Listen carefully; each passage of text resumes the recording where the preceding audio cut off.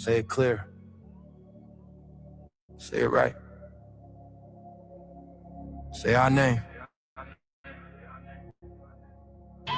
Built this nation with our bodies and brains. You benefit, don't give us credit, say our name. We FBAs, foundational Black Americans. You want us to fight every time you in pain, but when it's time to vote for, silence remains. Yeah. They wanna be us, from the style to the hair, from the lips to the hips, body shaped in our glare. They cross borders, profit off the fight, civil rights paid in blood just to stand in this light. Asia to Africa, you walk through the door, but this land got a history you can't ignore.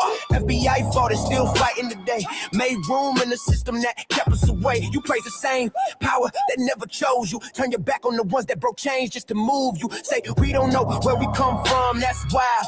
North to the south, this land raised my child. Built this nation with our bodies and brains. You benefit, don't give us credit, say our name. Say our name, say our name, say our name. We FBA, foundation law, Black American. You want us to fight. Every time you in pain, but when it's time to vote for, silence remains. We were renowned, check the glow for proof. Streetwear in Japan still mirror our roots. K-pop chase the cadence, study how we move. Rap a world language, everybody fluent.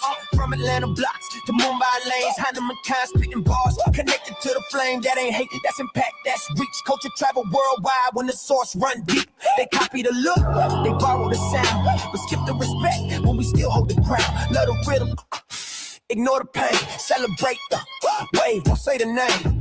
This was home, before permission, before approval. Say our name. Built this nation with our bodies and brains. We benefit, don't give us credit, say our name. Say our name, say our name, say our name. We FBA, foundational Black Americans. You want us to fight every time you in pain, but when it's time to vote for, silence remains. Say our name, say our name, say our name. Say our name. Say our name. Say our name. Say our name. Don't need your respect. Never needed permission. We built everything when we weren't even seen as human. Biting the hand that fed you. Surviving on scraps. FBA stopped begging. We learn to build from scratch. Learn to build from scratch. Learn to build from scratch. Say our name. Say our name.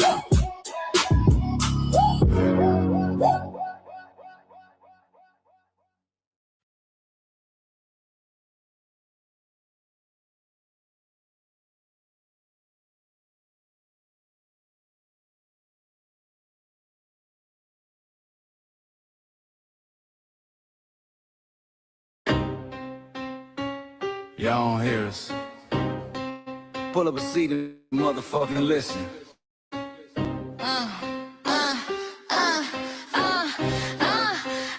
Pull up a seat and motherfucking listen.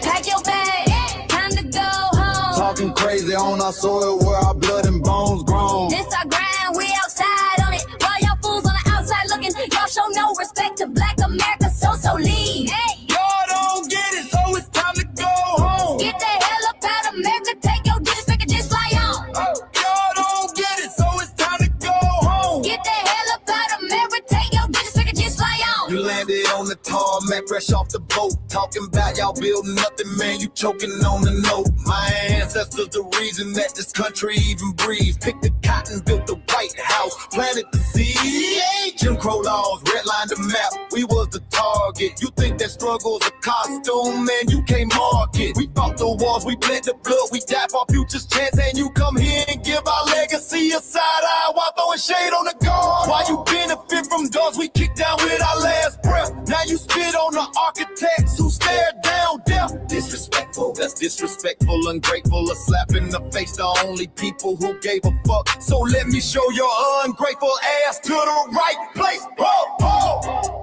Pack your bags, time to go home. Talking crazy on our soil where our blood and bones grown. This our ground and we outside on it. Why y'all fools on the outside looking? Y'all show no respect to Black America, so leave. Y'all don't get it, so it's time to go home. Get the hell up out America. Take your disrespect just like home. Y'all don't get it, so it's time to go home. Get the hell up out America. Take your disrespect just like home. Passport, the visa, the privilege to be here. Cause my grandma did march for y'all, so disappear from our land. You cosplaying our pain. Think it's a trend you can borrow, but you ain't inherit the ghosts of our sorrow. We the foundation, the bedrock, the soil, and the root. You not no branch on our tree, and unproductive people always cosplaying me. Talking about we ain't do nothing. You lost your mind. We built this from nothing, time after time. From the beginning to now, we been the backbone and muscle. Why you look down on the struggle and cause a whole tussle? The energy style was discussing this whack. Oh. So let's make it clear, there's no turning back. This land is paid for in full. In blood, sweat, and tears, and dreams deferred. You don't get to come into a house we built from the dirt and telling Black America y'all ain't worth nothing. That's a violation. Facts.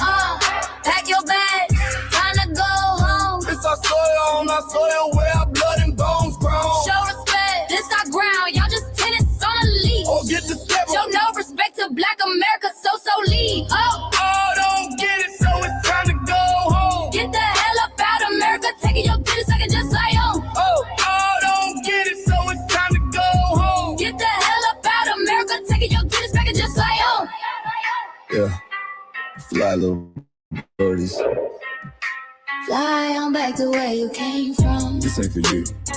The soil is sacred. We said what we said. It's time for y'all to go home. So fly a little birdies fly. So fly a little birdies fly. So fly a little birdies fly. Far, far away from here. So fly a little birdies fly. So fly a little birdies fly. So fly a little birdies fly. Far, far away from here. So fly a little birdies fly. So fly a little birdies fly. So fly a little birdies fly. Far, far away from here. So fly a little birdies fly. So fly a little birdies fly. So fly a little birdies fly. Far, far away from here. Bye-bye, little birds.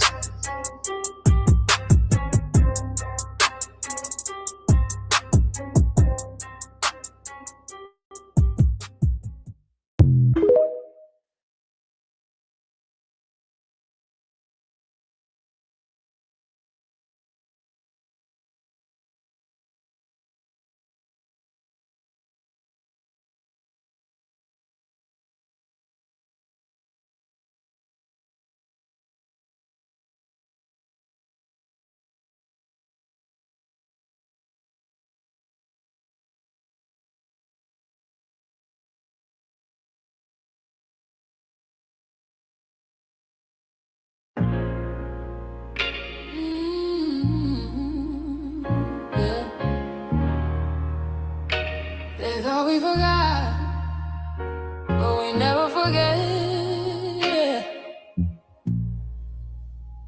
This one's for the roots. We built this land from dust and tears, 400 years, and we still here. They write new rules, but they don't see.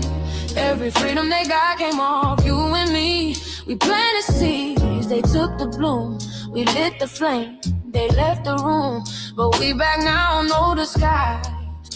The spirits woke, we realize all we want is what we earn. That sweat and blood, yeah, that table turn. You can't buy culture, can't fake that fight. This is our day, this is our ride. We LPA. Say it loud, say it strong. We the heartbeat that's been here all along. Foundation of Black Americans, stand tall. We ain't begging for nothing, we built that all. Born from pain and grace, you can see the truth written in our face. We the soul, the sound, to fight the flame. Foundational Black Americans, say our name. They love our rhythm, but they dodge our blues. Use our voice voice when it fits their news. They take our sound, but not our scars. We the backbone, we the stars are. Now the veil is gone, the mask is clear. We see the game, we know it's here.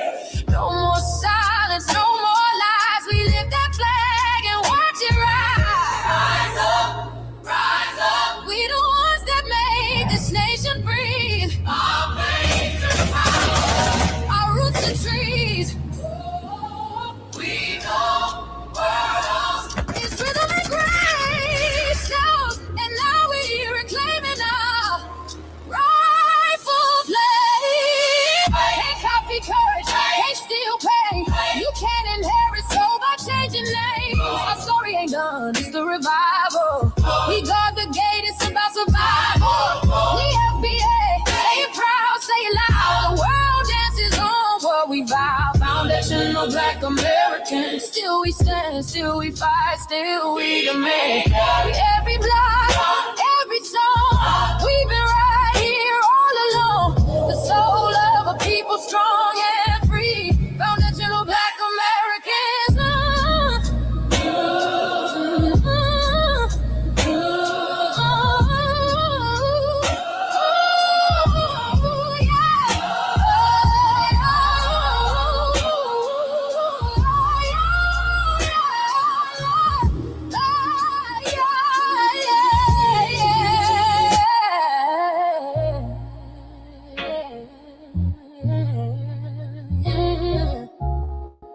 We the first, we the root, we the fire.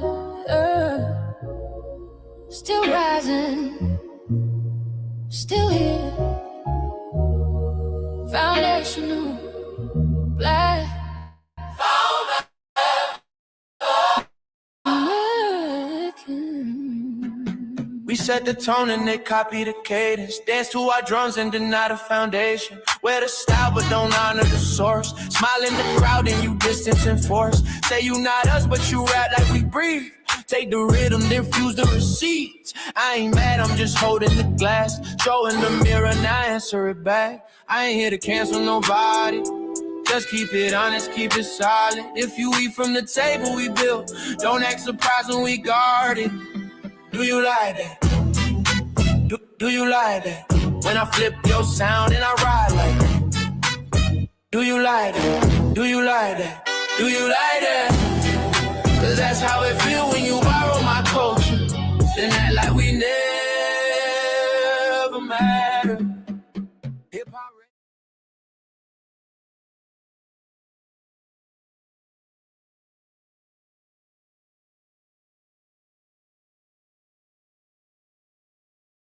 Mike Larry. Now this shit here is what I see it is. We're not fighting your battles. We're not carrying your fear. We're not lending our history to people who erased us while we were here. Just cause you born here, don't make you FBA. That makes you a citizen, learn the difference today. This is lineage, not a look you can wear. Not a costume you borrow when it benefits you there. You used our culture like an access card, backstage pass, a straight facade. But now the mirror's in your face, no disguise. And you're uncomfortable looking truth in the eyes. We didn't leave our land to beg for a chance. We stayed, we fought, we took every advance. That's the separation, that's the line you crossed. We paid the price, you learned the cost. You waving your flag on our soil, but fighting not to go back home. Waving your flag on our soil, building comfort on a foundation you didn't own. We waving our flag, red, black, and gold. Stood our ground, never sold. You waving your flag on our soil, but scared to build what you claim you love. Our humor, our style, the way we move, the smoothness, the sound, the things we prove. Music we birth, language we shape, innovation forged under constant escape. Warrior spirit means stay and defend, not flee your land and rewrite the end. You call it success, but don't confuse the two. Ease came after what we went through. You abandoned your land and called it strategy. You waved that flag loud, but won't return to build your legacy. That contradiction tells the story for you.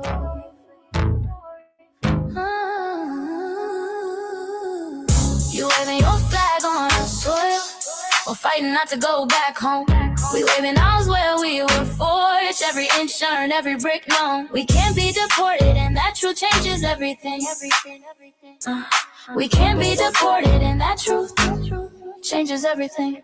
We know who we are, and now we see who you are too.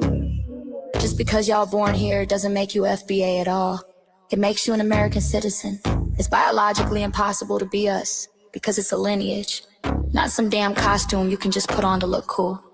You immigrants and immigrant Americans has used our culture as an access card, a backstage pass to our culture. Now y'all have to look in the mirror.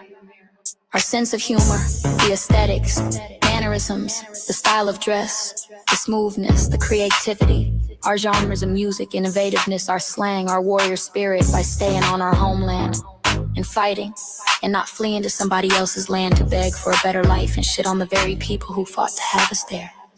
That's who we are. And we know who the hell y'all are waving your flag on our soil and fighting to make sure y'all don't go back.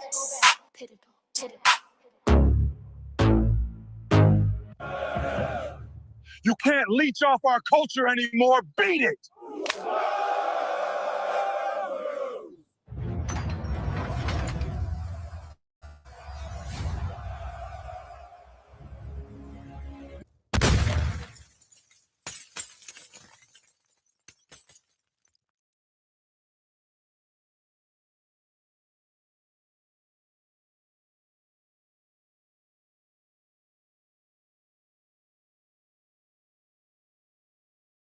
Mike Larry, man, you did it again. We really making history. Let's go. Do you like that? Do you like that? Flip your sound, how you like that? Do you like that? Do you like that? Say it loud, don't walk it back. Do you like that? Do you like that? You grew up mimicking us, now y'all switch it up. Turn the carbon copies, y'all ain't black, what the fuck? It's funny y'all connecting to our culture like it's Wi-Fi. Wi-Fi. Surfing on our waves of our culture, no more Wi-Fi. Still in my culture for all these years. Look how time flies, all these colonizers in disguise. Y'all hate, y'all still hate us outside. Study doctor, vampires, it's the blood of our guilt. They copy the flavor, sip the juice, love the results, hate the truth. Who? Do you like that? Do you like that? Do you like that? Flip your sound. How you like that? Do you like that? Democratic shields, talking points, the road they fill. Fish and chips, agent on the mic, judging FBAs, but ain't you half white? Talking like you one of us, we need a proof face. The agent type, the prune face, like 50 and Jim, it's a cold game. Throwing stones cause we built our own lane. I'm joking, kinda, but I mean, smile calm, pressure intact. Y'all proud where y'all from, where they flag, beat they drum. But when it's us, tone switch fast. Same pride, but it's too much. FBA pride, lineage solid, you can't put this on, can't try it on. Built here, stayed and fought, that's the difference, that's the car. Do you like that? Do you like that? Say it clear, don't twist the facts. Do you like that? Yeah. Do you like that? Do you like that? Point made. No edit. No care.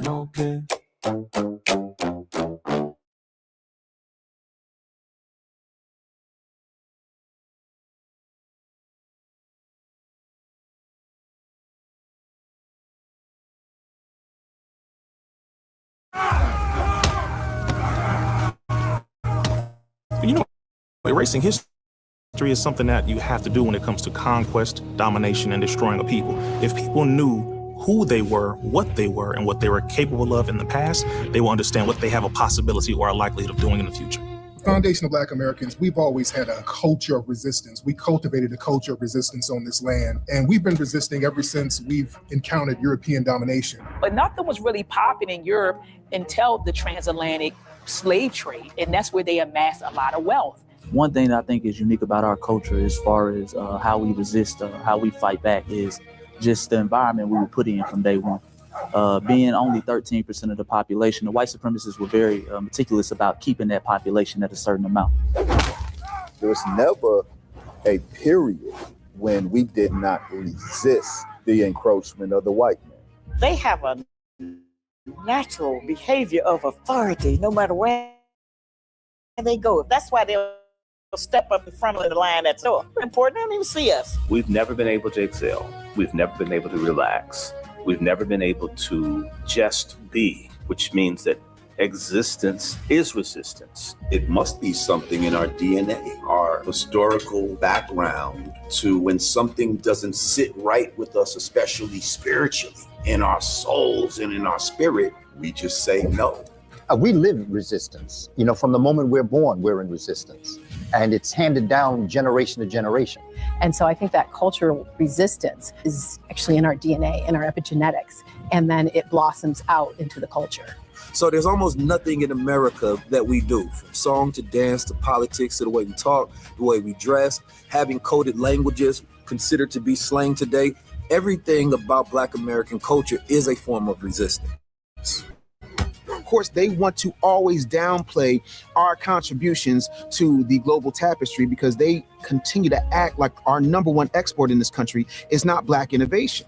Everyone understands that our resistance has been the cornerstone of what foundational Black Americans have always done. We are the life that breathes everything into this nation. The further back you go, the further Black you go. It's just simple like that, brother.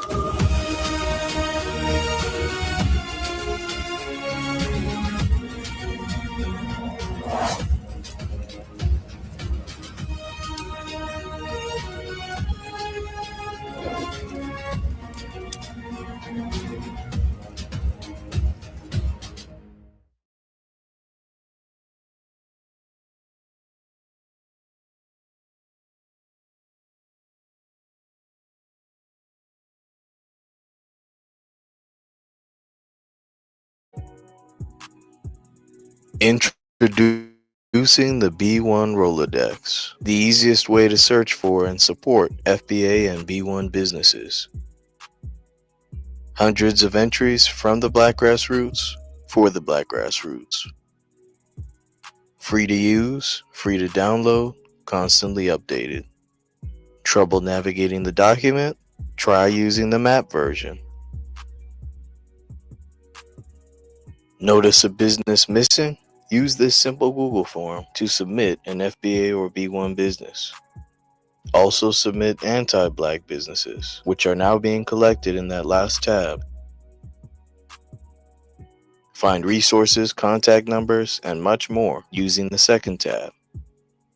All the info you need to start practicing group economics today. Go to blacktruthunited.com. That's blacktruthunited.com.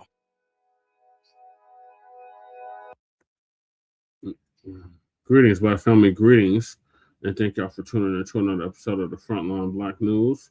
I'm your host, family and fellow soldiers, and we will be joined here shortly with our West Coast correspondent, Shabaka San Corey. Shabaka's about to spend her hands, so which I'm the co-executive producer and co-host of. And we are joined also with Lady Che, our other co-host, who's asleep right now, but she'll be joining us when she wakes up. And on this season 6, episode 31, part 3, part Trey, continuation part 1 of the Frontline Black News, we'll be discussing several topics. The first topic is, of course, those tangibles. Well, that's a given.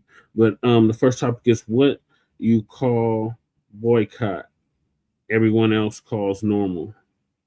Then we got given self-defense is a God-given right, you damn skipper. Karmelo Anthony's family hires powerful new attorney for his pending appeal. Great news, great news. And we got Karmelo Anthony's new legal dream team. appeal officially begins. Then we got who are Karmelo Anthony's new attorneys? Should Black owned mean FBA owned? Yes. Where are we at?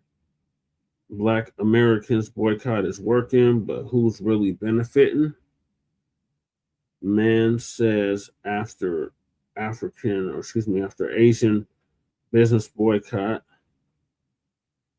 Blaccs won't have any more allies. We never had allies to begin with. Dr. John Hendrick Clark told us we had no friends. And then we got how statistics get weaponized against Black Americans. Brother Torian going to give us an update on that. Then we got Melanated Dollars Matter. The wealth transfer is underway.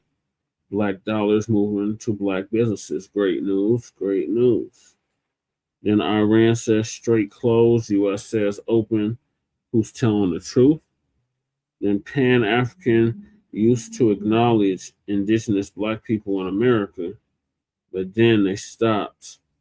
And in our Unhoused neighbor news, our illegal migrant news, and our local Denver/Aurora news.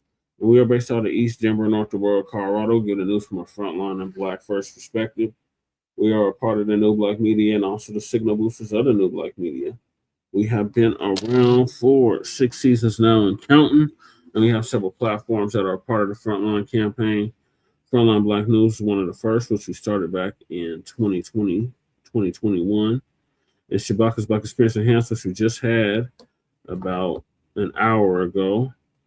It's based off the 50th anniversary of the founding of the original Black Panther Party for Self-Defense. We started on Blog Talk Radio back in 2016 and have been around for 11 seasons now. Shabaka's Black Experience Enhanced covers Black experience from the beginning of time until 10 minutes ago, and we are fast approaching our 12th season.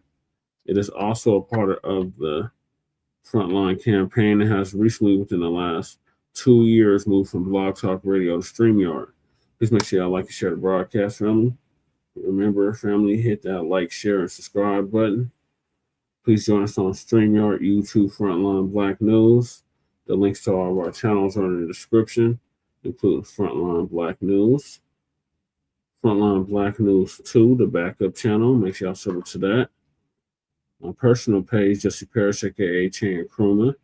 Make sure y'all sub to that so y'all be abreast of what's happening here in Denver in regards to Denver City Council, Aurora City Council, Denver/Aurora Black events like Juneteenth, like I was at this past weekend, and the Sunday morning food bank, which I've been doing for the past 10 years in the buildings that I've lived in and the buildings my family have lived in.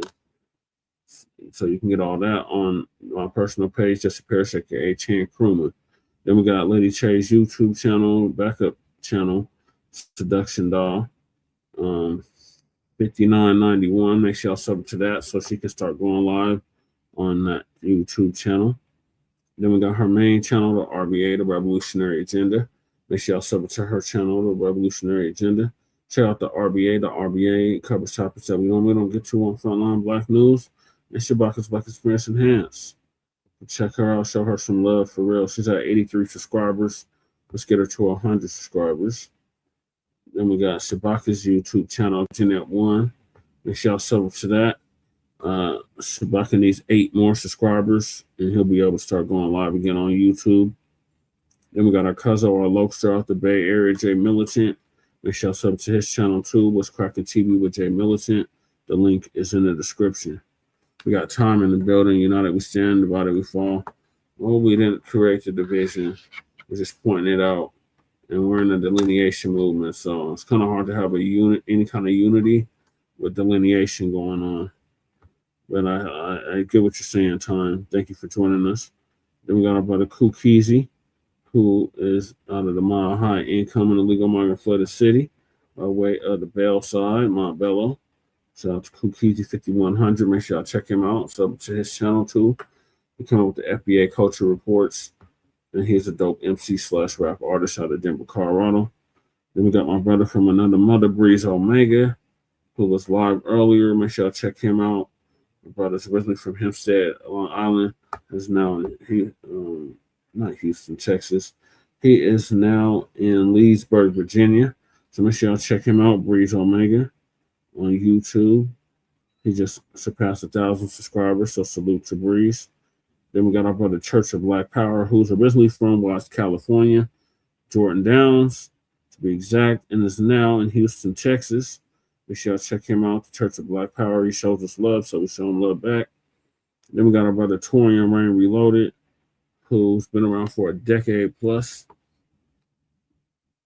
And he actually brought Lisa Cabrera on, so shout out to Lisa Cabrera as well. But Torian Rain Reloaded put her on, and he's out the DMV area as well.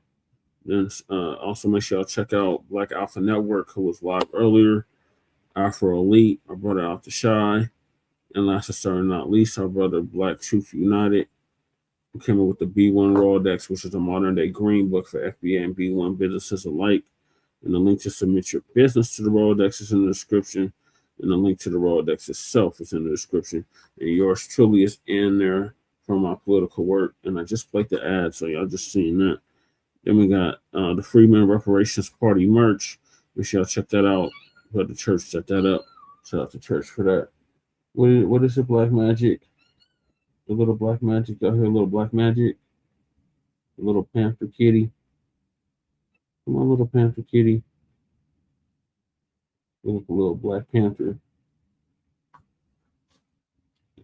Then we got Council the Congressional Black Caucus and create a foundational Black American caucus. Long overdue. And we sign a petition. The link is also in the description. Then we got Council the Congressional, Sister Brooks Call to Action. Sister Brooke out of Brooklyn, New York. We shall check her out along with Brother Divine, Sister BX, and Brother Melrose. Submit those letters, call to action. The link is in the description. Then we got the RDAS Act, the Reparations for Descendants of American Slaves Act. Make sure y'all sign that petition if you haven't already. Then we got Lady Chase GoFundMe. Make sure y'all donate to that if you haven't already. The link is all these links are in the description. Then standing with Joshua Fox, our military veteran brother who put hands and feet over that Nabisco white supremacist Chuck the Bussy, Chuck the Builder, Dalton Etherly. Make sure y'all support our brother's GoFundMe. I think he made the goal, but let's help him surpass the goal. Then we got Stop Netflix from releasing the damaging docuseries about Michael Jackson. Shout out to Dr. Randy Short for putting that together. Then we got Support Me, as you can see from the background and from the attire. I am a candidate on the ballot here in the state of Colorado for House of Representatives. And the election is in November for House District 8, which is a historically Black district here in Northeast Denver. Then we got a copyright disclaimer under Section 107 of the Copyright Act of 1976. Allowances made for fair use for purposes such as criticism, comment, news reporting, teaching, scholarship, education, and research. And I do not own the rights to the music. And if you don't understand racism and white supremacy, what it is and how it works, everything else you think you understand will only confuse you in all 9 or 10 areas of human and people activity. And that is economics, that's education, that is entertainment, that is labor, that is law, that is politics, that is religion, that is sex, and that is war. And some say health and nutrition. In all 9 or 10 areas of human and people activity. And that was by Mr. Neely Fuller Jr., who passed away exactly a year ago at the age of 95. ProduceJustice.com. And when you, a Black person, are captured by any race soldier, you must never fuss, fight, or flee. Comply and defend yourself in court. Also by Neely Fuller Jr. The link to ProduceJustice.com is also in the description. You can get the Compensatory Code concept book for victims of racism and white supremacy on that website. And last but certainly not least, we got racism and white supremacy, which is the only racism that exists on this planet and in this realm. And that is conscious and subconscious behavior to maintain white genetic survival, to prevent white genetic annihilation. And that was by Dr. Francis Cress Wilson, the late great master teacher Dr. Frances Cress Welsing, who transitioned exactly 10 years ago at the age of 80. And she would have been 90 as of 2 months ago. And shout out to our FBA brother, Tariq Nasheed, for paying for her funeral, along with several others. So those are the topics, Black family, FBA family. Make sure y'all hit that like and subscribe button. We got Sister Queen Sheba in the building. Salute. We got Sister Val Hawkins in the building. And we got Brother Time in the building. And salute to y'all, and salute to anybody that's going to be tapping in later. So those are the topics. I'm going to hop right into it with what you call boycott, everyone else calls normal. Shout out to Professor Black Truth. Been listening to Professor Black Truth for over a decade, and everything he said has come to pass. He is definitely the prophet of our time, and he's going to give us an update on that. I'm the Professor, and this is the Moment of Truth. Hey. Oh, I didn't know you was back here, girl. I ain't even see you. Oh. Nah, just making sure. No one cared who I was till I put on the mask. It doesn't matter who we are.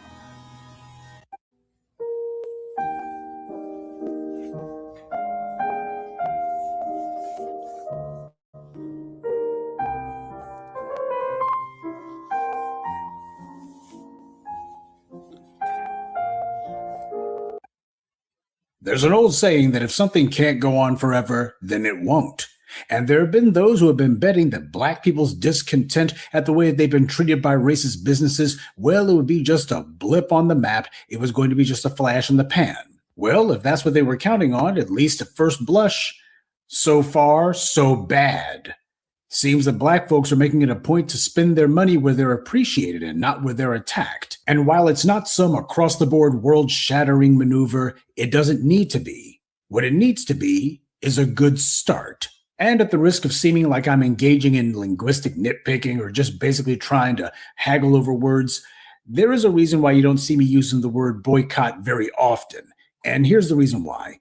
These other groups, they never patronize Black businesses. Now, do you see or have you ever seen any of these other groups announcing that there's a boycott on Black businesses? Do you see any of them saying that? Don't spend your money with Black businesses. We don't spend our money with those people. Don't go anywhere near there. Do you see them saying that? Of course not. They made boycotting Black businesses their standard operating procedure. They don't have to say there's a Black boycott that they've instituted. They just go ahead and do it. Their boycott against Black businesses is just normal. There's nothing special about it for them. So when it comes to Black people and our economic practices, we need to make sure that we do more than just have a quote-unquote boycott. What needs to happen is the institution of a new normal, and there's really nothing to stop us from doing it. That's why you had that clown a couple of weeks ago saying that where Black people are going to get their hair weave from or get their takeout from. This is what happens when people get used to painting their own reality, when they've only seen things one way and they get the idea that it can never change. He didn't understand that the real problem is that the money's only been going in one direction. If you want to call yourself retaliating for people exercising economic discretion, then you have to show that you can cut Black businesses off for income in some way or another. But these racists don't do any business with Black people to begin with. That's been the entire problem. They don't spend any money with Black businesses, and they don't hire Black people either. They made a perfect loop of acquisition when it comes to Black people. The dollars only flow in one direction, toward themselves. They make it a point not to spend money with Black people and to make sure that the only interaction that they have is when Black people are spending money with them. Well, when you do that, you've also created an economic dynamic with a single point of failure. You make yourself utterly dependent on a particular customer base. And if that customer base decides to call you out or to cut you off, then there's nothing you can do to them other than rage and fume. You can't retaliate.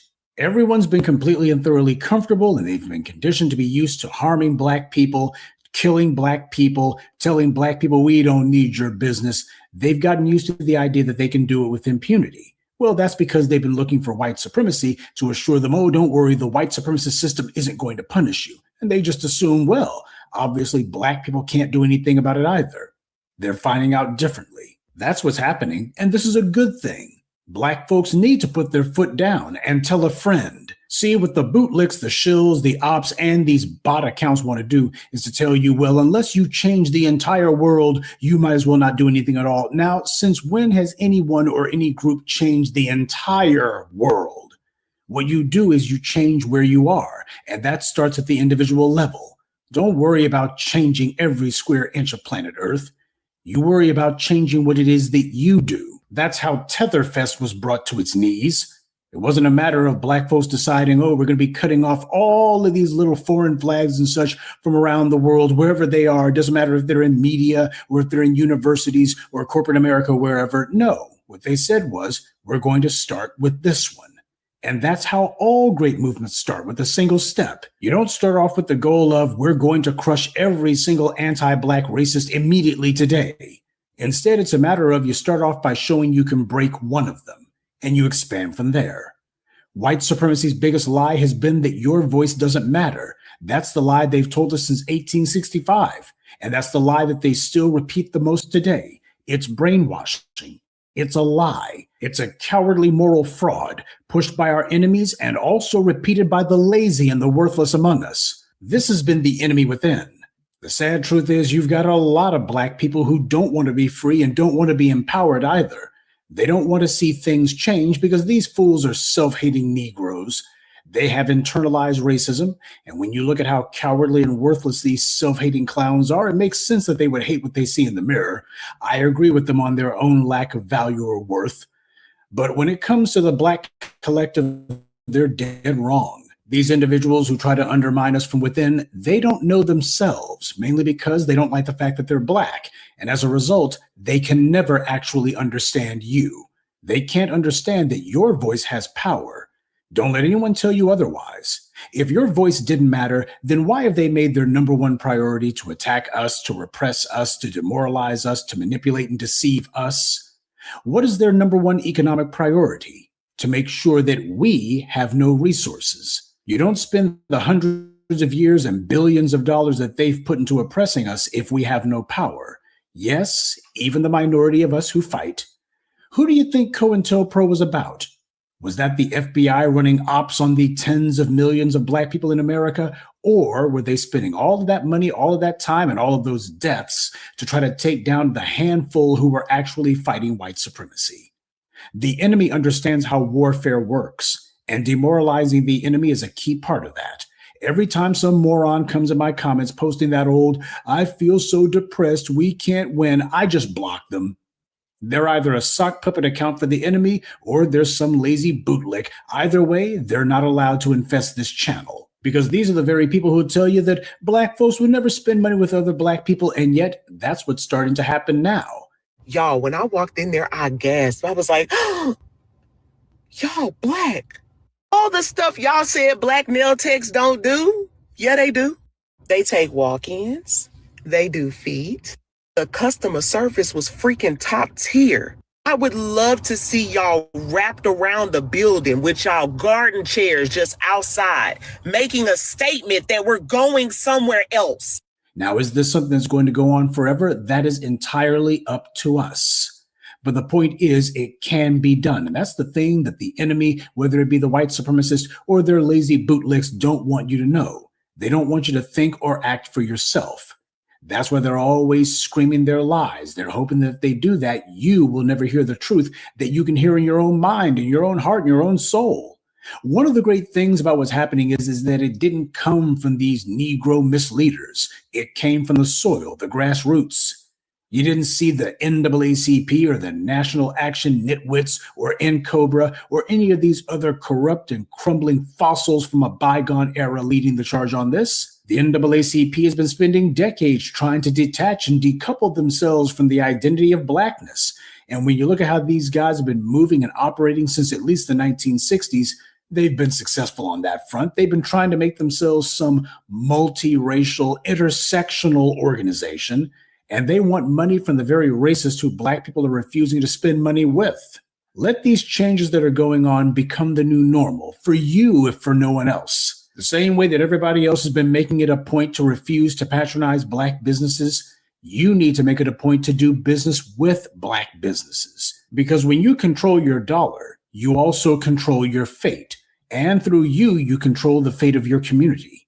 You see, what's going on here whenever people try to make excuses for why they don't spend their money with Black businesses, that's not about money on their part. It's not that they don't have enough money to do so, and it's not even about a lack thereof. The Black people who choose to spend their money with anti-Black racists, they're not doing it because of a lack of money. They do it because of a lack of self-respect. So to the anti-Black trash, the white supremacist scum, like the YouTube admins, what's going on here isn't about hate. It's about love, self-love. This is not about bringing anyone's business down. Black people are not sitting around waiting to see when these racist businesses are going to go belly up. That's not the goal. This is about establishing a new normal, one that operates in our interest and to our benefit. This is not about sending a message. You want to send a message? Call Western Union. What this is about is dropping a bad habit. There were a lot of problems that went along with segregation, but about one of the only good things that came out of it, other than never having to hear bluegrass music or see a racist, smelly Confederate in polite company, was that Black people went to other Black folks for what we needed and wanted. The Black dollar stayed in the community, certainly a hell of a lot longer than it does today. The white media tries to make things like Green Book seem like some form of horrible oppression that we even had to do that, when in reality, it was a directory of Black businesses. It was the ultimate Black business network. But with skillful manipulation of the media, they try to make it seem like we were being left out. And when you look at who it was who most wanted to be close to white society, it was all kinds of intersectionalists, shall we say, the Bayard Rustin contingent, if you read my meaning, individuals who define their entire empty existence by interracial sexual access and their ability to get as close to white society as possible. These were the individuals who were ready to break their necks or to break yours in order to get closer to white daddy. The problem that they had with the Green Book is that there were Black people there. That's how deep the self-hate runs for a lot of these Negroes. When it comes to goods and services, we did as good a job as anyone else, and in many cases, a superior job. When we decided to let some handkerchief heads get us on the integration bandwagon, we integrated ourselves right out of whatever power we had. Yes, there were certain arenas and areas that we wanted access to, but when you look at the fact that, as Dr. John Henrik Clarke pointed out, the civil rights movement was actually nothing more than a consumer rights movement, you understand that our priorities were wrong. When I was growing up, I saw what was the end of what had been those Black-owned restaurants and cafes and Black bookstores and Black masons and carpenters and mechanics and physicians. Today, in the rundown areas of town, you might see a few burned out husks of what used to be Black businesses in Black neighborhoods 60 or 70 years ago. Some of your grandparents, or if you're a Gen Xer, parents, told you about how this or that place was a Black-owned business. This was a place where Black folks went to. It used to be this or that. These are the things that had existed during the first half of the 20th century. These were places of Black commerce that endured for generations, and yet they began to die off like flies starting in the 1960s. That's no coincidence. Black people were encouraged to abandon Black businesses and began looking for excuses to justify this self-destructive behavior. The excuse du jour that still gets dragged out today is that this or that Black business needs to lower their prices. And when that lie fails, there's always the old standby: bad customer service. You hear that one more than any other. And while there will always be some off-code fools who have bad manners, it's also true that the most rude, hood fool with a stank attitude you can imagine never did anything like what Rick Chow did. Black people are getting a refresher course on what bad customer service actually is. And sure, you're always going to have some folks who decide that they're going to be obstinate on that point, but reality has a way of softening up hard heads. So let this economic reckoning continue. And let it strengthen the Black businesses who need it. Let it be the beginning of Black people exercising financial discipline, mastering their dollars and getting it to go in the directions that they're choosing, rather than just floating along with whatever. Because when you do, what's going to happen is you're going to find that a whole lot of folks who have been empowered by your dollar, they're going to find themselves suddenly with nothing at all. And although nobody's really sitting here waiting to see how this is going to affect anyone else, the reality happens to be that as these other folks find that their own would-be business ventures wither on the vine without Black support, And what that's going to teach them is not only is anti-Black racism bad morality, but it's also financial suicide too. Good day and be one. I'd like to take a moment to mention some of our contributors: Dia Williams, Krishawn Spann, Bobby Ross, John Harvin, and Leonard Cottingham. Salute to them and thank you to everyone for listening, liking, and sharing this message. Black empowerment only exists because of you. All right, greetings, Michael. Thank you for joining us. Yep, you're welcome, Jesse. Hey, I like your suit. It looks cool. Oh, thank you. Thank you very much. What are your thoughts on what Professor Black Truth just laid out?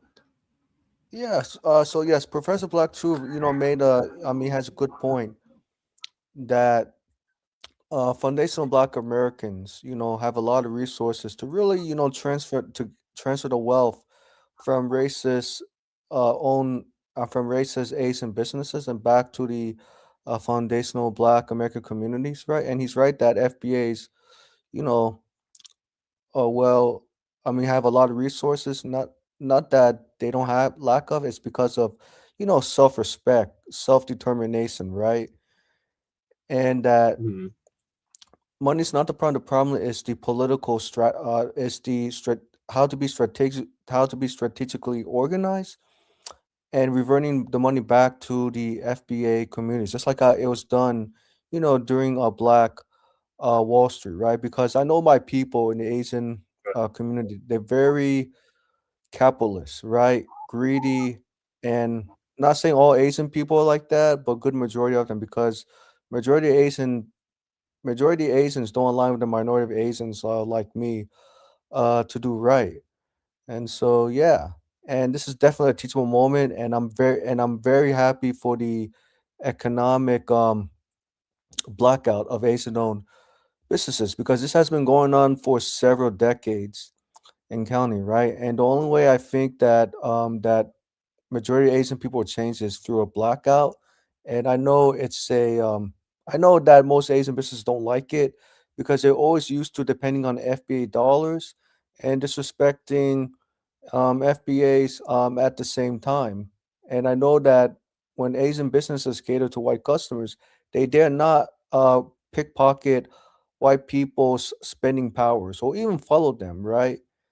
And what I learned is that most Asian people when they come to America to start businesses, unfortunately, they don't have a good understanding of FBA struggles, right? And not understanding the laws, right? And customs.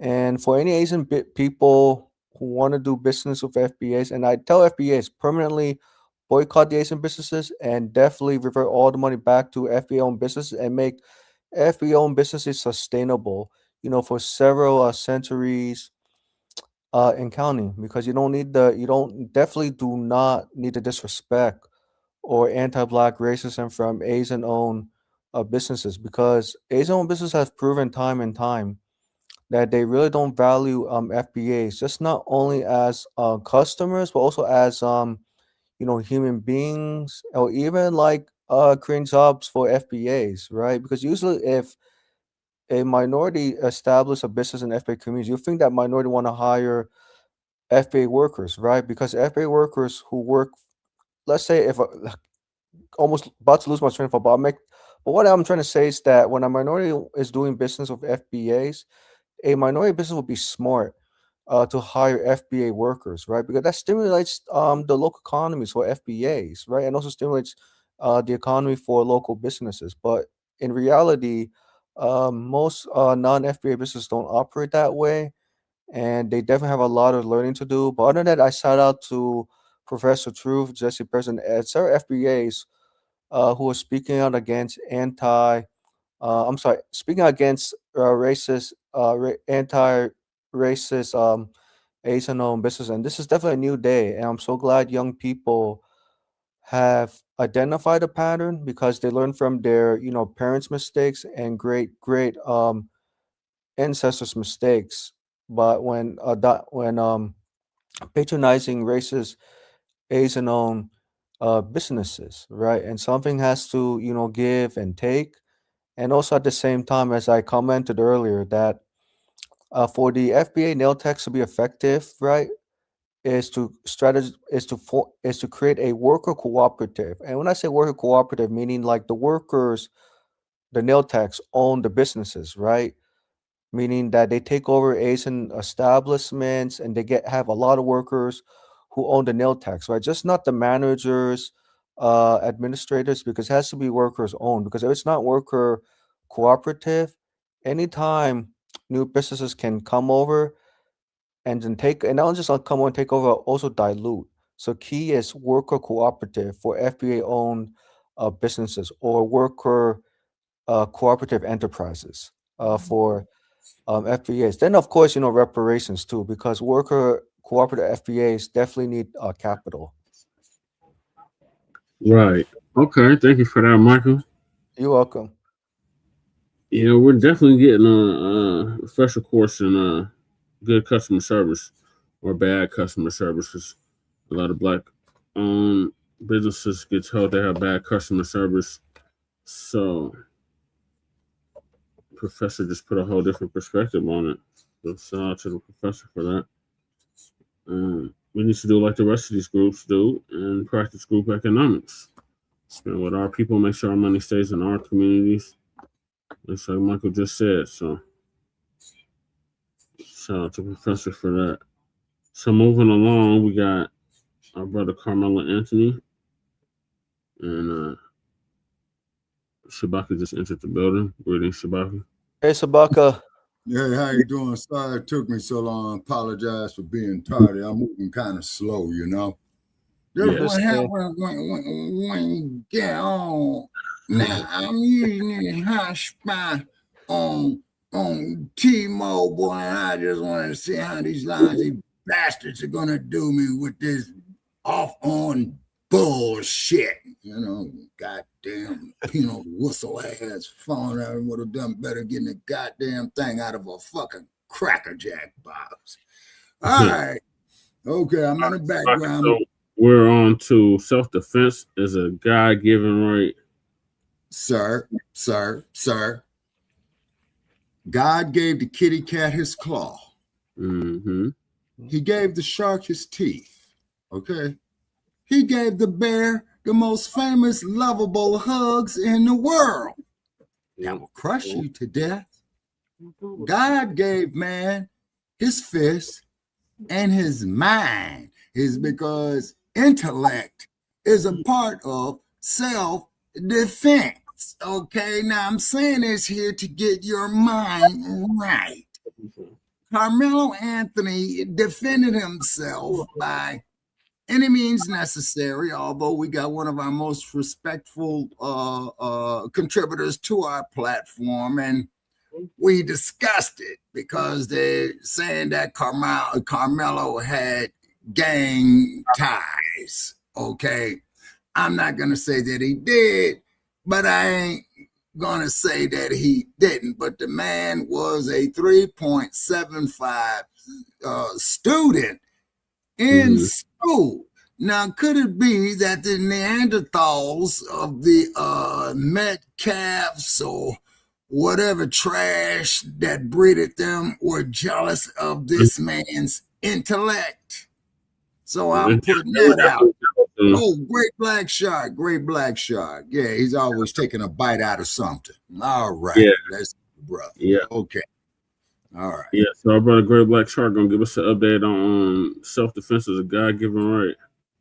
Yes, sir, because God gave all living creatures the means of self-defense. Now, unlike the goddamn state of California, is saying is that if you are attacked, your self-defense is to retreat and be a fucking victim. Hell no. Exactly, man. Nobody in this right It's like that because they're basically the other side of the corner, the divestment dummies, the bed wenches. All right. Okay. They look at the Black community as only one gender. Okay, let's just all do stuff for Black men or just all stuff for Black women. Notice, because some of y'all are food, terrain walkers over there too. Trust me, I'm gonna get to that because I've covered that before. Next broadcast I do, I'm gonna prove all these things and I'm gonna line it up for everybody. So anybody catch the broadcast or the playback will not be confused. Okay? I know them names shock y'all, but I'm telling you, I can prove it. I will not open my mouth on this microphone unless I can prove what I say. Okay? And you know me, I'm the guy that I tell people, leave me the fuck alone, man. Because if I get down on you, ain't gonna be a roast session. I ain't gonna have to do it more than once. I'm just gonna pull receipts and use what you say. Okay? So now, when it comes to that particular space, notice they will never say anything positive, even about the productive sisters. They don't do that. They don't. And the other thing is they want to be black conservatives, and you can do that. You can be a black liberal or a black conservative without being a damn coon. But in order to try to fit in and ingratiate themselves to them white manosphere spaces, by the way, they kicked a lot of them out. Why there is a such thing as a black manosphere.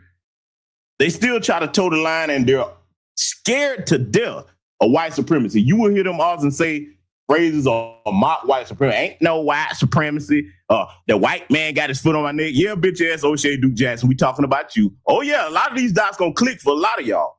Okay? Let me go ahead and thread the needle now. Rest the dead, not to disparage him, but yes, Kevin Samuels was a part of the black manosphere. He was discovered by them by a guy named BGS Ilmore, who brought him into the space as a way to improve the brothers over their image and you know, get them trying to get into more viable employment and just try to get them, you know, to get themselves together when Kevin was mostly talking to the men. They mocked Kevin, called him gay. That went on for a couple of years till Kevin decided to switch it up and start talking to the women. He started talking to the women.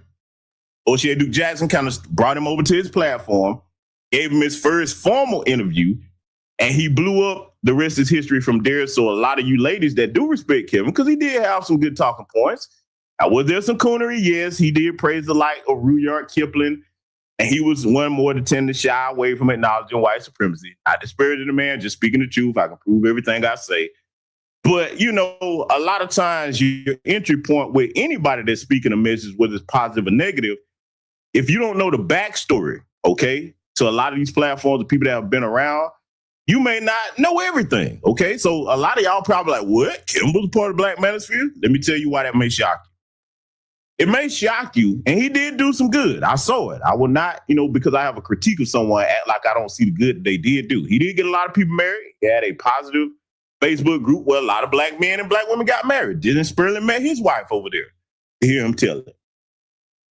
But the reason why you will be confused about that is because Kevin never really did acknowledge a lot of them black manosphere clowns for a couple of reasons. Number one, it would make sense. Think about it. For any brother or sister in this audience, whether you agree or disagree or like anybody that I'm talking about, I think my audience is mature enough to deal with not like and like, but you know, you're learning a lesson over here. If any one of you were disparaged by your peers or what have you, and they just, you know, denigrated everything you say, oh, you're a big joke, it's all kind of disparaging things. When you say, okay, cool, leave them alone, you go do your own thing, you blow up, you would tend to say, fuck them too, right? So I understood why Kevin did that. That's number one. He was all kinds of gay and all that stuff too. So you're like, okay, cool. I'm going to go over here and do my thing, and now that I've blown up, let me be gay. Oh, they hated him for that. The only person that he acknowledged was a guy, one of the biggest coons in the black manosphere, 1/3 of his leadership, a guy named Mumia Obsidian Ali, okay? Now, he acknowledged him. If you go back and look at some of Kevin's old content, that would be the commercial he would run where he was talking about the Book of Obsidian, okay? That would be written by Mumia Obsidian Ali, 1/3 of the black manosphere's leadership. And, you know, that's the only one he mentioned outside of O'Shea Duke Jackson because the rest of them guys were clowning. So you're like, cool. Let me be gay. Let me be all of that. Now I'll go ahead and do my thing. The other reason that he didn't mention them was they were a lot of them, those channels, they were very extreme, calling black women German shepherds and all this old disparaging shit. So he knew he couldn't have them on his platform. It was very smart on his part because, you know, look, had Kevin still been alive, he really did kind of break over into mainstream media television. You know, he was on TV shows and basically, if he would have got his own talk show, whether you like him or not, that would have changed the game in that space for a lot of people. So a lot of them were like, damn, man, you ain't going to shout me up? You ain't going to put me on your platform? Hell no. You call that man all kind of gay. He was right to say fuck you and everything you stand for. Now, does that mean I agree with everything said? No. But I'm just telling you what I know, because a lot of y'all would not be able to recite this if you history. So now this is what we're going to do real quick. We got to educate y'all. We're going to play this thing with Dennis Sperling again, and we're going to ask some questions this time. So let's run this back. My name is Dennis Sperling. I'm an attorney here in Houston, Texas. My mandate is to be an advocate for Black men, largely because I am a Black man. I'm a Black father. I have Black sons. And I want... Oh, did you hear that? He said he wants to be an advocate for Black men because he's a Black father and all that. You Humpty Dumpty looking coward. You an advocate for Black men until it's time to advocate for a Black child that defended himself, though, huh? Oh, let's let him continue, though. He's got more to tell us, as we just saw here. Let's ask some questions. To make sure that the issues confronting Black men are defended, protected, enunciated, spoke upon by Black men who have a vested interest in the Black community. Oh, really, Dennis? So, now this was just at the last Black Minister Conclave. So you heard what he just said. So I guess you are all for those things that you just mentioned here, except for self-defense. See, according to this big corn-fed, cowardly, cooning bastard, that is a piss-poor excuse of an attorney. God damn it, this is what our Black legal class has become. A disgrace to the memory of the likes of Johnny Cochran and the great Automatics. You can't find none of these motherfuckers to defend our people when we need them. This is why we got to cultivate the next generation and fund them to go into law so we have some damn attorneys out here. But all of this you just said, I guess you don't think that Black people are supposed to defend themselves, huh? Because according to them, if you being assaulted, as we gonna see here tonight, by a multitude of people, you outnumbered, they're bigger than you, you're supposed to just stay there and try to swing and fight at everybody, especially if you're not a trained fighter, even if you have a condition like epilepsy. According to these corn-fed bastards, that's what you're supposed to do, okay? Yeah, that's what I said. Let's let him continue further to tell us about what his beliefs are and what he stands for. And so my draw to the Black manosphere or YouTube in general to use my voice, my wisdom, my experience was solely because Black men weren't being heard, but they're hitting. Oh, that's what your voice and your wisdom and experience is for, because Black men weren't being heard. Let me ask you something, you big fat son of a bitch. Of all the voices that need to be heard, would you not think that the children of the community need a voice as well, because they're amongst the weakest and the most voiceless amongst us, being that they're not adults? That's what Karmelo Anthony was. Oh, but you know, what I'm saying is too much like right, you know, so let me just hush. Let me let him keep talking.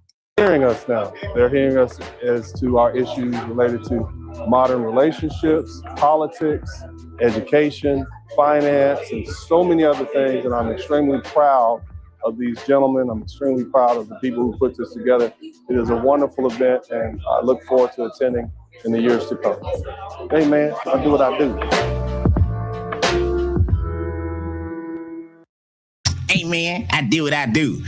Yeah, we know you do what you do. You coon and buffoon. So, ladies and gentlemen, that's just a part of what I'm going to show you there from a broadcast that I have coming up, because, yeah, boy, yeah, if they're pissed off now, you ain't seen nothing yet.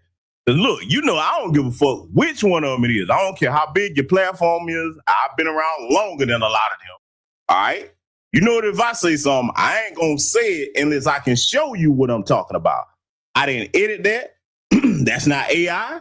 That was him. That's his words. In fact, the business, hold on. You know, so for any of you that don't understand that, won't think I'm just making it up, don't believe me.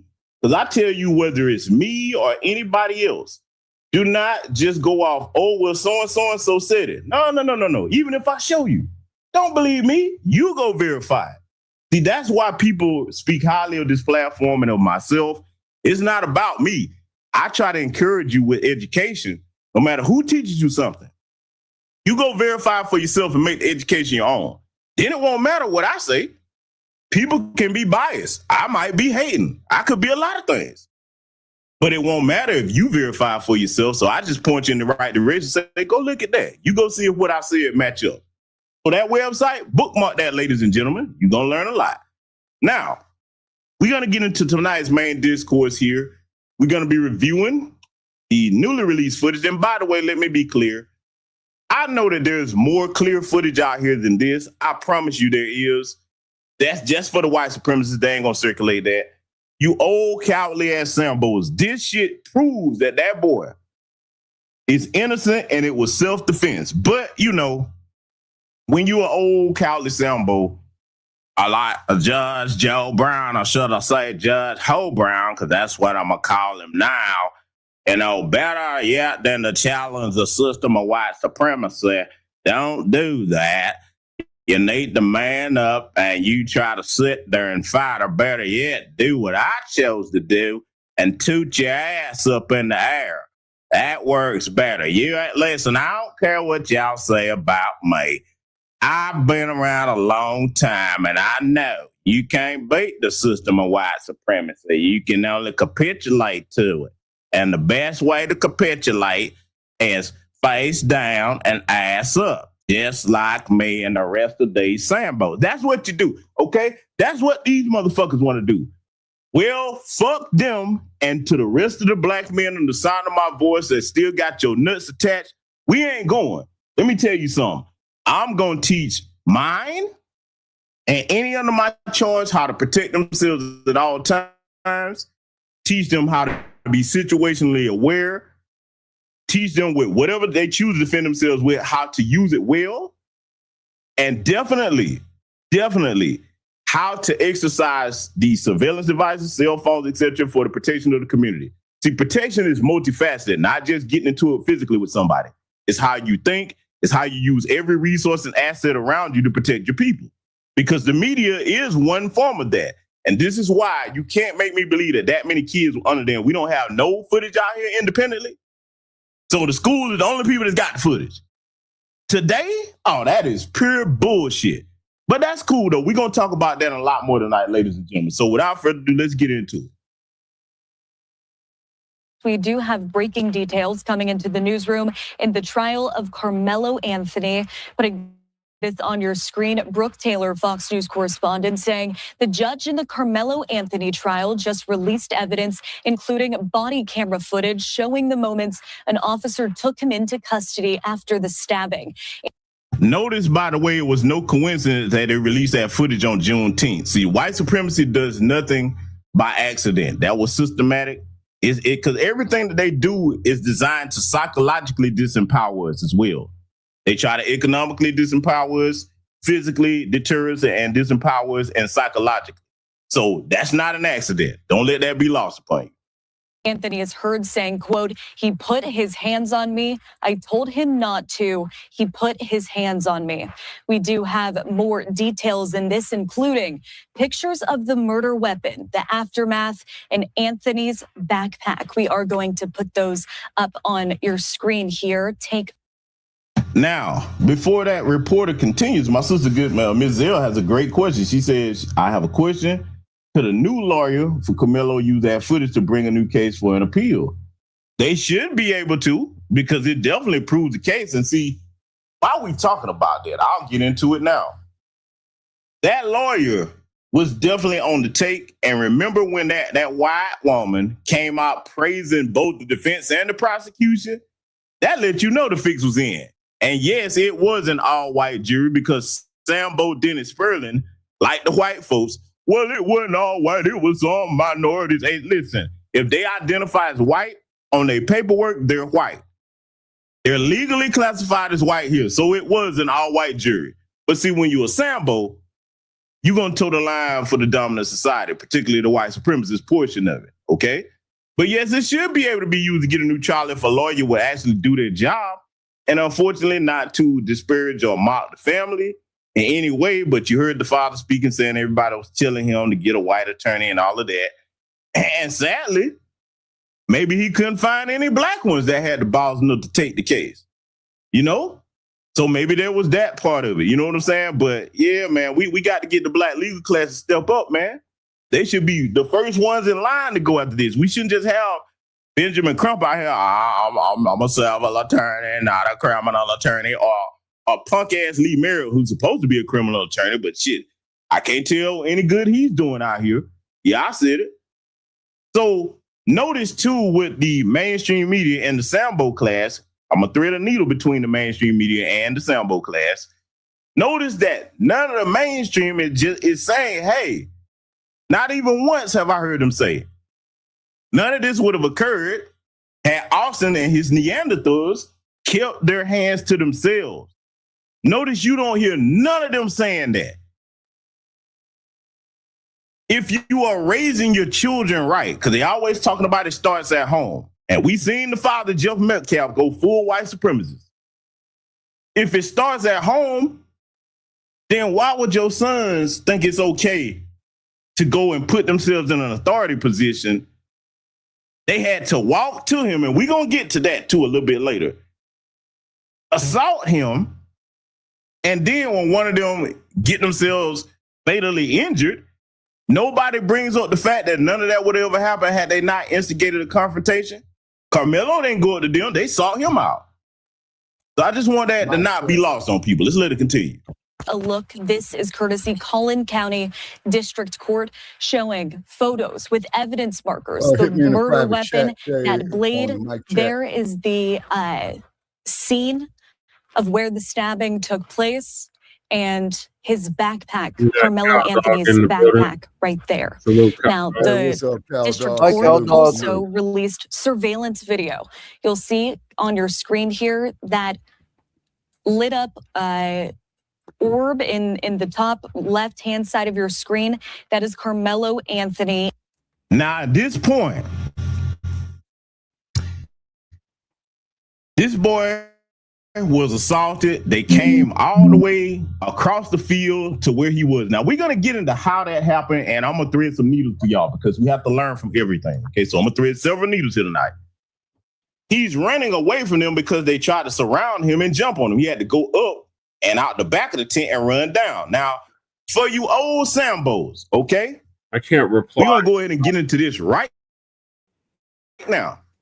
Ladies and gentlemen, can everybody in my chat room clearly see the bleachers back there? Can you see them? How many of you have ever been to a stadium where there's bleachers? I know I have many times in my life. Shout out to the great Albany State University. I used to go down to their homecomings. You know, when my uncle played football down there for them. Okay. Oh my God. Talk about some good times. Boy, that old school rivalry, Albany State University versus Fort Valley State. Boy, you have to be down here to understand. You know what I'm saying? Especially back in the early 80s, 89, you know what I'm saying? Going forward. Hey. But listen, any of you that have ever been to a sporting event where there's bleachers, high school, whatever. Yeah. These Sambos talking about it was just a push. If somebody pushes you and you lose your footing on some bleachers, you could fall and kill yourself. Mm-hmm. Exactly. That's concrete in between that. Exactly. And the metal benches. So that was just a push. And see, I know for the women it's disheartening to hear these Sambos like that talk that way, but see, this is why black men like myself understand that it's important for men like myself that are on code to call those that are off code out. So that a lot of you will not be under no illusion that all of us are like that. Now, would that be an unfair statement or assessment to make? It would be, but I do understand that if a lot of our sisters, even those of you that don't say anything, I'm well aware of this. Y'all the other half of the community, we need you. If the men appear to be silent, you may go along with it, but you'll have doubts. And we're in an age now with this delineation movement where we have a great opportunity to course correct a lot. We don't need doubt on either side. We need to be able to trust each other. So this is one of the main reasons why I find it important to call that damn Sambosery out. Plus, you let the next generation, particularly young men, know that when this happens, this is how you respond to it and this is what you do. So again, to you old Sambos, if somebody push you on some bleachers, you gonna be saying it's just a push? Or some of these people don't have no sense of self-preservation. Because see, that's another thing being a coward does before I let this continue. Let's talk about that. You're not a coward just because you're afraid. No, that's a natural human emotion. In fact, some fear is a protection. I've given this analogy many times. It only takes one time for you to be near a hot stove or touch it to know, hey, that's hot. You have a healthy fear of it.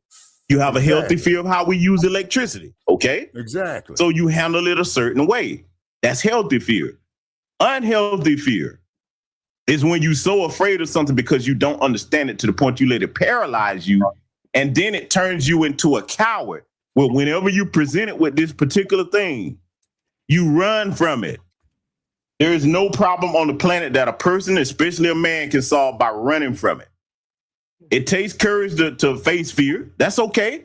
If you're afraid and you're a coward, because I said this to these Sambos, even the ones that I'm going to excoriate and coming up here this week on the channel. How about you confide in your brothers, man? We'll help you find the courage you need. There's strength in numbers in more ways than one. Sometimes if you're afraid, man, get around the men that's not afraid. There's plenty of us out here. We ain't going nowhere. Some of us had our fathers in our lives and uncles and grandfathers to draw from. They're examples. So that's what I will say to you if you're a man that's a coward. And the greater responsibility why it's such a disgraceful and dishonorable thing for us to yield to a spirit of cowardice, even for the women that may not like to admit it. The women and the children get their courage and their confidence from the men. If we're not confident or courageous and we capitulate to any outside force, that psychologically deters them from opposing it. Now, am I going to say all the sisters just give up? No, because quite frankly, some of the sisters out here today have more balls than some of these punk ass Sambos. Oh, I said it because I've seen it. Shout out to Dr. Candace Matthews. Whether you agree with everything she said or not, that sister be on it, man. I got to give props where props is due, you know? So what I'm saying is it's a great disservice when the men in majority are cowardly. That puts a great blow into the community, man. And white supremacy has always tried to do that with us.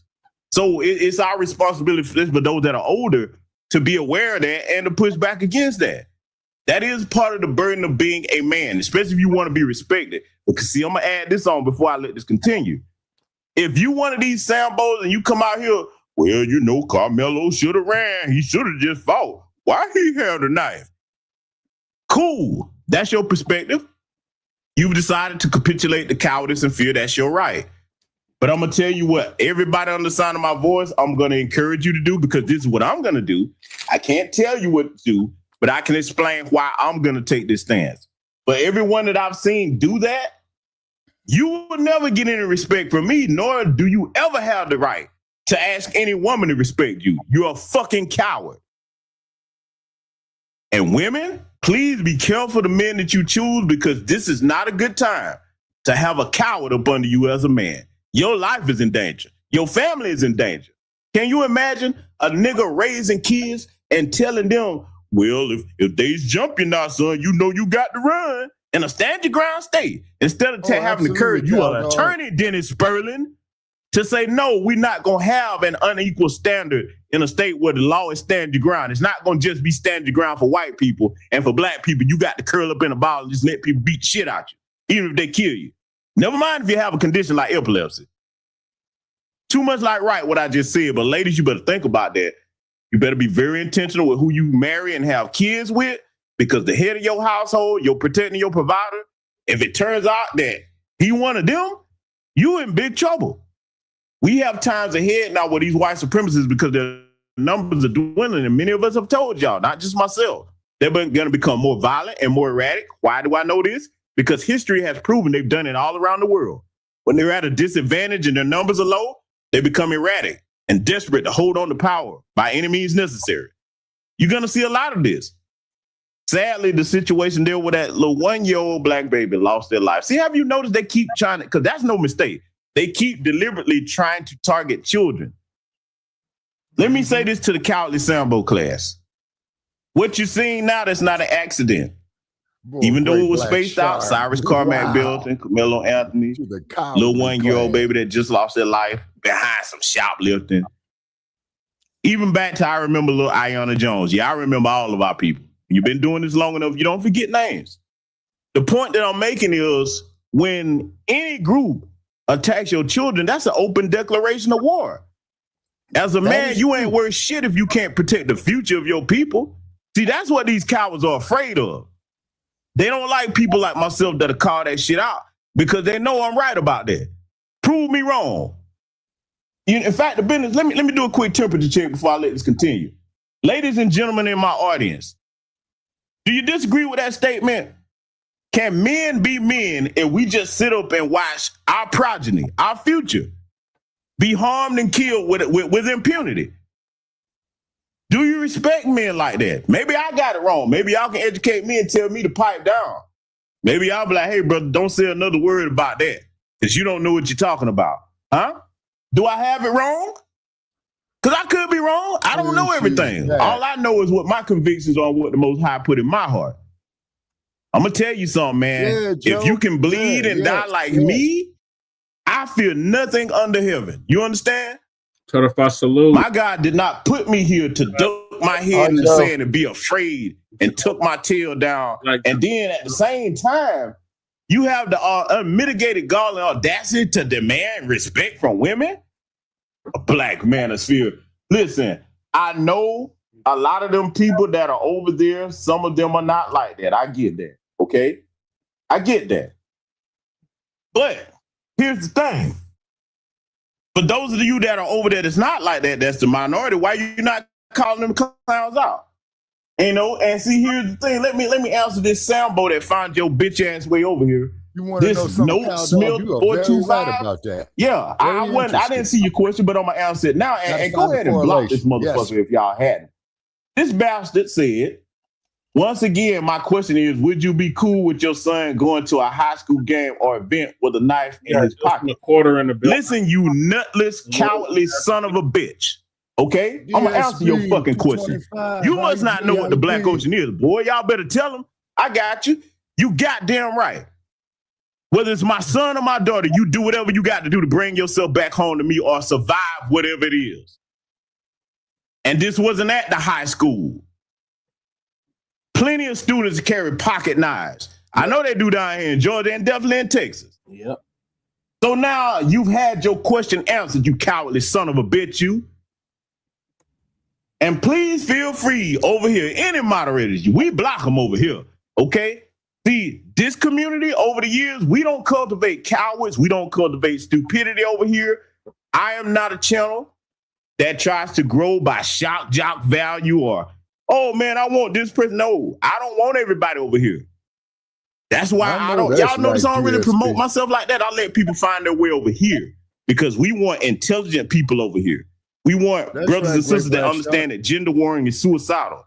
Doesn't mean we can't discuss our issues, but you do it in a constructive manner so that whatever we discuss between black men and black women, we work it out so that we come out the other end powerful.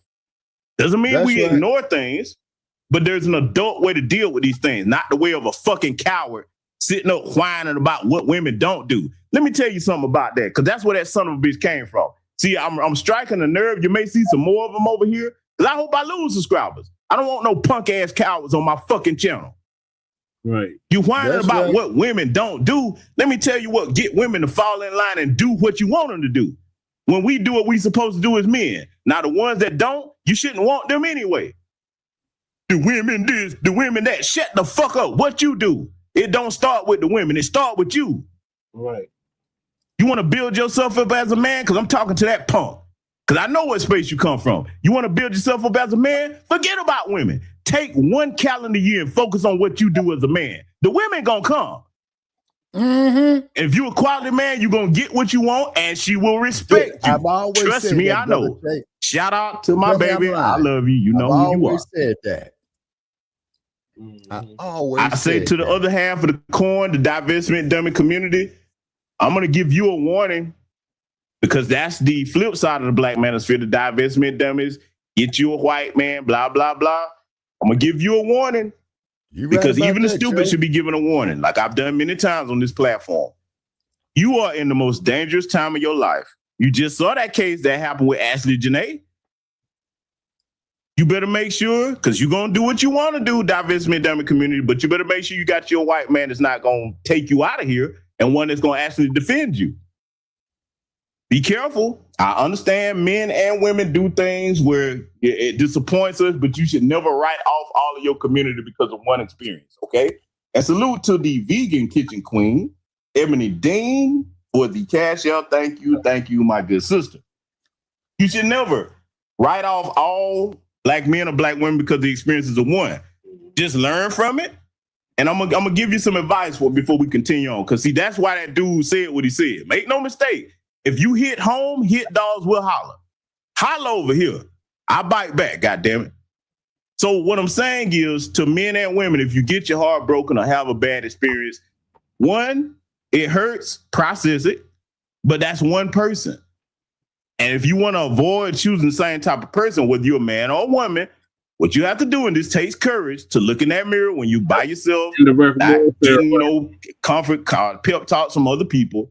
Deal with the self. That's when you become your best and strongest self. Look in that mirror and say, okay, they did me wrong, whether it's a man or a woman, cool. But what did I miss that I didn't see about their character? Was I so enamored with how they look or their status or whatever it may be? When you determine what your weakness and your train of thought was, you become a wiser person. See, that's responsible talk instead of just gender war bullshit. But I digress. Ladies and gentlemen, I say again, feel free to kick they fucking asses up out of here, okay? They don't belong over here. You zig when you should have zagged. You ain't gonna never be welcome over here if you're a coward. This is about the complete black community over here, okay? And Sister Brooke, if you still in here, my dear, sorry for my language, all of you who are innocent. Just dab some holy water in your ears. I'm a retired sailor, okay? It is what it is. Sister Brooke, if you still over here, please drop your channel there and repeatedly. We got to get that sister at least up to 2,000-3,000. And shout out to my brother Daniel. Oh man, congrats on hitting 3K, brother Daniel. That's another one of our young men that's a rider out here, man. You know, congratulations. That brother spits a lot of wisdom. But we're gonna let this continue, ladies and gentlemen. Exiting the tent and walking along the sideline of that track field in Frisco, Texas. You can see that video here released just now by the Collin County District Court as he continues to walk along the perimeter of that track field. Now study this. They're chasing this brother. Even after he had to defend himself, now they're running behind him. That's antagonistic. What was he supposed to do? And for the young brother here, or the brother, the Scotty Jenkins 2116, my brother, this isn't a call-in show. This is a classroom. You know, I know you might be new here, no disrespect to you, but this ain't a call-in show, brother. You know what I'm saying? Because you might be new. You know what I'm saying? No harm, no foul, but, you know. And moderators, feel free to let any of the new people, welcome to you if you're over here for the truth. Feel free to let them know. This ain't a call-in platform. But whatever your question is, you can speak it in the chat and I'll answer you, okay? So just want to make sure everybody knows that. This ain't a call-in show. Again, you can see the graphic on your screen of the orb that is highlighted Karmelo Anthony on that day in 2025. Now, just to remind you here, Karmelo Anthony was found guilty of murder for fatally stabbing 17-year-old Austin Metcalf at this 2025 track meet. He received a 35-year prison sentence.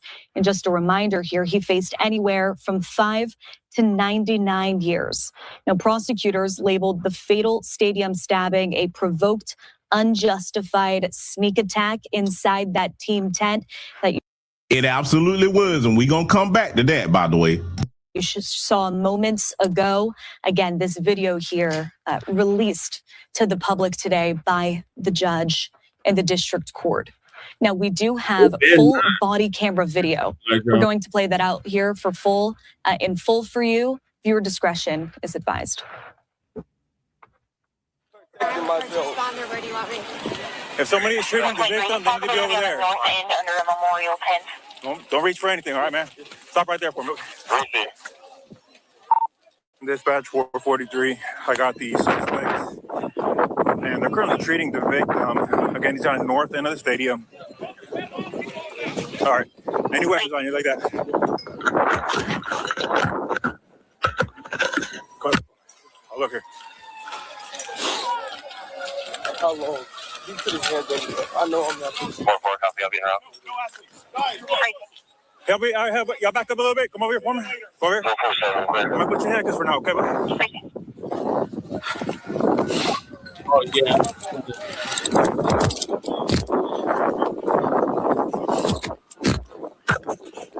Dispatch 443, everybody can slow down. I got the alleged suspect in handcuffs right now, detained. Hold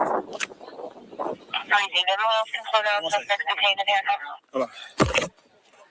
You can open up the channel, and medics are clear to come in. Have them come to the north east entrance. That's gonna be a gate that's wide open there, and then you come to the victim from there.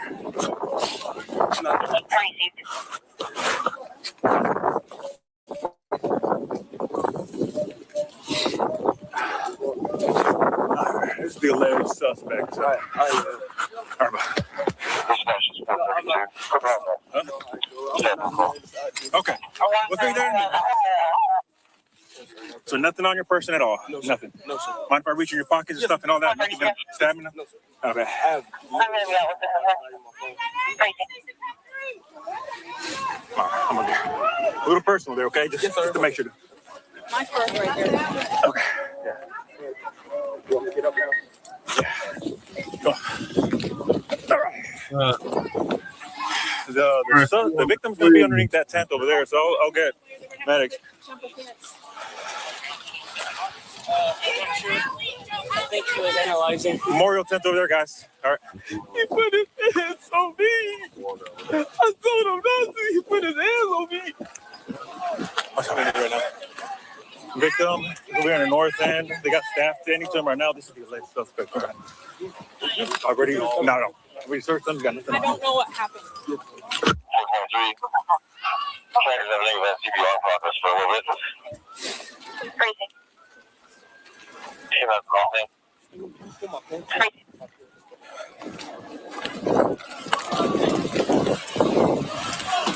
Come on, sorry, over here. Up to you.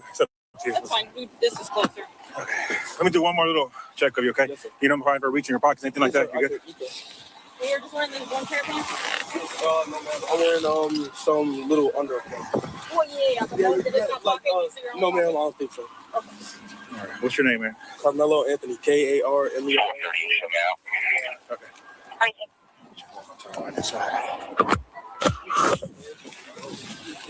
Have a seat here real quick, man. Watch your head. Let me check your hood here, buddy, okay? Yes, sir. I'll tell you what, lean this way. Now let me pause this right here, right? I let that play a link for a reason. Let's point out a couple of things for the Sambo class, okay? Because I know some of them, this will get back to them. They listen, they watching. Good, you should. This kid, Karmelo Anthony, was a straight A student. He hadn't had no criminal record. What I understand, I think he was either captain of the football team or something like that. Okay? Exemplary kid, not a troublemaker. Unlike Austin and Hunter Metcalf, who were well-known bullies, running around talking about their hands are bisexual and they'll fight women and all this other stuff. Several complaints on him. One of them has been suspended, if not both of them. Let's speak to Karmelo Anthony's character. Now, if he was this violent thug that was just there to murder somebody and he was a coward, you know, like Judge Ho Brown would have you believe, if he was a coward, he would have took off running and trying to get away from the cops. The young man stood there. He told them what happened. Yes, sir. No, sir. Yes, ma'am. No, ma'am. See, let me explain something. I said this before. As a Gen Xer, the eldest of the modern day generations outside the boomer class, it's our responsibility, especially as men, to acknowledge these things and to try to protect our young men and women from this, okay? And protection begins with education, okay? You have to teach your sons and daughters that are Black, especially our lineage, about the system of racism and white supremacy. And I'm not trying to disparage the parents, but yes, there's some conversations they should have had. We're going to get into discussing how he could have protected himself and how this could have went a different way. I'm going to present a train of thought that a lot of people, I hadn't heard anybody else say it. Maybe somebody else has. But I'm going to take things in a different direction because we're going to look at more of that footage, by the way. Okay? But for you cowardly Sambos, does this look like a thug or a criminal to you? Because a thug or a criminal that's just out there just to murder somebody would have ran away. They don't wait for the police. He wasn't fighting them back or none of that. But to hear them tell it, oh man, he shouldn't have did all that. Yeah, okay. See, again, a coward does not value their own life. That was part of the Pavlovian conditioning on the plantations. A slave was psychologically terrorized to the point where they valued master's life greater than their own and their family. That's where the we sick boss come from. Exactly. A lot of them have that on display today. Let's let it continue. So you're not resting on your hands, okay? Yes, all right, see a little bit of blood on your hands there, okay? Yes, all right. So your first name is Karmelo? Yes, sir. Karmelo. Let's see, hold on one second. Is he gonna be okay? I don't know yet, man. Karmelo, C-A-R-A. Okay, good question, Joe. K-A-R. Good question, good question. M-E-L-O, Karmelo. What's your last name? A-N-T-H-O-N-Y. We're ready, when? And Sister Only Pamela's Way brings up a good point in the chat room. I'm so glad you said that, sister. I didn't hear them read him as Miranda Rice either because he was a minor at the time. For see, that's another trick too that they tried to run in the media. They tried to run this thing where now he's 19, but at the time they were both 17. Okay, they keep trying to say 19-year-old Carmelo Anthony stabbed 17-year-old Austin Metcalf, trying to make him look like he was the aggressor and the older kid and stuff. A trick of white supremacist media, we expect it. But that's a good point. Let me take this time to educate my audience. Now, please, ladies and gentlemen, if you are parents to children, you have to have these difficult conversations. If in the event your child finds themselves in a situation where they have to defend themselves, tell them your name, tell them that. But as far as discussing anything else, hey, you have the right to remain silent. Don't say anything until you speak to your attorney. That's always the wisest course of action. Okay, right? Joe, please specify. We have to learn from these things, but that's a good point you brought up in the chat room, sister. Let's let it continue. 10th grade? You go to Emerson? No, sir. Where do you go? Centennial. Okay. I'm in 12th grade. 12th grade? Yes. Okay. North Centennial. All right, sit tight for me real quick, bud, all right? All right. Let me run this guy real quick. Yeah. I haven't talked to him at all. Those moments there, Anthony being taken into custody. Brooke Taylor posting this on X. Judge John Roach tells me he released the evidence because, quote, I understand the public's desire to know what happened in the courtroom. The overwhelming focus on my ruling regarding the media in the courtroom was to protect the process, witnesses, and jury. Now that the trial is... This judge definitely has the right name, by the way, Judge John Roach. Yeah, you were named appropriately because you definitely are a roach. And by the way, this joke is going to retire at the end of the year. Did y'all know that? Yeah. Man, listen. Another brother, I think, I hope I pronounced that right, Torrell Evans said GBS, was there a transcript or was there a courtroom class provided the same information we had? I think that's what he's saying. Brother, there should be transcripts available. You know what I'm saying? I would like to see those as well. Because that's why they didn't have them cameras in the courtroom, by the way. Oh, no, they knew the fix was in, but when they had the all-white jury for the Sambos is acting ignorant like you don't know white Hispanics and white Asians identify as white. It wasn't an all-white jury. I can't stand these bastards, man. But family, again, we have to be on top of these conversations in the home and discussing these things. And making sure that, we try to educate our children. Number one, you defend yourself if somebody's trying to jump on you. It's a one-on-one fight. That's a different story. Also, where are you fighting at counts for a lot, all right? Because in a situation like that, fighting in some bleachers, that is not the optimal place to get into it. So he definitely did the right thing was, defend himself and get out from that dangerous situation. But boy, some of these people that hear don't tell it, even after seeing this footage and seeing that, they still trying to hold the line. That's nothing but cowardice. Let's let it continue. Over, it is important to me to provide transparency. Again, no cameras in the courtroom for this trial. That was just about 1 week ago. Here on Live Now, we are going to take another commercial break this hour. My name's Alexandra Goldberg. We'll be back in 2 minutes. Now, here's what we're going to do. Now, there's no sound for this portion.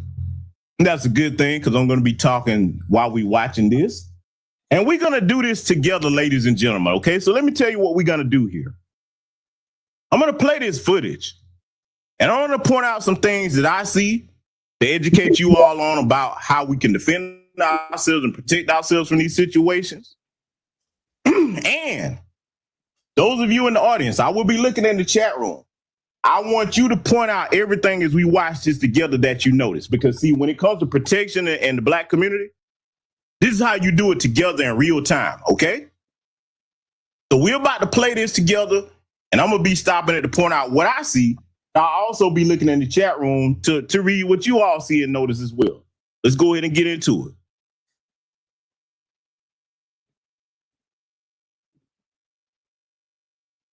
Okay, so what you see here, these one of the Met Cowboys walking in. That's one of them. I want to say that's Austin, because I think Austin was the bigger of the two. And here comes his brother, Hunter, right there, okay? Now, I want to ask you a question. Look how fast they're walking. What does that tell you? Because keep in mind now, and that's Karmelo right there in that circle. Keep in mind, they didn't know each other. From what we understand, they didn't have no prior run-ins, from what I understand. How would they know where he was? How would they know to go over there at him? I'm going to go ahead and say the quiet part out loud. A lot of people have been speculating on it. Let's just go ahead and get straight into brass tacks, right? Matter of business, let me pause it. That damn Eddie, the so-called friend of his girlfriend's cousin, who, by the way, is Hispanic, yeah, he called them. Look how deliberate them boys was walking. If you didn't know Karmelo, hadn't had no prior run-ins, how the fuck would you know where he is? That punk-ass Eddie didn't like the fact that he was dating his cousin, and he probably always wanted to set him up, but he was too much of a coward to try to fight Karmelo one-on-one because he probably would have got his ass beat. So he set him up. Now, is there anybody that disagrees with my assessment on that? Huh? Now let's have this conversation. Again, this is not to disparage anybody or mock them, but we're here to learn. Yes, Gen Z and younger, Gen Alpha. This is the most integrated generation we've ever seen. We understand this is where society is, but you have to have these conversations with your children about racism and white supremacy. Yes, you can tell them things, but they're going to date who they want to date. Now, if they living under your roof, you got a little bit more say-so to a certain degree, but they're going to date who they want to date. You have to teach them that, hey, listen, just because this is the most integrated generation ever, it doesn't mean that these people, especially the Hispanics, Asians, East Indians, and Arabs that are classified as white, don't identify with racism and white supremacy. You have to tell your children that, yes, your homeboy or homegirl may be cool in front of you, but if their parents are anti-black racists and something happens, they're going to turn on you just like Eddie did. Yeah, that boy set him up, man. Because they were walking like somebody said, yeah, he over here. Come on over here now. Come on now. I'm pretty sure y'all see that, right? We're going to let it continue, though, because, see, we're going to talk about defensive tactics. And the other thing you need to tell your children, especially, unfortunately, if you happen to be in some of these areas where our numbers are low or in the single digits, I do not recommend that nowhere in this country. Yes, we should be able to live anywhere. But if you have a family, don't live nowhere where it's single digits. And let me say this, too, because I understand that everybody's family structure is different. I'm not excoriating or denigrating the sisters out here that happen to not have a man and you got a family, single mother, whatever you want to call it. Let me give you some advice, okay? Because, see, I like to talk from an adult point of view. To the sisters out here that have children, you're not married or whatever the case may be, there's no man. Before you move to a place, I understand you want to give your child the best education. A lot of times people tend to make the mistake of thinking if I move to the white neighborhood, go to white school, it's the best school, they're going to get the best education. You're putting yourself behind enemy lines. Before you move anywhere, look at the demographics of what our people are before you move to the sisters. I'm saying this because a lot of times, sometimes sisters don't think this way if there's not a man there. You do reconnaissance and research on where you're moving. Like my grandfather used to say, know where you're going to land before you jump. Why? And think, if you move over here, especially if you don't have a husband to back you up, if something happened with your kid in this predominantly white area, you don't have no support. Also, let me point this out. And again, this is not to denigrate or mock sisters that are single mothers. I'm doing this to help. So please understand what I'm saying. Also consider this, the black people that stand in these single digit areas, these are a bunch of coons.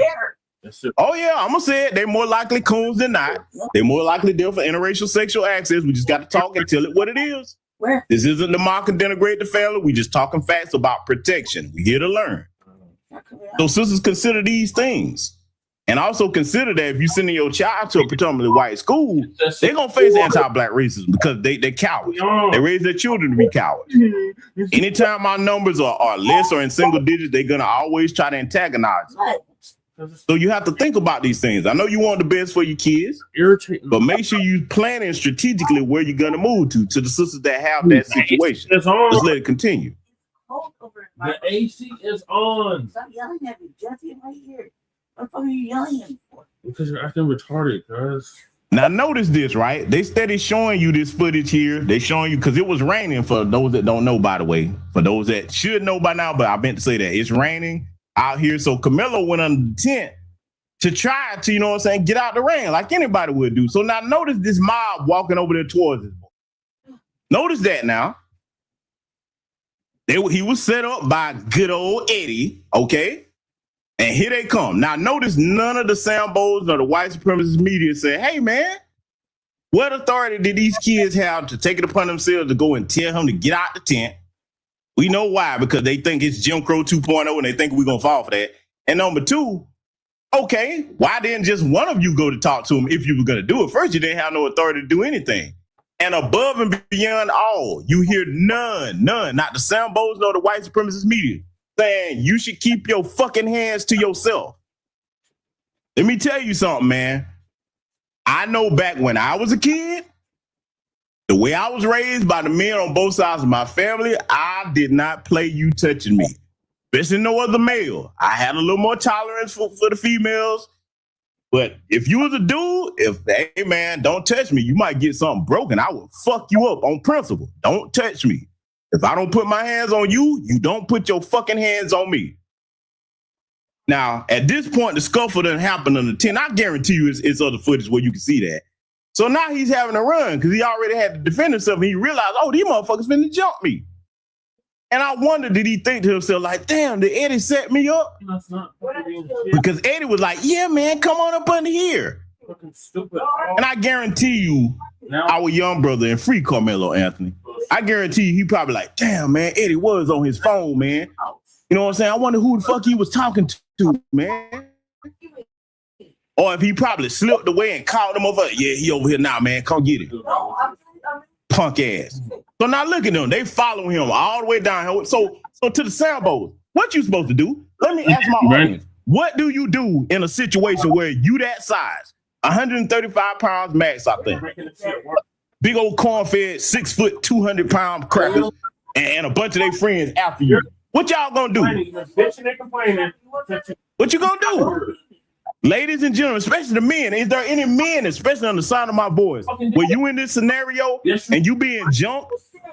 God damn. You ain't gonna pick up whatever you need to defend yourself and make it back home to your family? Shit, I'm gonna tell you right now. Yeah, I'm a train fighter, and if the numbers are too great, oh, you damn right I'll pick up something. Or I pull out something. I'm gonna tell you right now, what I pull out, oh, hey, nigga. Yeah, it's gonna be some slow slinging fire bringing, goddamn it, if I have to do it. And I try to avoid confrontation. However, let's get to solutions, okay? Ladies and gentlemen, especially the mothers that are in situations where you don't have a husband and you are in these predominantly white areas. What would have saved Karmelo, and they probably would have never jumped him, you tell your son, as for the black friends in the area, hey man, you gonna go to this track meet? Take 4 or 5 of your buddies. Huh? Yeah, that I guarantee you none of them would have came. If it would have been 4 or 5 black kids with him, little boys, oh man, they wouldn't have tried that shit. Is there anybody in here that doubts that? Cause see, they're cowards.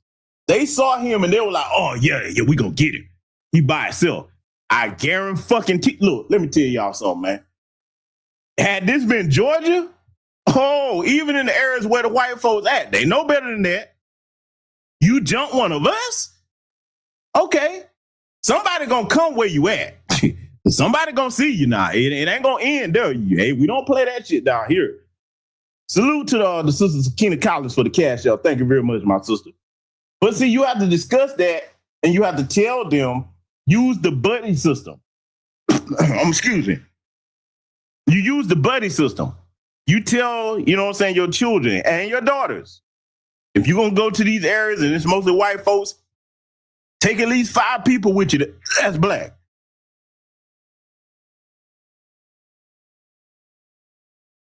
You take at least 5 people with you that's black, okay?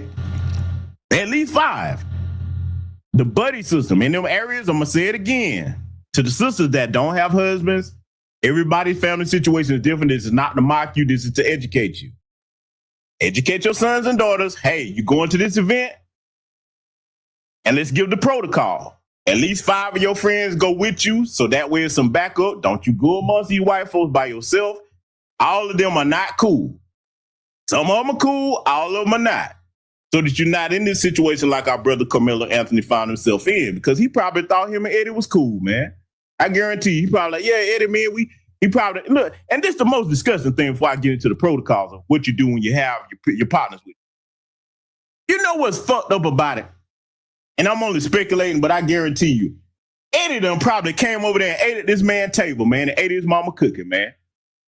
You know what I'm saying? I guarantee you, Eddie done sat his punk ass up in front of this man's face, done invite him over. They probably done kicked it, and all the while, he like, man, I can't stand this little black ass dating my cousin. I guarantee you that he had that seething in the back of him. And see, you have to teach, also while we talking about this, you have to teach your young sons and daughters how to recognize contempt, because it doesn't always show up in an aggressive manner or right in front of your face. Contempt shows up in small microaggressions. And it's probably things that he missed. So you have to teach your children to watch out for that, especially in these situations where these people are white adjacent, especially in the situation where you date one of their family members. But the protocols, you make sure that you tell them to go with at least 5, and the rule, because we used to do this in black areas. You tell your friends before they leave the house, hey man, we're gonna make sure our cell phones charged up. If we separate, let me know where you going. We keep up with each other.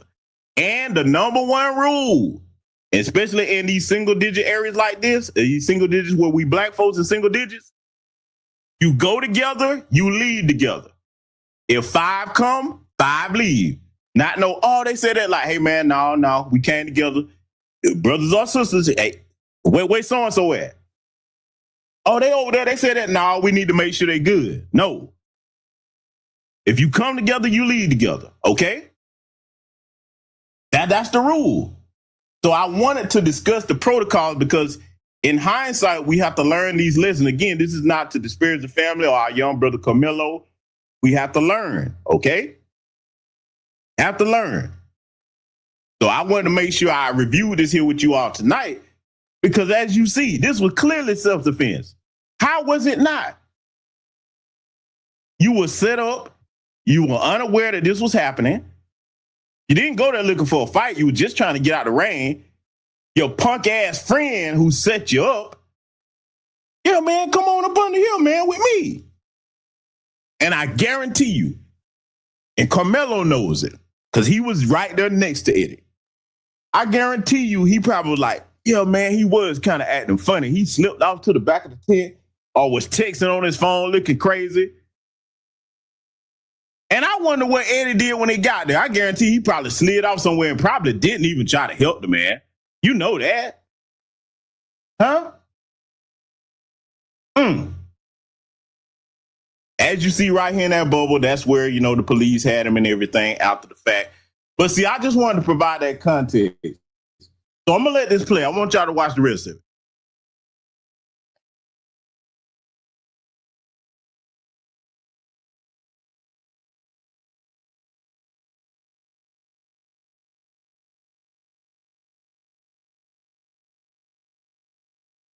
Okay, it's kind of And by the way, let me add this while we watching the rest of this here, because see, again, keep in mind what I said, replay this, share it with somebody that's got common sense.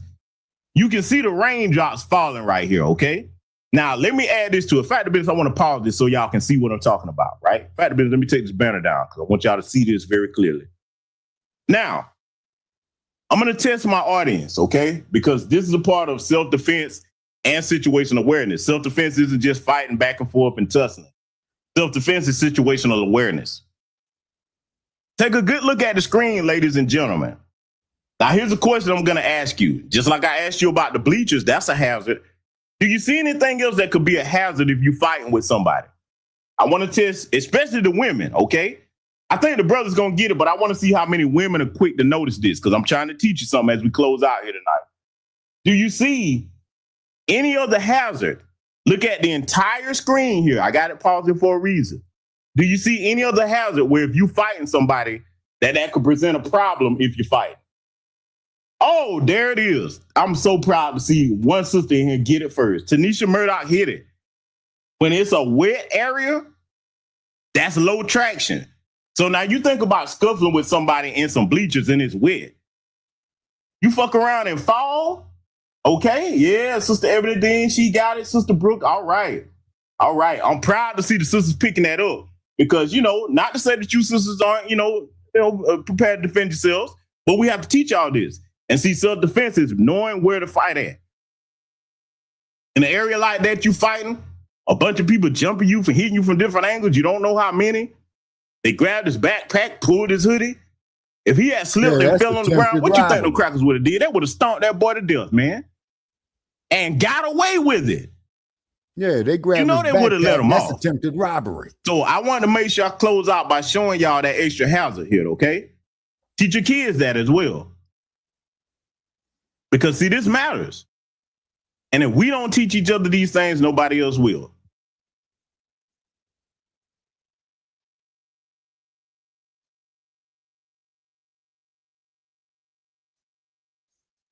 There you see them walking him out. And again, he didn't struggle.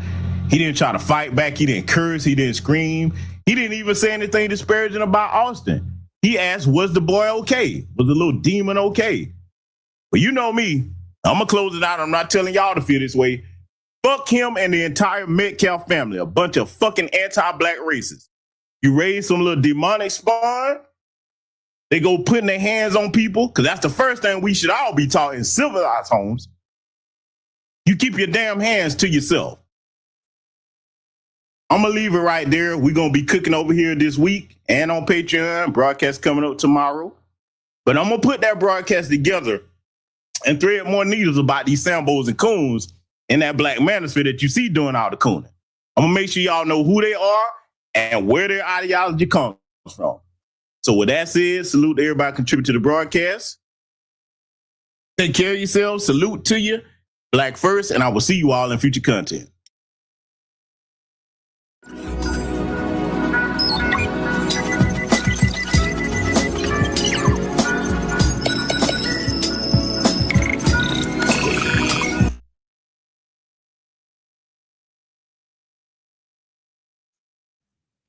All right, Shabaka, what are your thoughts on what Great Black Shark just laid out for us? Okay, Great Black Shark, my man. Okay, what it is that the American ethos, okay, which is a group psychology of a particular society, pretty much states that you can go put your hands on black people, disrespect black people, you see what I'm saying?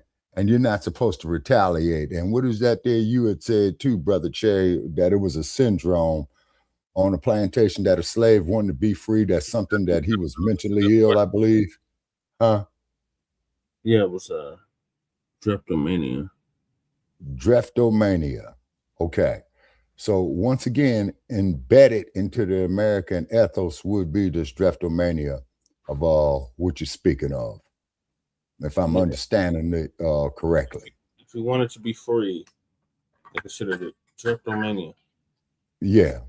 That there was something wrong with you. You see what I'm saying? To want to be free, to be out of bondage. You see what I mean? Yeah, if you want to be free, if you want to run away, right, mentally wrong with you. Yeah, like Malcolm X said, the house Negro and the field Negro, and a house Negro says, man, you must be crazy. What's better than what we got here? Mm-hmm. Damn. Ooh-wee. Let's hear from Michael. What are your thoughts, Michael? Yeah, so my thoughts are that, the commentator makes a good point that for any FBAs who want to live in diverse areas, is that it's very important to very important to be aware of of their surroundings, right? Yeah, I mean, a diverse areas may be great, but it doesn't mean that it's going to be like 50-50 between Hispanics, Asians, and whites, right? Because even like Right. diverse areas, that's like Sabaca, North California, is like majority Hispanics and Asians. That's not really Right. 50-50. That's like almost like what 100% Asians and Hispanics, and FBAs only make up what less than 10% of 20. California's population in Okay, a I think diverse state. Michael. Okay, I think Michael that it's about 12%. Okay, now I'm 12%. glad you brought. Yeah, I It's think less you. than that. It's less than that, Jay. Yeah, it's less. Yeah, it's been Okay. dropping steadily. Okay, now if that there is the case, okay, and I don't doubt neither one of you gentlemen's intellect, okay, then why in the fuck are we making up more than 48% of the goddamn inmate population in California? Why? Because they disappear us. Exactly. Mhm. Exactly. You see what I'm saying? Yes. So if there's any how should we say those the Caucasian persuasion out there looking at this, all you got to do is just inbox us to get the YouTube link to come on, or Brother Che, you know, he makes a decision to share you the StreamYard link, okay? And as soon as you troll, you're the fuck up out of here. Right. Yeah. And also the commentator also mentioned that, I mean, I know he really cares about the brothers and sisters, especially sisters, Mhm. to be united with the brothers, right? Preferably Mhm. in a FBA community, like Mhm. 100%. But he also understands that there's things that you can do to bring people's awareness, but at the end of the day, they're gonna make their own decisions. Very similar to what Philip Scott said before, Mhm. like at least like double digits percentage of FBAs living in diverse areas to be safe. Mhm. Yep. All right, let's hear from Lady Che. What are your thoughts? Yeah, Lady Che. Self-defense is a Right. God-given right. I think everybody should. I think that it's not a right. It's a like a natural instinct. You should be able to defend yourself anywhere from anybody, especially when you warn them. I mean, I have to put myself. If I have to put myself in the place of the little boy of Carmelo Anthony, I would say I say it all the time. Touch me and see what happens. Mm-hmm. I mean, I say it on a regular basis. Like, you ain't gonna like it if you think you're gonna put your hands on it.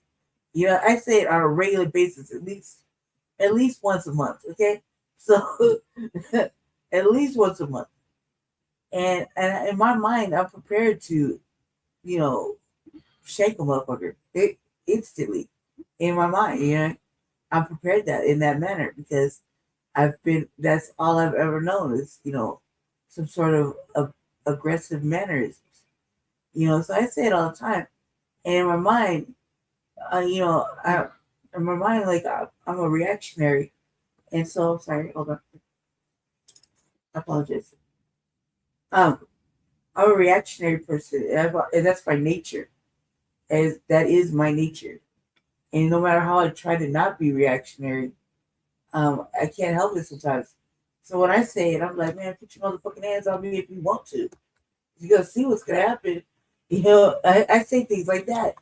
So I think that when you're saying these things, and deep down inside that you're prepared for whatever may happen.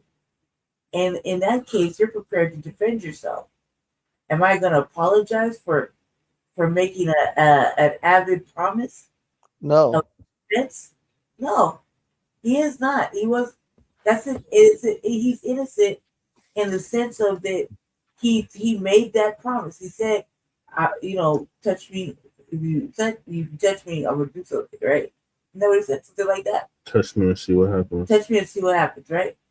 And Basically a warning. Yeah, basically, he warned him. He warned him that was no avid push. He shoved him right On bleachers. on bleachers of all things. This the young man has epilepsy. Nobody knows that but him, him and God, right? Mm-hmm. But what if he would have hit his head on one of the bleachers? He had had brain damage. Yeah, when they took him in, they took him in to go get to prison. Mm-hmm. He had a seizure that night. Mm-hmm. The mom and dad had to bring the medicine. Yep. So, it's not like either way something bad would have happened, one way or the other. Now, how it looked like it looked like a bunch of rumblings. You know what I mean?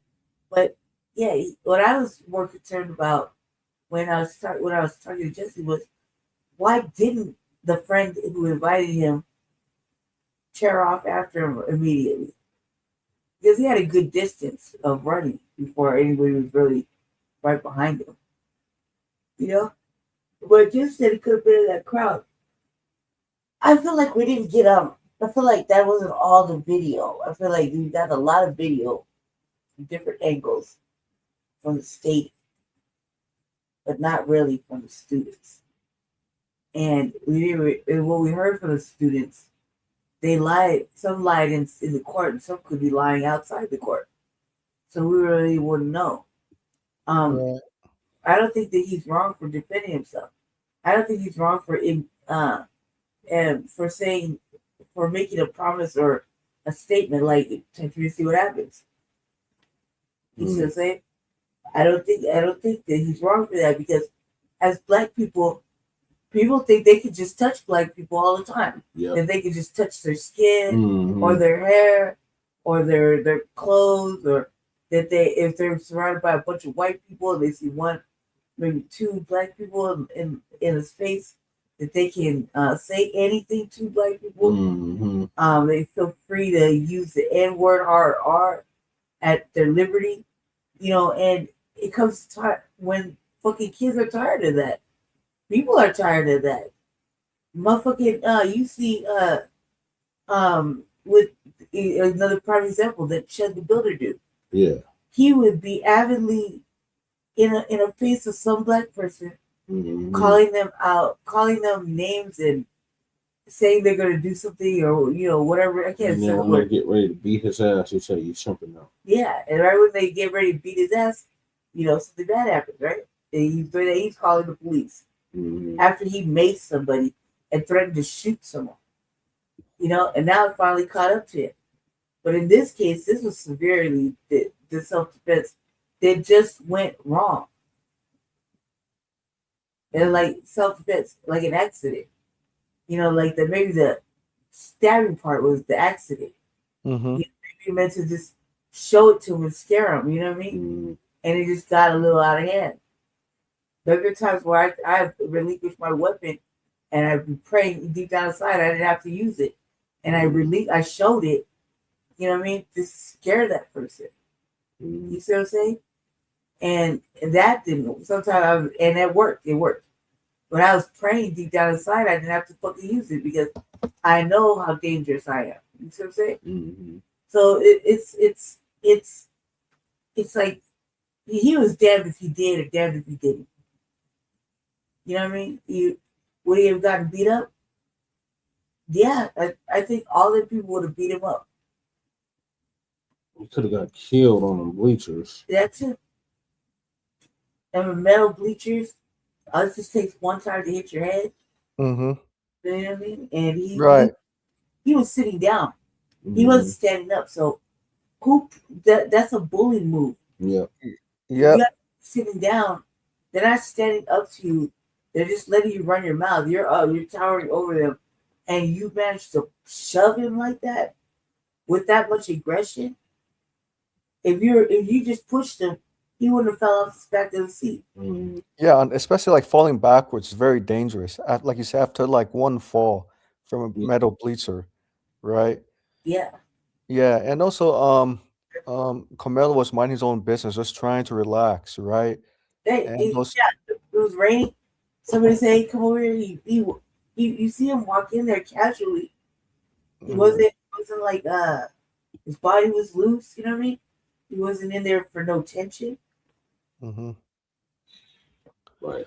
Yeah, and to be honest, it's like what Jesse said, Sabaka and Lady say, and several FBAs have said, this is like nothing new. It's not a new movie. It's a continuum, right? Right. The only difference because of, technology has exposed who the Karens, Beckys, and Brads are. Because before that, it's very hard to prove who are the main culprits back then. But yeah, I really, like I said, thank God for technology, social media. And I Right. know the Karens, Brads, and Beckys are getting so upset and trying to like cover up their anti-black racism, saying that, look, you see, like especially Karen. Karen is known for, hey,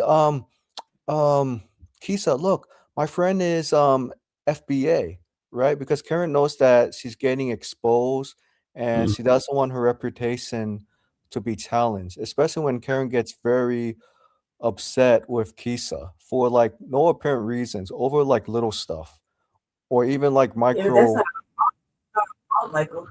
The fault is them coming at us.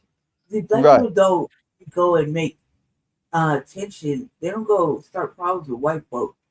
I mean, unless they got a problem with that specific white person, they're not gonna go and just create look, like half the time I'm like, for example, let's be together, right? And I'll say some salacious shit. It's because somebody prior to me speaking Right. He was chilling. had said something stupid or did something that offended my sensibilities, and I went into attack. I don't just go on it. Yes, it's true. I do not like white people at all. Heavily Right. prejudiced. Okay? Majorly black nationalists, majorly prejudiced. Mhm. However, I don't start problems with them, like at all. And just earlier yesterday morning, Yeah. me and Jess we were coming back over here.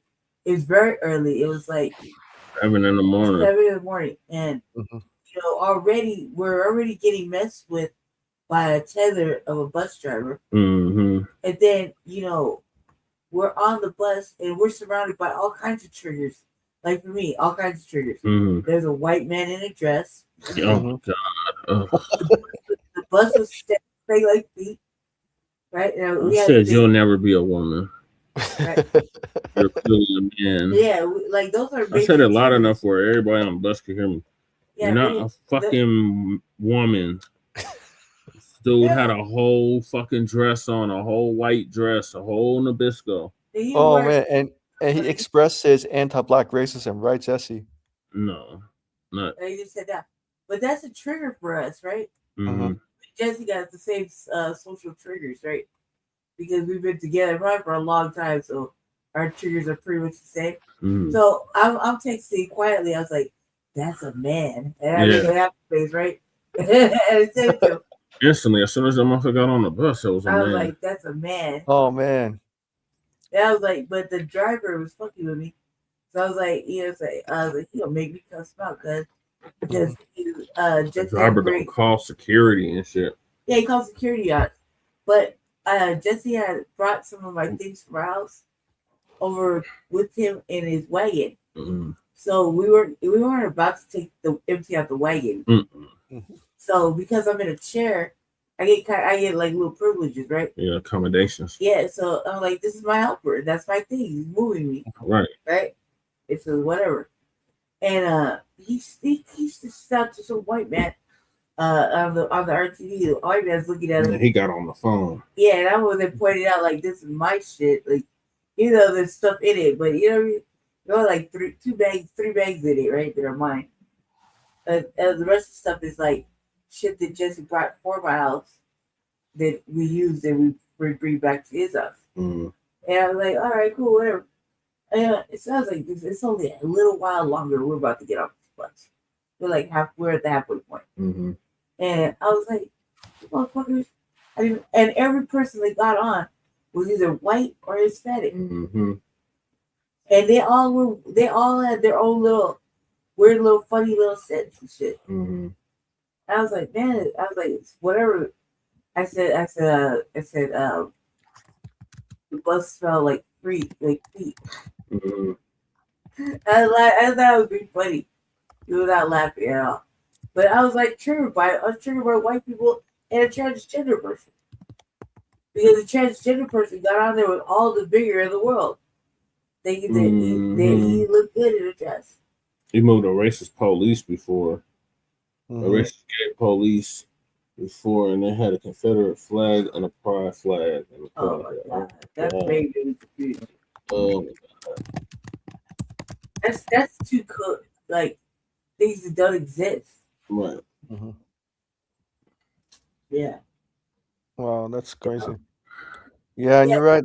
Yeah, and you're right. I was Lady thinking about that if there was a I did, a Shabbat. god, they would get that boy out right now because he didn't deserve to go to prison. I'm gonna have to restart this computer because it's something stupid. Yeah. Yeah, I'm having some similar shit too. Yeah, I have a question. If William Cochran is still alive and represent Karmelo, you think Karmelo would have gotten out easily, right? Yeah, easily. Yeah, because the evidence kind of shows it. What I don't like is all the black people that are contrarian. Oh my god, my heart. Like not defending Karmelo, you mean, Lady Tay, right? This is so negative, like the Officer Tatum types. Yeah. Oh my god, my heart. And Karen Hunter too. I gotta restart the computer, y'all. Yeah, so hold it down. Don't leave. We'll be right back. Yeah. If he leaves, then the stream will go. All right. You and Shabaka just talk amongst yourself. Yeah, talk about yourself. We'll be right back, Shabaka. Okay. All right. Okay. So he's restarting the computer, ladies and gentlemen, and this here clearly shows that they don't like our narrative right here. You see, and then when we treat other groups the way they treat us, they look at us as racist. Okay. But we don't control no banks. We don't control no policy enforcers. We control no stock markets. We control no major film studios. You see. But then when we speak out about the injustice that happened to Karmelo, we are called racist. You see, does that make sense, Michael? Oh yeah, makes sense. Perfect. Yeah, makes sense. Yes, because other groups of people don't like when FBAs make a statement. FBAs are calling out for other groups. I'm sorry. For their anti-black racism, right? Because other groups of people have always remained silent, right? And silence is actually worse than a person coming out as being anti-black racist. And for other groups of people, because most other groups of people have always discriminated against FBAs, even historically, even to this day, nothing has changed with other groups of people. And understand why FBAs believe that it's time to own production, to own the means of production, and to own Right. industries, because those days of integration has not really changed other groups of people's behaviors, mentality, Exactly. and shared solidarity. I mean, collectively speaking, few individuals, but overall majority have not. Right. And even LMK, like you said, had to learn the hard way Yeah, he led our towards the people end of into a his burning house with integration, and that I right. would of his- always respect him for. Now, also too, Michael, what you could do until Jesse gets back, there was Sure. an old television series. Let me see, the late 1960s. Okay, Late 60s. okay, it was called Name of the Game, and it starred Robert Stack, Gene Barry, and Tony Franciosa. Okay. Okay. And they did a loosely based episode on the murder of little Bobby Hutton in Oakland, California, April 6, 1968, although they didn't mention Mr. Hutton's name, but you can connect the dots. Okay, so Tony Franciosa was Jeff Dillon, and he was meeting with Ivan Dixon, and Ivan Dixon was pretty much representing the BLA. Okay. Okay. And Tony Franciosa says, well, didn't Dr. King said he has a dream? And Ivan Dixon replies back, Mm-hmm. Well, look what happened to King. Now, the thing that I will always respect Dr. King for, Michael, when he made the statement, I led our people into a burning house with integration. Right. Okay. And then I get these, how should I say, across my timeline, these OTBs, meaning the other and black. Well, judge the person by the content of his character, not by his race. Okay. Now, when are you white folk going to set up there and step to your own people with that same scenario? They Mm-hmm. don't. They No, don't. they That's don't. true. They You don't. see what I'm saying? And Yeah, this I isn't understand. hatred. This isn't racism. I'm talking about shit that I've lived through. Okay. And then when you guys get up in this age group, man, and when I'm gone, you know what I'm saying? Just off the law of biophysics, do the same thing. You see what I'm saying? Yeah. You know, because being black in America, man, is a very, very stressful point. Case in point. Each time I get in my car, Michael, okay, Okay. am I going to be stopped by some race soldier in the middle of the night? You know what I'm saying? Yeah, I definitely understand. Yep, definitely. I definitely understand what you're saying. Yeah. Because you're dealing with a fight and flight mode every day with the police. Doesn't matter like the time of the day, whether it's like morning or Right. nighttime, because of mass police surveillance. And even I noticed too when police pull FBA brothers over, and I noticed some the police get very emboldened, jealous, and the police go on a tirade. Exactly. It's because, to quote the words of George Orwell out of his book 1984, and I used to get Sarge with this line all the time, and the book was written in 1949. Okay, just to give you an idea. Right. And Orwell stated in his book, okay, the police guard is chosen for superior brawn and lack of intelligence, and he will be suspicious of everybody and be willing to lay down his life for the leader he's never seen, called Big Brother. Right. Okay.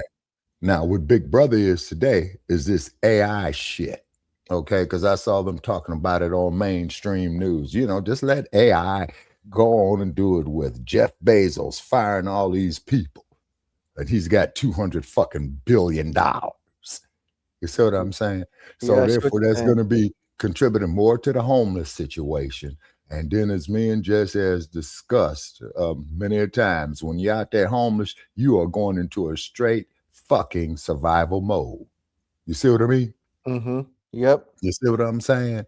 And you know, you don't want to be hostile toward nobody or anything like that. But when you out there in that rain and ain't got nowhere to go, brother, the primitive instincts are gonna come out in you. Okay. Yeah, survival mode. In other Yeah, words. yeah, survival mode, just like a soldier, man, in a war zone. Yep. Because Yep. you're vulnerable. You see what I'm saying? You're vulnerable. You see what Right. I mean? And then and they want to demasculate the black male. You see what I'm saying? This is why they come in with these alternative agendas. You see what I'm saying? Yeah. And the reason why I'm using that term, connect the dots, is because all this social media is headquartered in or around a place called San Francisco. Cisco. Yep. Yeah, California. yeah. So connect the dots. You know what I mean? Yep. So when you Because they're go the up there, ones, right? Because they're the yeah. ones who are creating the narratives every day, right? And it's nothing Mhm. new. And even with like with AI is making like false narratives against FBAs. And Oh, yes, sir. yeah, although AI has its benefits, but definitely I would say not that I don't trust AI, but if someone's gonna use AI, make sure you get when you use AI, make sure you get feedback from a human Right, being because AI cannot make like total corrections, right? Unless right. unless you're being aggressive with AI, especially when it comes to um, promoting false narratives about FBAs, because even like the Mhm. Mzungus, the Asian Okay. Karens, Hispanic Maria or Karens, right? So I call Right. them all Karens because they're in cahoot, right? Mhm. Mhm. And they just can't get enough of FBAs because FBAs are rising and soaring to are not only just rising but to the top, Mhm. but also uniting as a forefront, right? Mhm.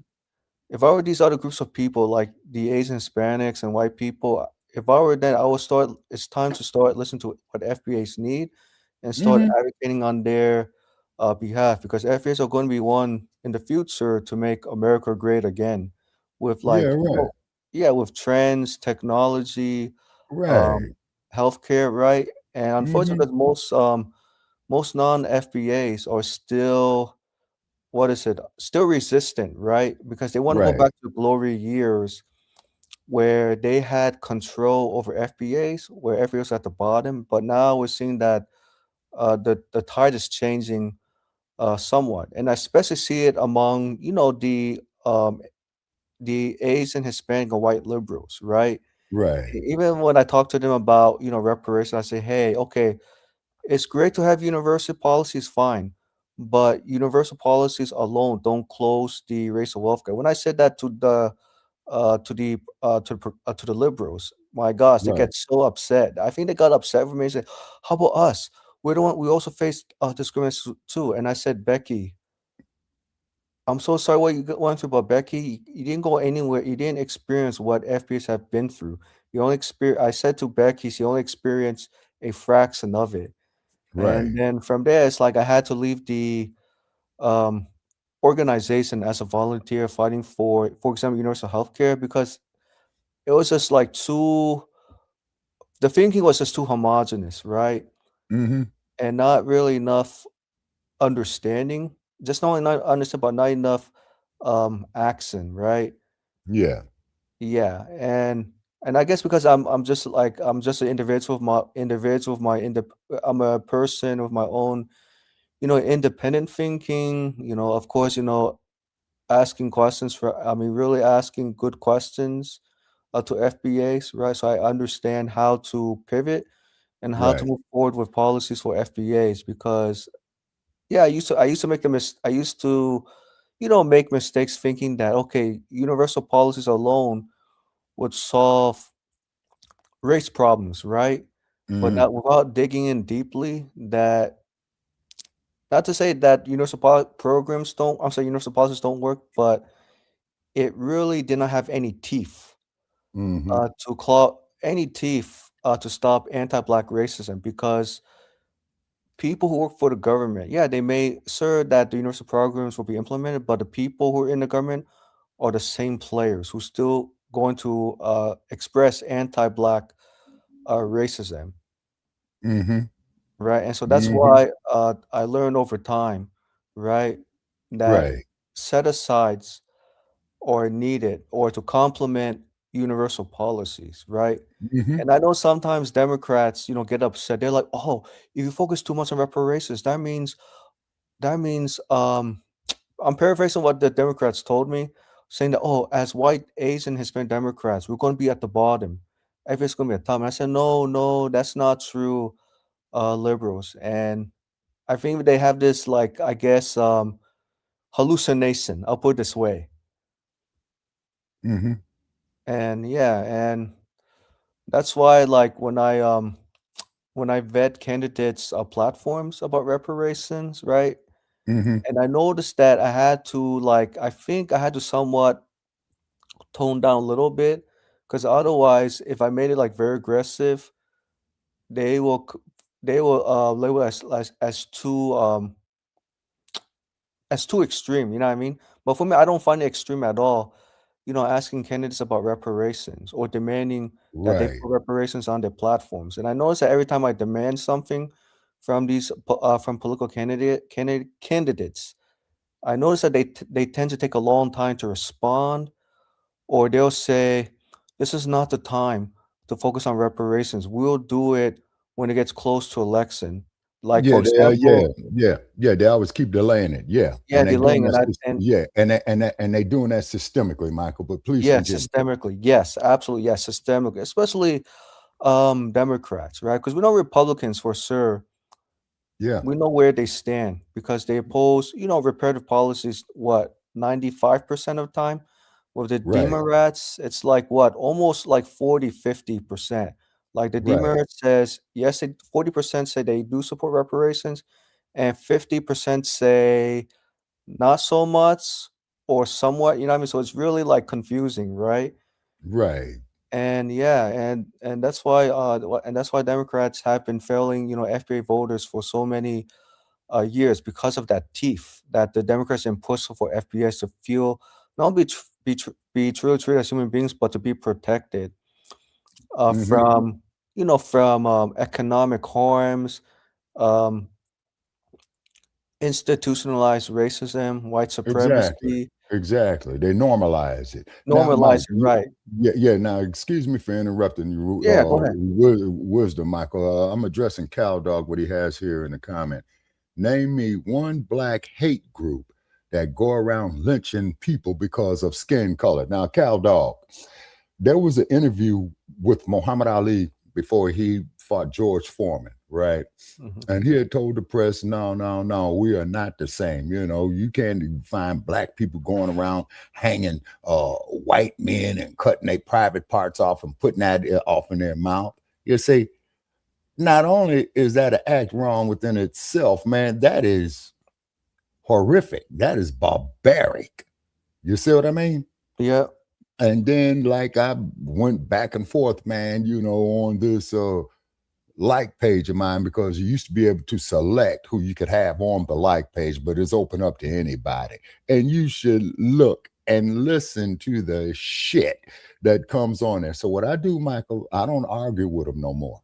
All I do is delete and block. And block. Delete and block. And they call me all kind of shit. Then I tried it one time. No, I tried it 3 times. You know what they say? One time a coincidence.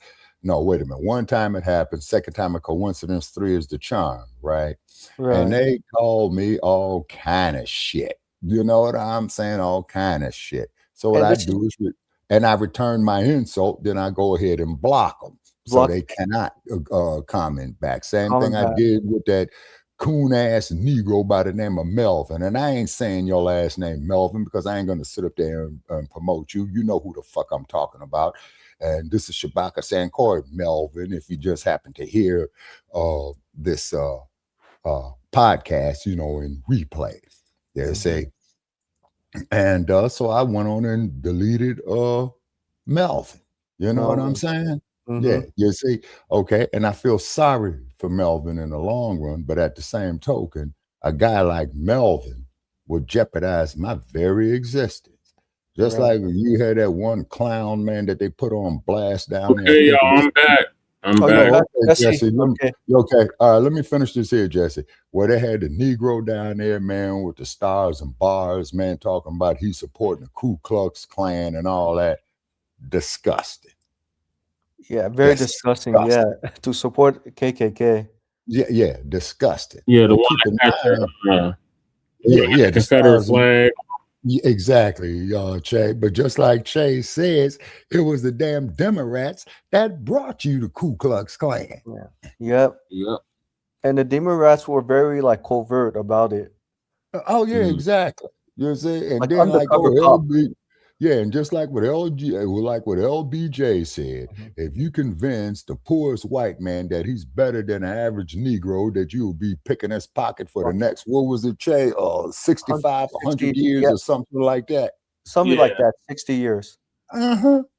And it's when, and really it's when the white people are emptying their own people's pockets, like the rich white man emptying the poor white man's pocket. But the rich white man has to tell the poor white man, no, it's the rich black man. And the rich black man's like, hey, Brad, I don't control 9% of the resources in this country. What makes you think I'll do it?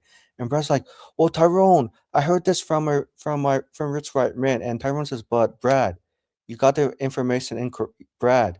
What you hear is misinformation.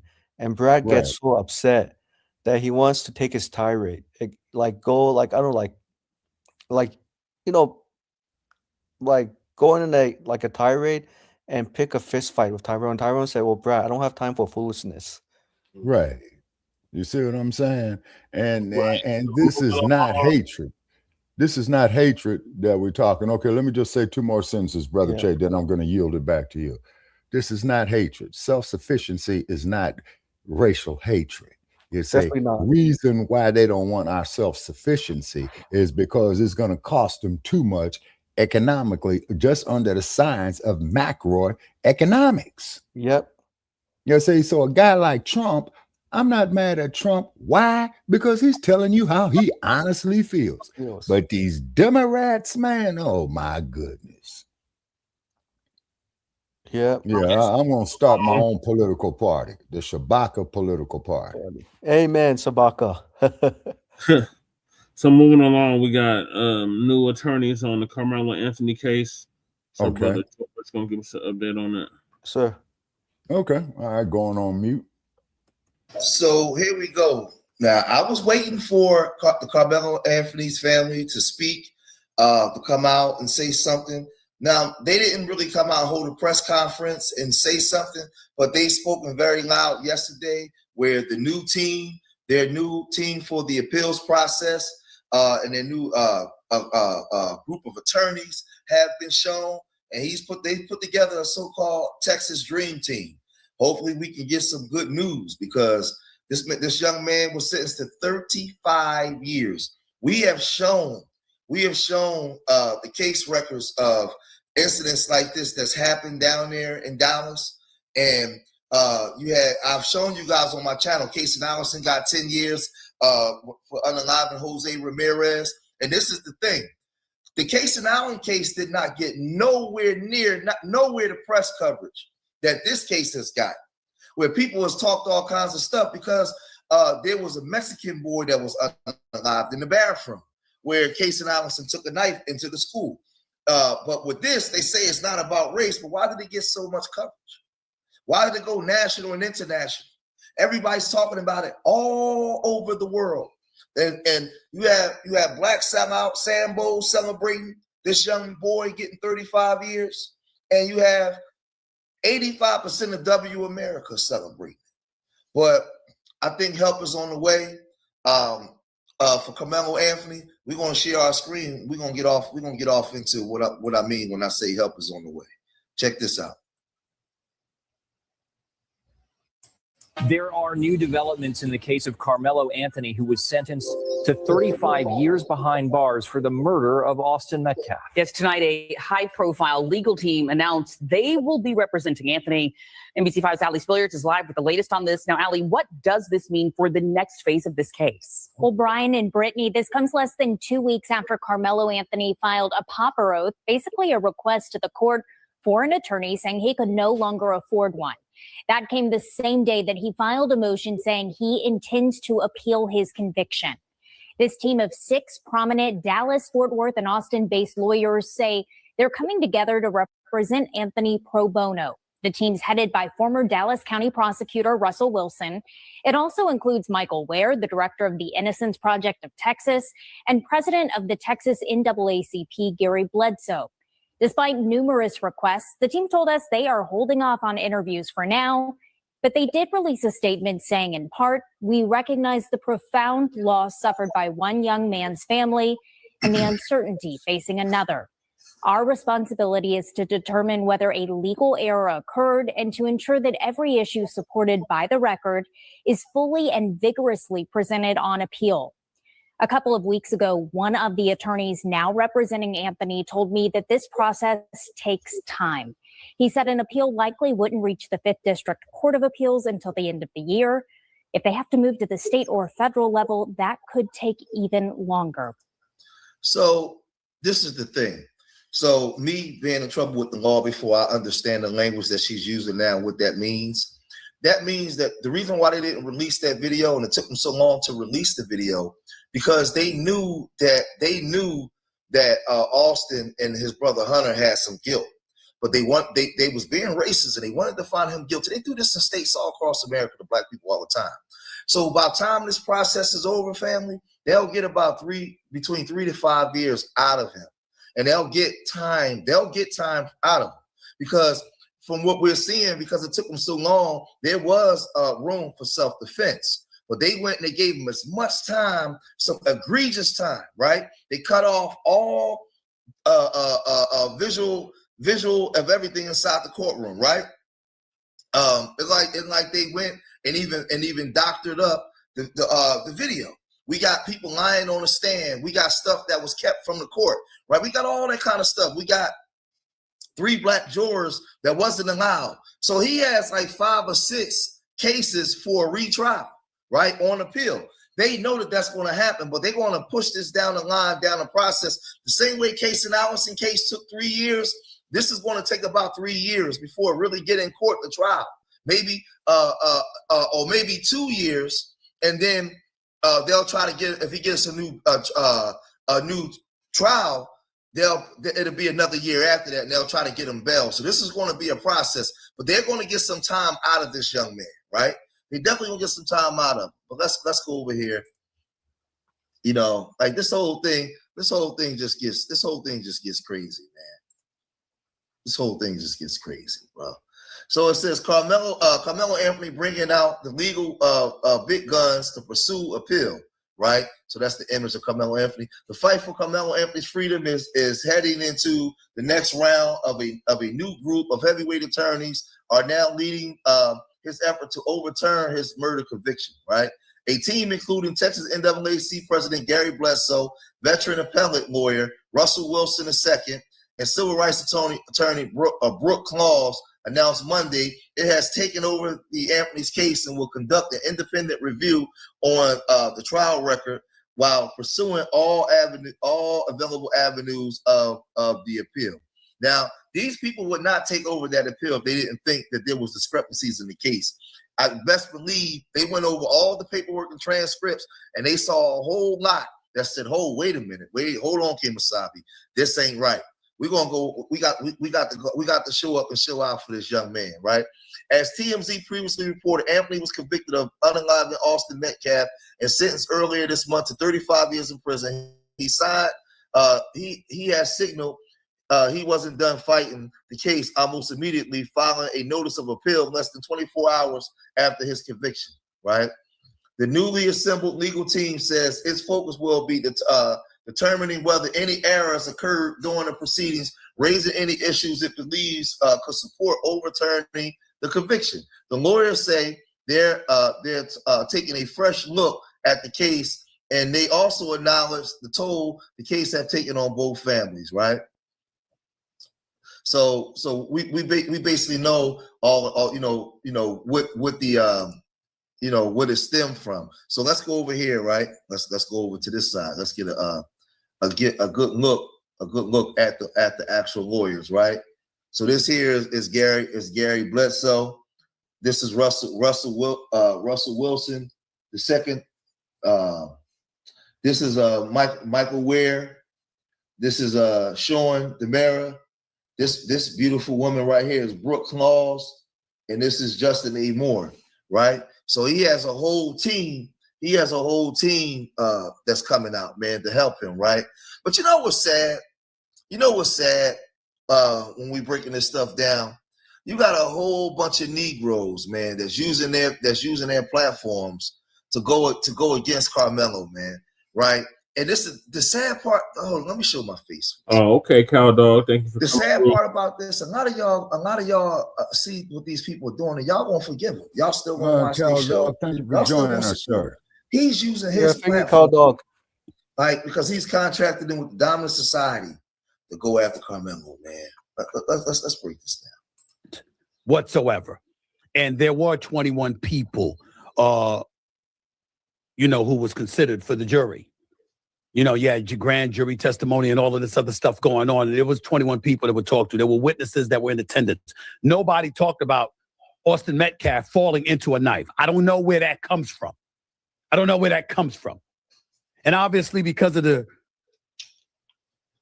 how severe the penalty was, 35 years in prison. Now we know Stephen A. Snitch has a real long documented history of tearing down black men. We already know he's in sports, but now he's not even in sports, right? Some things with the platform he got. Why use your platform to do this? Why not wait till the appeals process go through when he knows that there wasn't full transparency? He knows this. It's obvious he's on puppet strings. But you guys are still watch this guy, still make excuses for this guy. We're going to take into account history from an historical perspective, from a racist perspective, and we're not going to be uncomfortable with the discrepancy that exists between somebody like Casey Allison compared to a Karmelo Anthony. I got that part. But that doesn't give us a license to then turn around and to just come up with stuff that might have been, as opposed to listening to the evidence that was actually disseminated and making reaching a conclusion based off of that. We're not even sure what evidence was disseminated because they cut off all cameras to the court, and we don't even know if it was full transparency. That's why you have a whole bunch of people wanting to take a fresher look, because they know about the racism in that county, right? You know about it, but you just a certified bootleg. Karmelo Anthony was quoted as saying to Austin Metcalf, "Put your hands on me and find out what's going to happen." To be clear, he was in a tent because it was raining outside at a track meet. And he was in a visiting team's tent, not his own. And Austin Metcalf was one of the people that walked up to him and said, "Yo, man, you need to go to your own spot. You don't need to be up in here." And according to witnesses and Karmelo Anthony himself, he said, "Put your hands on me and see what's going to happen." According to a coach, in the aftermath of the incident, he walked up to Karmelo Anthony and asked him what happened. And Karmelo Anthony said, "Hey," he put his hands on me, so I stabbed him. So he told you what he was going to do before he did it. You know what's funny? What he's doing? He knows there's way more to the story than that. He's not using this platform to show the video of the tussle. He's not doing nothing to show, well, let me give you the other side. None of that. He's running straight with the W folks narrative, man. Straight with it. That's what he's doing. Because there's way more to it than just that. He's not mentioning that Karmelo Anthony was sitting down the whole time and he was actually attacked first. He ain't saying none of that. He's using this major platform that he has to totally denigrate this boy. And he ended up doing it. And now we're hearing all of these conspiracy theorists coming out here talking about this stuff, ignoring the evidence. Now, so everybody black that's bringing out other evidence, we are all conspiracy theorists, and we're ignoring the evidence.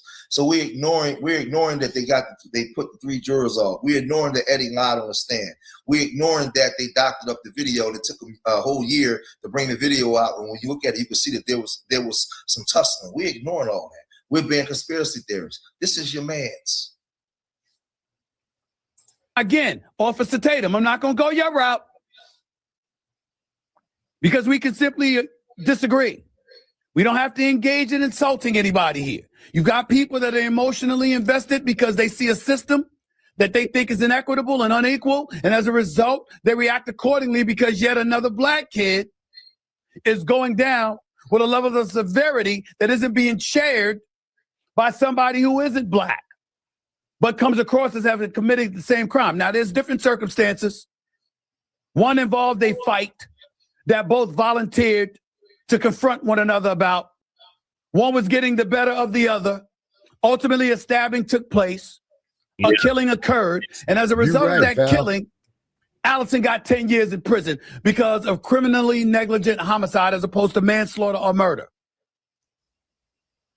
Karmelo Anthony went the route of self-defense through the advice of his lawyers and ultimately ended up being convicted of first-degree murder.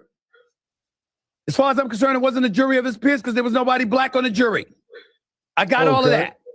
There's nobody black on the jury. That's not a jury of your peers, even though there's no law that stipulates your peers means that your ethnicity has to be shared. I do understand that. But I think it would be nice if you're going to call it a jury of your peers, that it needs to be some people up there that look a little bit like you. That shares your pigmentation, your hue, your ethnicity. I think that's fair, in my opinion. But again, no laws were violated in terms of the makeup of that jury. Having said all of that, the reason why this point is relevant right now is because of a very uncomfortable truth.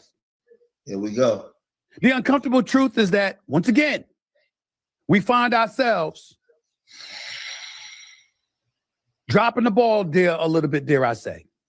No, he ain't. He about to say his something. lawyer, who was that going to be? Did we do our due diligence? The makeup of the jury, did we do our due diligence?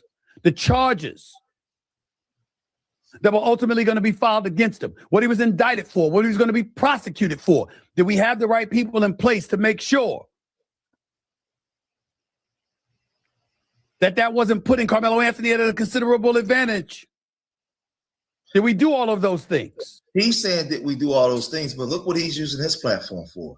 He didn't use his platform to help with the major platform that he has. Not one time in this conversation has he said one time that I don't think that it was first degree murder. It could have been manslaughter or criminal neglect, right? Negligent homicide. He didn't say any of those things.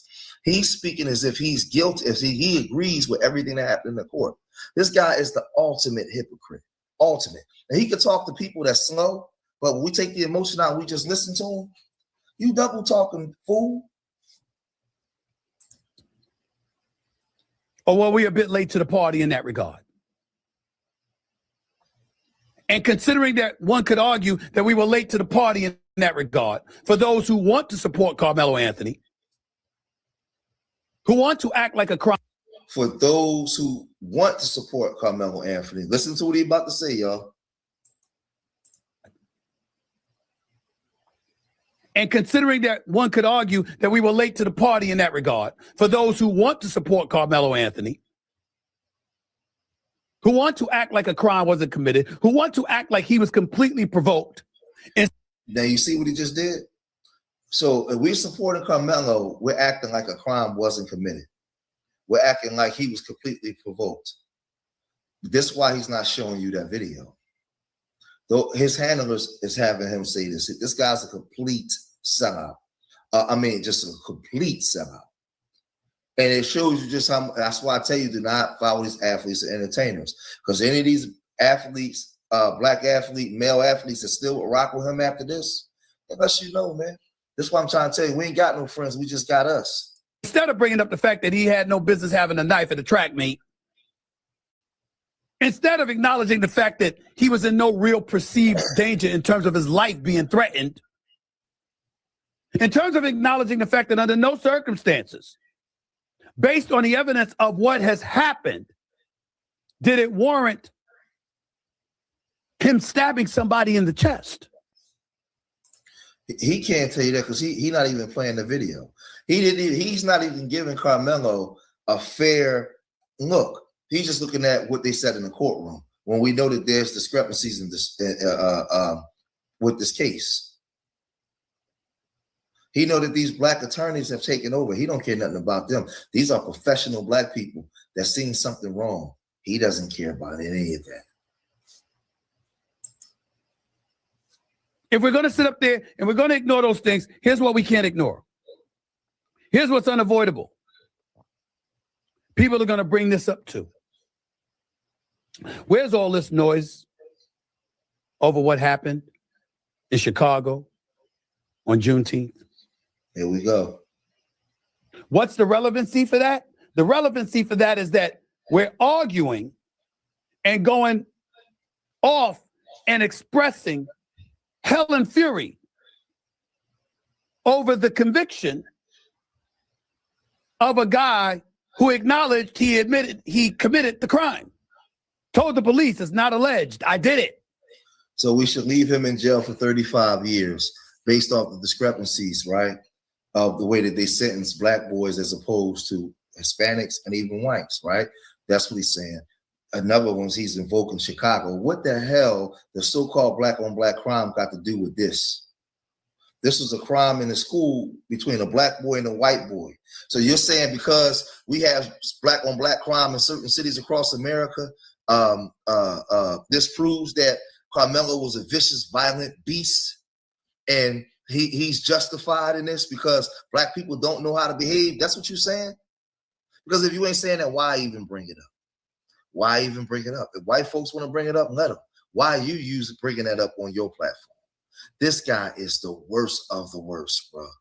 Worst of the worst. See, when W folks do something to us, they look at them as a lone wolf. They don't bring up all the things they historically done to us. So why are you bringing up what we got, the problems that and the challenges that we got going on in our communities? What the hell does that got to do with Karmelo? Karmelo wasn't from it's not from Chicago. He's not from none of those communities. He come from an intact family that was living out there. So why even invoke that in this conversation? Because he put his hands on me, so I did it, according to the reports. We've got people all over the place going off, talking about police officers, talking about the court system, talking about the inequity within our legal system, et cetera, et cetera. But 39 people get shot on Juneteenth. 6 are killed. And we're not hearing anything. Why is that? I bring up... He's a damn liar. People have been complaining and fighting. I got urban nerves. We created that here in Philadelphia. Black people, and see, this is what I'm saying. He's disrespectful to black people. Black people have been crying and fighting and going into prisons and everywhere, talking to you everywhere. They just don't bring the cameras down here to show that. He said, we're not hearing any of that. But why even invoke that? What the hell does that got to do with this Karmelo Anthony case? Absolutely nothing, unless you're trying to say that Karmelo comes from a culture of violent black beasts, right? That need to be tamed, that black children shouldn't be around other people because when you put them around other groups, this is what happened. Is that what you're saying? See, I wish I was only to challenge him on this. No emotion. We just unpack him. We just unpack him like luggage. It ain't that hard. Why would you bring that up in the context of this conversation? It don't go together. It don't go together. Because if that's the case, I could turn around and say, well, Austin went to approach him. He was afraid because of W folks' history with black folks. Look at all the things that they've done to us. He freaked out and was afraid. If you want to invoke that, I can flip it. This is the stuff that they do, man. This is the stuff these bona fide sellouts do. But Karmelo Anthony, he has some new attorneys. They're showing up. Hold on a second. His new attorneys is showing up, and I hope that they show out. Karmelo Anthony's new legal team, right? But y'all gotta let me know what y'all think. What's y'all opinion on this? What's y'all opinion on this with his new legal team? We've done our homework. People have done their homework to find out who, these people expertise. But y'all let me know what y'all think. If you made it this far in the video, hit that like button, subscribe to Street Media TV. Leave your comments in the comment section. Remember, I love y'all. Till the next time. Peace.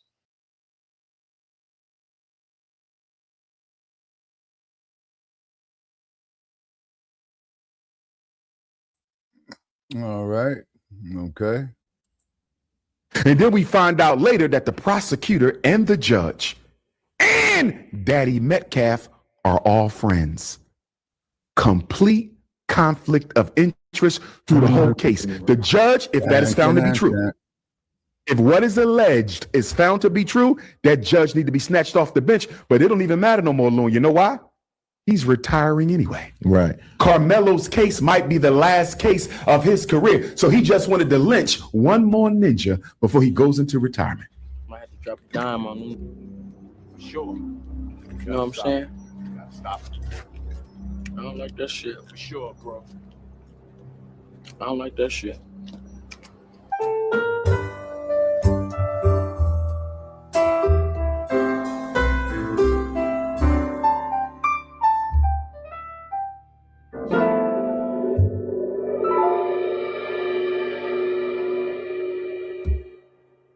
Can Dr. Umar acquit a white boy of murder and self-defense? Yes. Do you think that 35 years felt like justice, though? It should have never came to that, first of all. It should have never came to that, first of all. So you think he should have got off innocent of the charges that was brought on Karmelo Anthony? Let's go back, because you're putting the cart before the horse. Let's go back to the indictment from the grand jury. The grand jury decided Karmelo would be charged with murder. Who's on the grand jury, Loon? You don't know. It's a secret. I want you to see how white supremacy operates behind the scenes. Now, I did say him getting charged with first-degree murder was way manslaughter at best. But then when I watched the video and I seen how they said, just like how I reported on the video where the black man said it was 4 people who came at Karmelo, then I'm going to say no, not even manslaughter at best. Okay, and he only poked him 1 time. I went over both of the cases of Casey Allison and Karmelo Anthony, and they're not the same, but it is way worse. Casey Allison was way worse. It was, multiple stabs. And there's so many watching people that try to justify this, but you can't justify it. Things. You can't challenge the grand jury, Loon, because you don't even know who they are. Right. So the people who decided this 17-year-old would be charged with murder are complete secrets. And you and I both know they all white. Are you with me? So first, deal with the grand jury. Him being charged with murder was a crime in and of itself. So what do you say about the Let me give you one more. I agree with Umar. Listen, me and Umar always don't agree on the same thing, but I noticed that the Karmelo Anthony, not the Karmelo Anthony, but the Charleston White, they're going to get some of these, some of their handlers are going to send them on our sides just so they can get credibility. It's just my opinion. I feel like they're going to put them on our side just so they can use them more. No, you're moving too fast. Hold on. In Texas, if you're 17, you're automatically tried as an adult. Grand jury had no control over that. Are you with me? Yes. He was 17. He's automatically tried as an adult, but he doesn't automatically have to be indicted with murder. That could have been aggravated, right? Manslaughter. Right. There's a whole list of crimes they could have went with. So you're saying he should have been charged, just not with the first degree murder or whatever. Was it first degree? He didn't have to be charged at all. So this could have been self-defense. A white young boy body drops, and you think he should not have been charged. The reason you labeled it a white boy is you're putting it within the context of the racism of American society. Let me flip it around for you, Loon. If 210 pound football players, black football players, walk up to a 135-pound black boy, grab him by the hoodie, put him in a headlock, try to jump him and stomp him out, and that white boy unintentionally stabs him, or he falls onto the white boy's knife, which is what we believe happened. There was a lot of people saying that. Y'all remember I played that video on my channel, man, where they say he was sitting down, so he had to fall into the knife. I don't know, but, a lot of people are pushing that. My thing is, when the Charleston Whites and the Umar Johnson coming along, I don't know if they helping our case or not. Okay. Austin fell onto Karmelo's knife trying to attack him because the knife is 3.5 inches. The cut was only 2.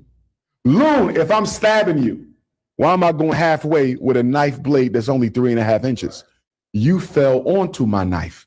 Regardless, Loon, do you really think those 2 black boys who fell on that white boy's knife are going to get convicted of murder in 35 years? No. Do you think they even get indicted with murder?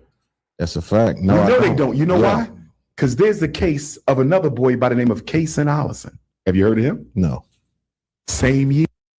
I covered that case, okay, and I gave the differences. Y'all got to check that video out. I'm going to probably put the video up so y'all can see that. But yeah, that Casey Allison case just proves a lot, in my opinion. Here, same state.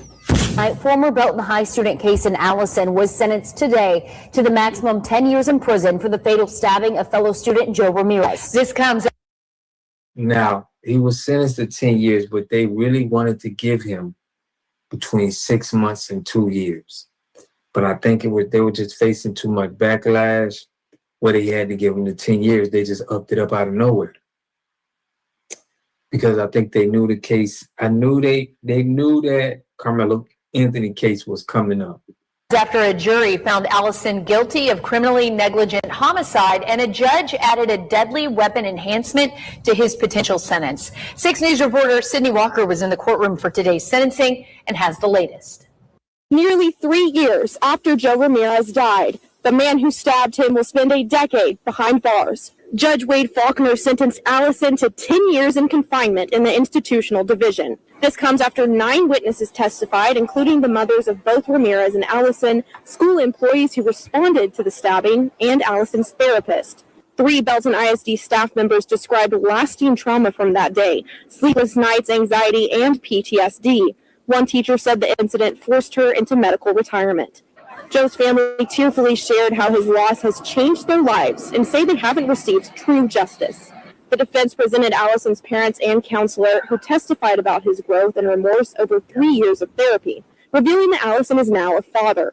Defense attorney Boyd warned that prison would be a, quote, death sentence for his client and asked for just 2 years. But prosecutors successfully argued for the maximum, calling Ramirez's death, quote, entirely avoidable. When Faulkner announced the 10-year sentence, Ramirez's family erupted in applause and cheers. The judge quickly restored order while Allison's family sat in stunned silence. Following the sentencing, Ramirez's mother took the stand, looked Allison in the eye, and said, quote, you get this measly 10-year sentence while I'm serving a life sentence without my son. The DA's office said, quote, they hope today's verdict can allow Joe's family and our community to move forward. Allison was immediately taken into custody and booked into the Bell County Jail, where he began his sentence today. In Belton City. What happened in Case and Allison's case, Loon? This white boy invited this Latino boy to the school's bathroom for a fight. The white boy, Case and Allison, was armed with a knife. He invites him to fight him with a knife. And in the course of the fight, he pulls out the knife, stabs the Latino 4 times. He dies, Loon. Same year, same state. So how is that? That's my point. How is this less egregious than what Karmelo Anthony did? You can't make it. It'll never make sense, in my opinion. I don't know what y'all think in the comment section. He doesn't get charged with murder. He got charged with aggravated involuntary manslaughter or something to that effect. Guess what? He got charged with negligent homicide. And they enhanced it to give him more time, which was crazy. His sentence was what? Premeditated. Karmelo didn't know they was coming into the tent. Cason's case, he invited the boy. He invited him to the bathroom, shanked him 4 times, Loon, murdered him. Even the students in the school said he was saying he wanted to put him on life support. Guess what his charge was? Aggravated involuntary manslaughter or something similar. Guess what the sentence was? 10 years. Guess when he'll get paroled? In 5. Help me understand something, Loon. Help me understand. Karmelo Anthony, Case and Allison. Same age, same state. The one, self-defense, murder conviction, 35 years. The other, premeditated stabbing 4 times. Aggravated manslaughter. It's crazy. 10-year sentence. He's home in 5. Because Karmelo was convicted of murder, Loon, he has to do half the sentence. Yes. 17 and a half years. Case and Allison, 4 shanks. He'll be home in 5. So you think it's racism is the reason why they didn't interpret? I think he said 17 years. I thought, y'all check me on it. I thought that Karmelo Anthony could get paroled in 5, if I'm not mistaken. But I think Karmelo is they're gonna reverse it, and they're gonna the technicality of the all-white jury, in my opinion. But we still got to see, because that's a racist town, seem like. We did with a lesser charge at any level, because they could have did it before they charged them. Grand jury sets the charge. But they could have, in the jury, they could have interpreted a lesser charge too. Okay, let's deal with that. Judge Cockroach told the jury, you can consider manslaughter. I don't believe he did that to help Karmelo. He did that to make sure Karmelo didn't walk like Rick Chow Che Mean in Columbia, South Carolina. You see that? Yeah. Rick Child, the jury was given no instruction to consider a lesser charge. Find him guilty of murder or he walks. They did it on purpose. It was a setup. First of all, both cases were setups, and we'll get to Cyrus Carmack Belton later.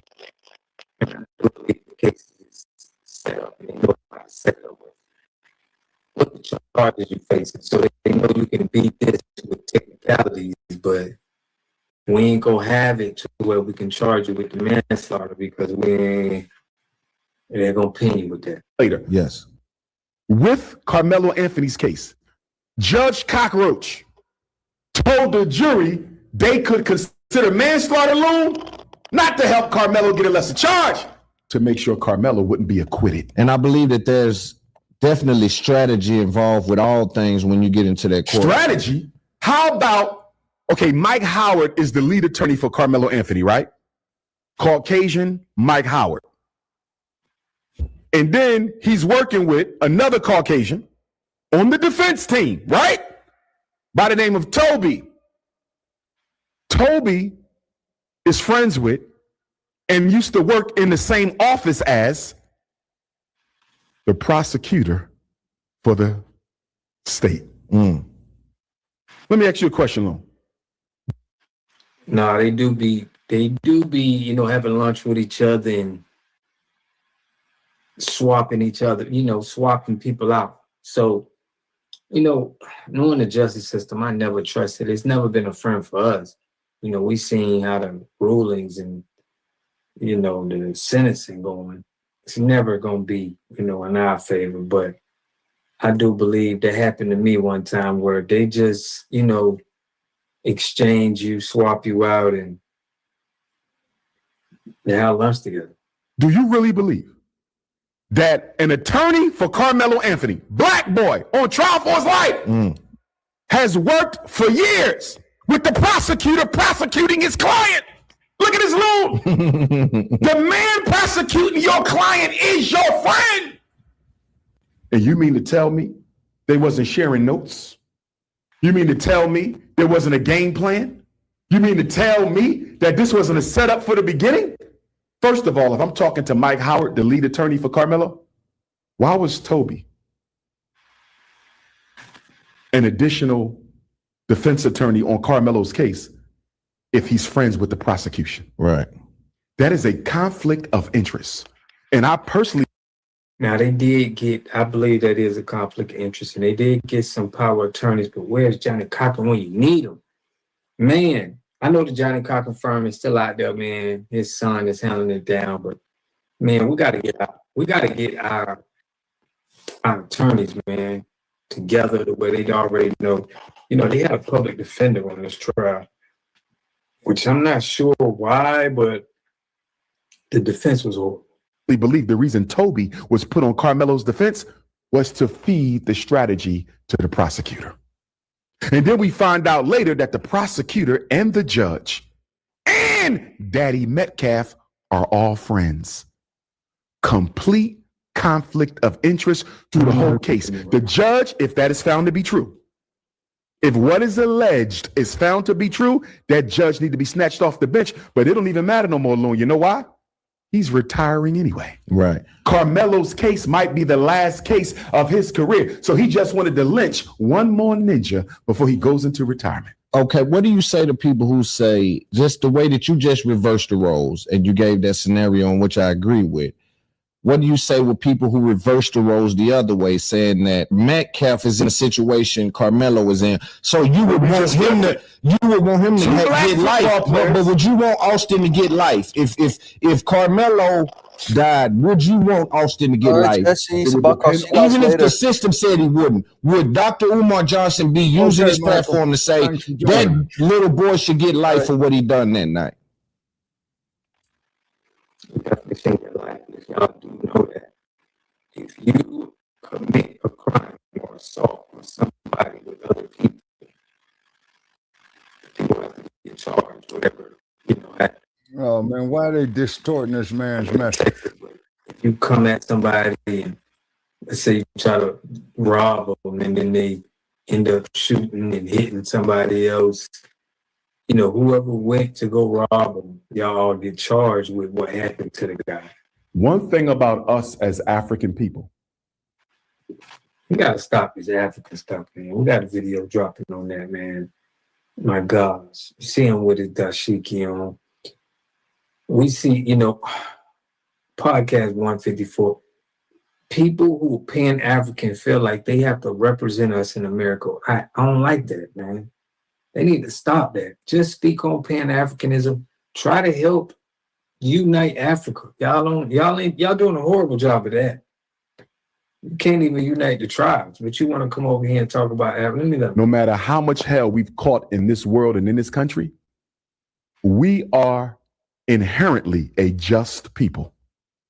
If those two black football players bully and try to gang stalk a smaller white football player, and that smaller white football player out of self-defense pulled out a knife, and that larger black football player bent down and grabbed him, and in so doing stabbed himself because the blade was only 3.5 inches, he probably didn't even see it. Do I send that white boy to jail for the rest of his life? I do not. I do not. So Can Dr. Umar acquit a white boy of murder and self-defense? Yes. Absolutely, I can if the facts show that. So that was very telling. For him to say that if it was on the other shoe, that he would acquit the white boy for self-defense. I think Karmelo gonna get out of here. It's a lot of backing, but it was some attorneys that they hired. We're gonna see how they do, but it was some attorneys that came through, new attorneys, his new defense team. It's been a big topic, that's been going on, but I broke down both cases of Casey Allison and Karmelo Anthony. There's no way you can't prove to me that Casey Allison deserves a higher, a sentence, way more than Karmelo Anthony. But I want to know what y'all think in the comment section, man. We're gonna go over some more content, definitely with. It's been a lot of 154. A lot of this Africa stuff been going on. We're gonna drop something on that, but let me know what y'all think in the comment section, man. I'll catch y'all in the next video. Peace and love. A community must have three things to have a community in it. You must have a wholly independent economic structure that can provide goods, service, products, and things for your own people, and jobs and tax bases for your own people. You should at least control 4 basic things. You should be trying to control water, food, medicine, and energy to be able to survive and compete. Here we got Mr. Pollock. He had a cornfield. He took advantage of a free water test from us, and this is what we found in this water. We found sulfur, we found hardness, and we solved these problems with an easy fix of 2 tanks. So get your free water test today. Stay blessed. Click the link below.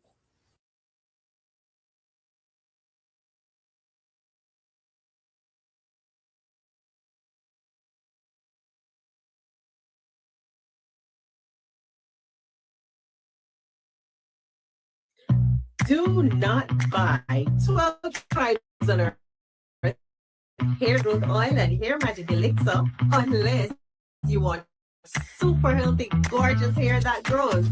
They have a whole line of amazing hair growth products, including hair growth leave-in conditioner spray, hair growth shampoo, hair growth spray, and hair growth butter. I'm starting to sense a theme here. They include quality natural ingredients. They smell amazing, and you can see the results for yourself. So if you're looking for healthy hair growth for your natural or relaxed hair, try 12 Tribes on Earth today.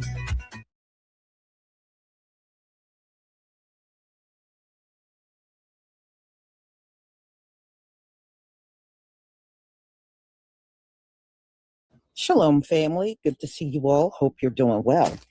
Well, there's a lot of people that feel positive about this legal team that Kamala, oh my goodness, I can't even speak today. Karmelo Anthony's parents put together. This time they made sure they included Black attorneys, and it's what a lot of people are calling his dream team. So at least these attorneys seem to be very well in tune with the case and everything. And it's a shame they got influenced, the parents got influenced by the people around them. And they were all advising them to get a white attorney. I don't know why some of our people think the white man's ice is colder, because it's not. You know, they're not always the best attorneys either. You know, some of them are good attorneys and some of them are not. So, and we know corruption is real bad in the court system in this country. It's always been bad. It is badly corrupted. And, you know, we can't count on the folks that set this thing up to dismantle it. They won't dismantle it, y'all, because they're making too much money off of their corruption. So they're not going to do nothing about it. So, you know, many Black attorneys are now coming online, and you'll see a few in the videos I'm about to show you that chimed in on this case. And they saw plenty of things wrong in how this case was conducted in court, and they had a problem with quite a few things. So hopefully on the appeal, this whole thing will get turned around. I sure hope so, for Karmelo's sake, because they really railroaded him up in this court. But they have done that to our people in their court system for centuries. I mean, if it wasn't corrupt, then we would not see the number of exonerations that we see every single year. For a while, I was even doing those videos just to show you how many there were. There was not a week that did not go by where I did not see an exoneration. And sometimes in one week, you would see several of them. And it just goes to show you, they talk all that, you're a criminal, you're a criminal. But when you see the exonerations, no, what we see is a bunch of lying in court. Your prosecutor is lying, your judge is lying, your all white juries are lying. And this is why we have never been able to get a fair shake in this country up in these courts. So let's get into it, y'all. I hope this really turns things around for Karmelo, you know, and yeah, I mean, yeah, their courts are corrupt. The courts are more criminal than the criminals that are coming in there, as far as I'm concerned. The courts are more criminal because y'all have been doing this for so long, and so many innocent people have gotten railroaded up in these courtrooms that the courtroom is the most criminal entity in this country. I mean, all of your agencies are corrupt because you're running it. So all of them are corrupt, but your court system is the most criminal in the entire world. So let's get into it, y'all.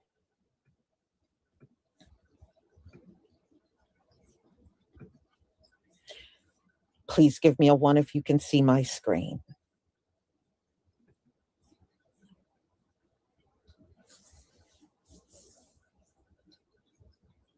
Thank you.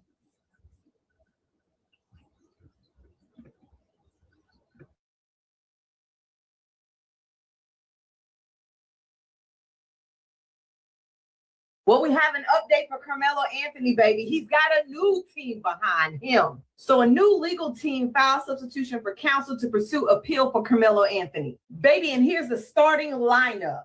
Nobody came to play. I know people thought Ben Crump would be up in here, but don't worry, he brought a co-counsel to the team. Now leading this counsel is Russell Wilson II. And if you want to know the credentials of everybody on counsel, you can go ahead and stop, pause, and read. I just want to make it clear, I stand with Karmelo Anthony. Let's talk about Mike Howard. Now, a lot of people have the facts twisted. Mike Howard was a public defender. However, all right, just to add a little context, Mike Howard was the white attorney that represented Karmelo Anthony. So if you don't know what his name is, that is his name. That's who she's talking about. All right, let's move on.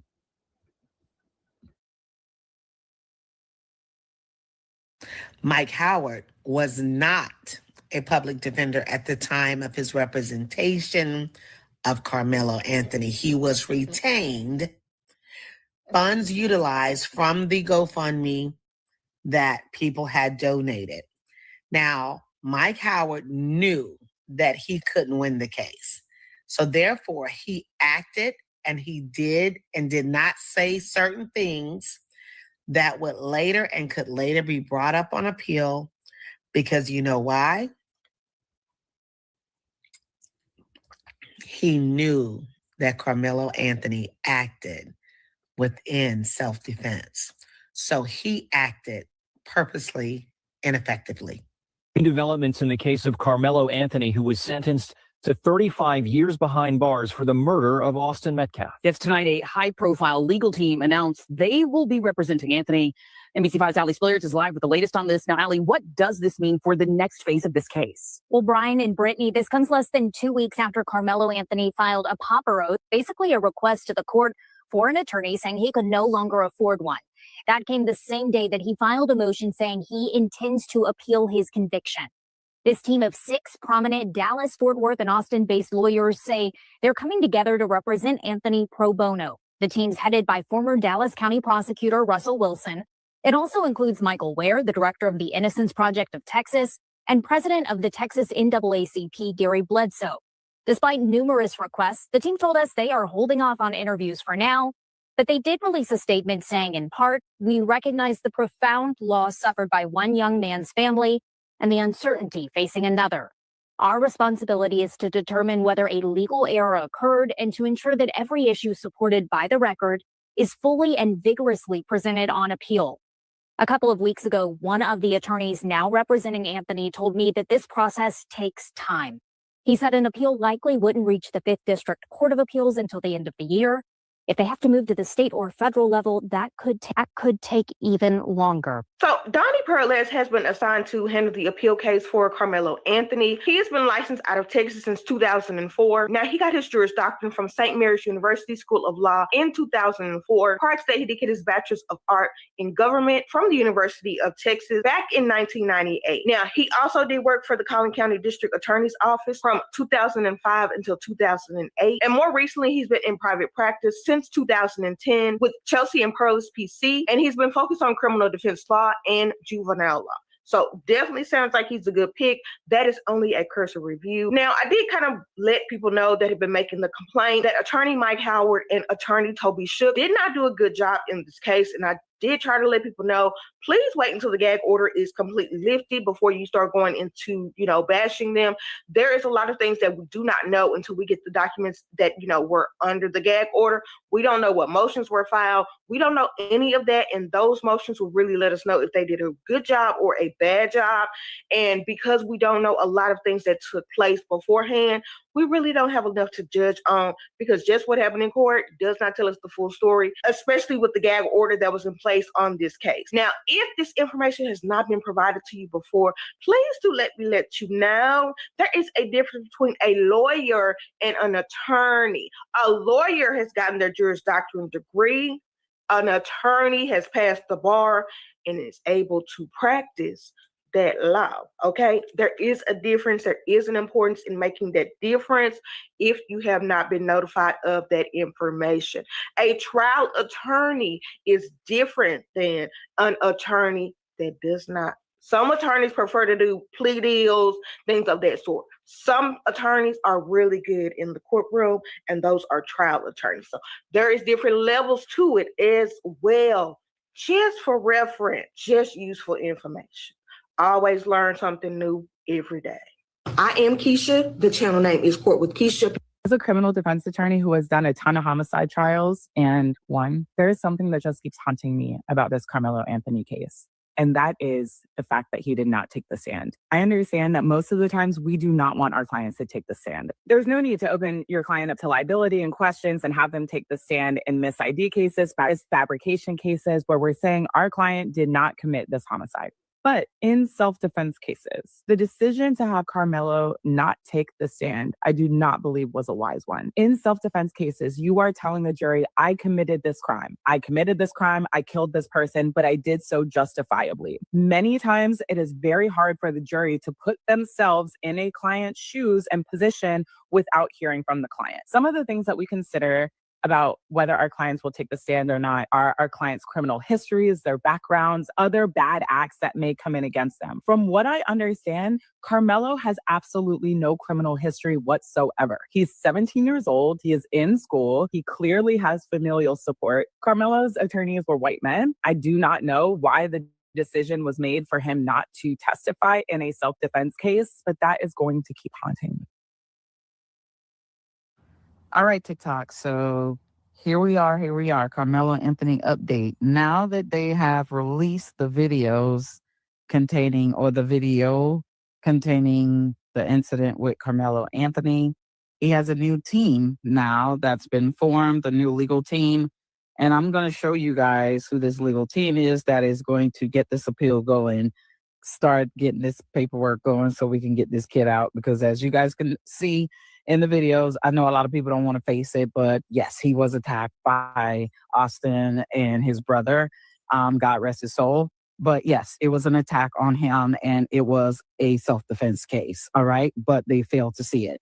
And because this jury and this judge had so much craziness going on, he is up for an appeal and he's going to get this appeal, and he got a strong team on his side. Let me show y'all. All right, so this information was dropped not too long ago by Revolt News. You can go and look at their Instagram and take a look at it. All right.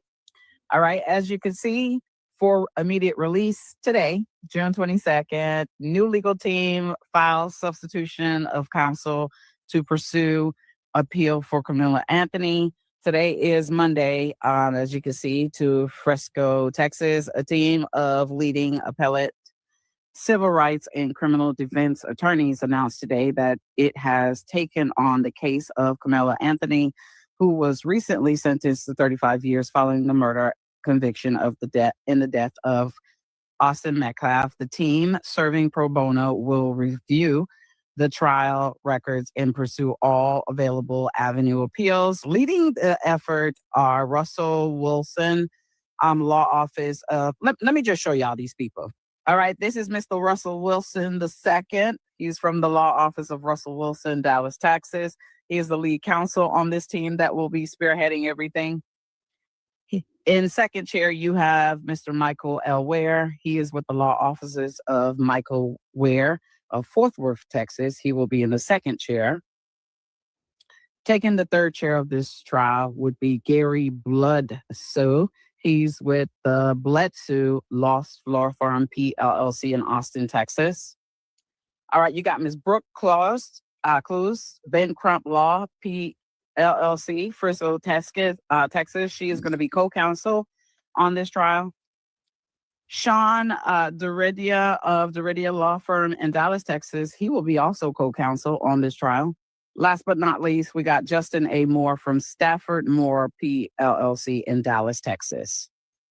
And he is also co-counsel, which means he will be assisting in the trial. And again, here is the document that was for immediate release. All right, so yeah, as you guys can see, the document was filed today in Frisco, Texas. And I'm just dropping this stuff here for you guys to see. Here is all the people that I just showed you who are involved and who they are. You guys can go and read up on them. Now, I know a lot of you guys are going to come up under this post and start spewing your negativity. We don't want to hear it. All right. We don't care to hear your negativity. You can fight amongst yourself. We are not saying that nobody, passed away here. We do give our condolences to the Metcalf family for Austin passing, but we just said this trial was rigged, from the jury to the testimonies to the evidence to the lawyers that were involved, the prosecutor that was involved, the judge having ties to the Metcalf family, to his wife sponging records on the children and the dad himself, to the wife actually, she practiced family law. The judge wife practices family law, to her being the one who took care of the divorce between Jeff and his wife, which he should have recused himself from this case. He should have refused himself from this case. Okay. So yes, it's so much corruption and things, to witnesses not being called. It's just crazy. There's a video floating around where a parent was up under the same tent that had happened, and he couldn't contest to what happened in that video that y'all failed to see what was going on, the 4 boys, and he can contest to Austin and Hunter jumping and attacking Karmelo with their friends. So yes, y'all can save it. Y'all can save it. Y'all can save it. We don't want to hear it. This boy is sitting in jail for 35 years for a self-defense. He was defending himself. Yes, he was. He was defending himself, and they failed to see it. So if you guys want to go check the source out, like I said, you can head over to the Revolt page or go to standwithkarmelo.com for more information. I'm just sharing with you guys that we got motion, y'all. We got motion. Let's get it.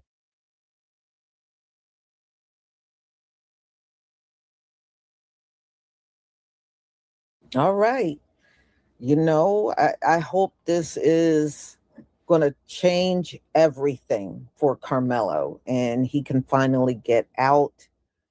He never should have went to jail in the first place. We know what these people are like. We got a whole history with them. And how many videos have we seen them walk up and antagonize a whole situation? We done seen it a million times. And that's exactly what the case was when it comes down to Karmelo. We know your history. We've seen it. Y'all put it out on Front Street every chance you can get. And, that's why nobody is really shocked at the fact that those twins approached Karmelo in the first place. So, I'm definitely going to keep my eye on this, especially when it goes to appeal. And hopefully this new team of lawyers will be able to, bring out all of the flaws that was in the original trial. So y'all, I'm going to go ahead and conclude. I thank you so much for being here. I do have one more live coming up, and we're going to talk about the wealth transfer. Do you know there are all kinds of, boy, I have never, ever seen so many Asians come online to address the Black community. I don't think y'all spoke to us this much since you've been in this country for the last 60 years. I don't think y'all spoke to us as much. I have never, ever seen so many videos of Asians addressing the Black community and addressing the Black community. Boy, y'all sure got a lot to say. I mean, I don't recall them talking to us that much when we were giving them our money. But man, it's like video after video of them coming online, just running their mouth to us now all of a sudden. That says everything. Yeah, I was looking at one and they talking about they're trying to threaten to torch our businesses. I'm like, please. Please. Plus, number one, we're in a whole different era. Number two, y'all ain't gonna do it. You know why? Because that would require you coming into the hood, and that would require you to leave the hood, and we know you won't leave. You let one of our people catch you try to do that, you won't leave. So anyway, oh yeah, the threats online are something else from these people. Asians are acting like every dime we got belongs to them. They are so upset over the boycott. And I mean, if they weren't upset, they wouldn't keep addressing us. And they just keep addressing us. And actually, many of them are so racist, they're doubling down and actually making things worse for your people. At this point, I'm seeing a lot of videos of our folks saying they are never going back to an Asian business. They are never going in another one. So we shall see. You know, that's all I'm saying. Boy, they just had to learn the hard way, didn't they? So I'm going to go ahead and conclude. I will see you at 5:45, and we will talk about the wealth transfer that's going on right now. Shalom, family.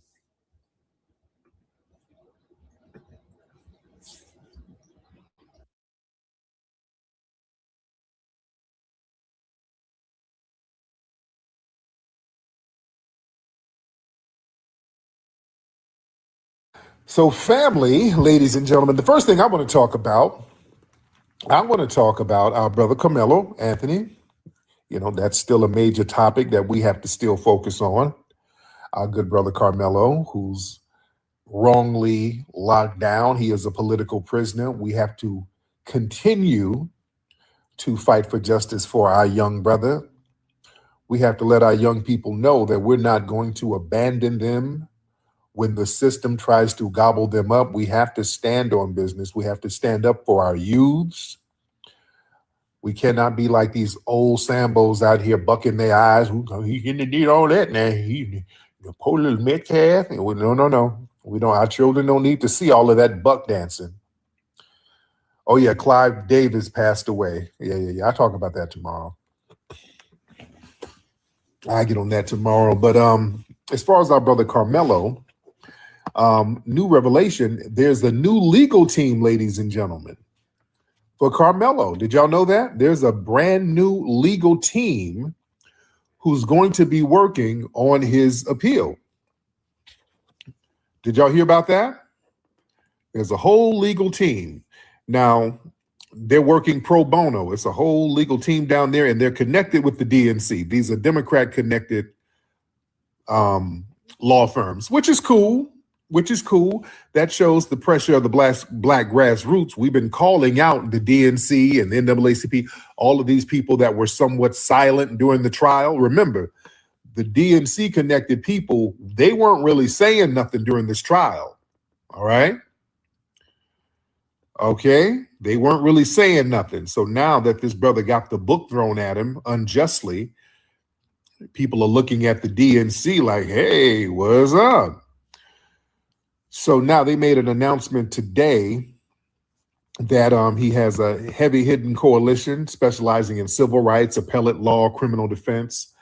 They're going to be working on this thing pro bono. They got Gary Bledsoe from the Bledsoe law firm. They're a major player in civil rights law. He's currently the president of the Texas NAACP. All right. So many people believe his involvement is going to signal a direct challenge to the racial dynamics of the trial and the jury selection. I really need them to get on that. They're going to sit up there and get a white jury in this case like that and just excuse and strike out all the black jurors. That was some real janky shit they pulled. They got a sister named Brooke Clues, I think that's her name, and she's connected to the Ben Crump law firm. She's, from what I understand, recognized at that firm that's known for taking high-profile, racially charged civil rights cases. So that brings national media visibility and institutional pressure to the appeal process. You got this guy, Russell Law, at the law office of Russell Wilson down there. Russell Wilson, he's an expert in criminal defense and appellate strategies. You got Michael Ware, that's a criminal defense attorney down there with a strong background in post-conviction reviews. Yeah, some of these people are white, and some of these are YT people, by the way. It's black and YT people. You got Sean Derdia, I think he's Punjabi. So they said he's a high-level criminal defense and appellate strategist lawyer. And it's interesting to see how this thing is going to go down. It's interesting to see how it's going to go down, ladies and gentlemen. But these are supposed to be some high-powered heavy hitters that's involved with the case now. These are supposed to be some hitters. And that's good. It's not a complaint. That is good, ladies and gentlemen. That is good. We need that, because what we don't need are these goofball opportunists and trolls out here basically trolling the family for clout. Yeah, another guy they got is a cat named Justin Moore. He's a civil rights attorney down there. Excuse me. Okay, I'm getting these weird people trying to get on. So it's very interesting to see how this is going to play out. See, here's the thing, man. The Black grassroots, these folks are getting involved now. The Black grassroots, ladies and gentlemen, made silence too expensive. People, you couldn't just sit it out. All of these people who were very vocal about immigration, all these law firms, when it was immigrants, boy, these DNC connected law firms were out here doing flips and cartwheels for non-citizens. But when you have a high profile case of a foundational Black American getting railroaded like this, and they sit up here and do nothing, no, that's not acceptable. That's not acceptable in any sense of the damn word. So they realize they got to get off that ass and get out here and do something, man. And this is a hot topic that's not going anywhere. This topic is not going anywhere. Everybody's talking about it. And it is election season. And people just can't afford to be silent no more, especially when you are out here extremely loud and visible about other groups. And then you want to sit on your ass about your damn voter base, the people who you're always trying to shame. See, oh, no. Y'all always cursing us out and sending fat ass rolling out here to tell us how stupid we are if we don't vote for the DNC and all that. Oh no, y'all are gonna look real crazy. Y'all gonna look real crazy sitting on your hands not doing nothing. So understand, the Black grassroots said, hey, y'all gonna have to do something. Y'all got to step it up. You understand?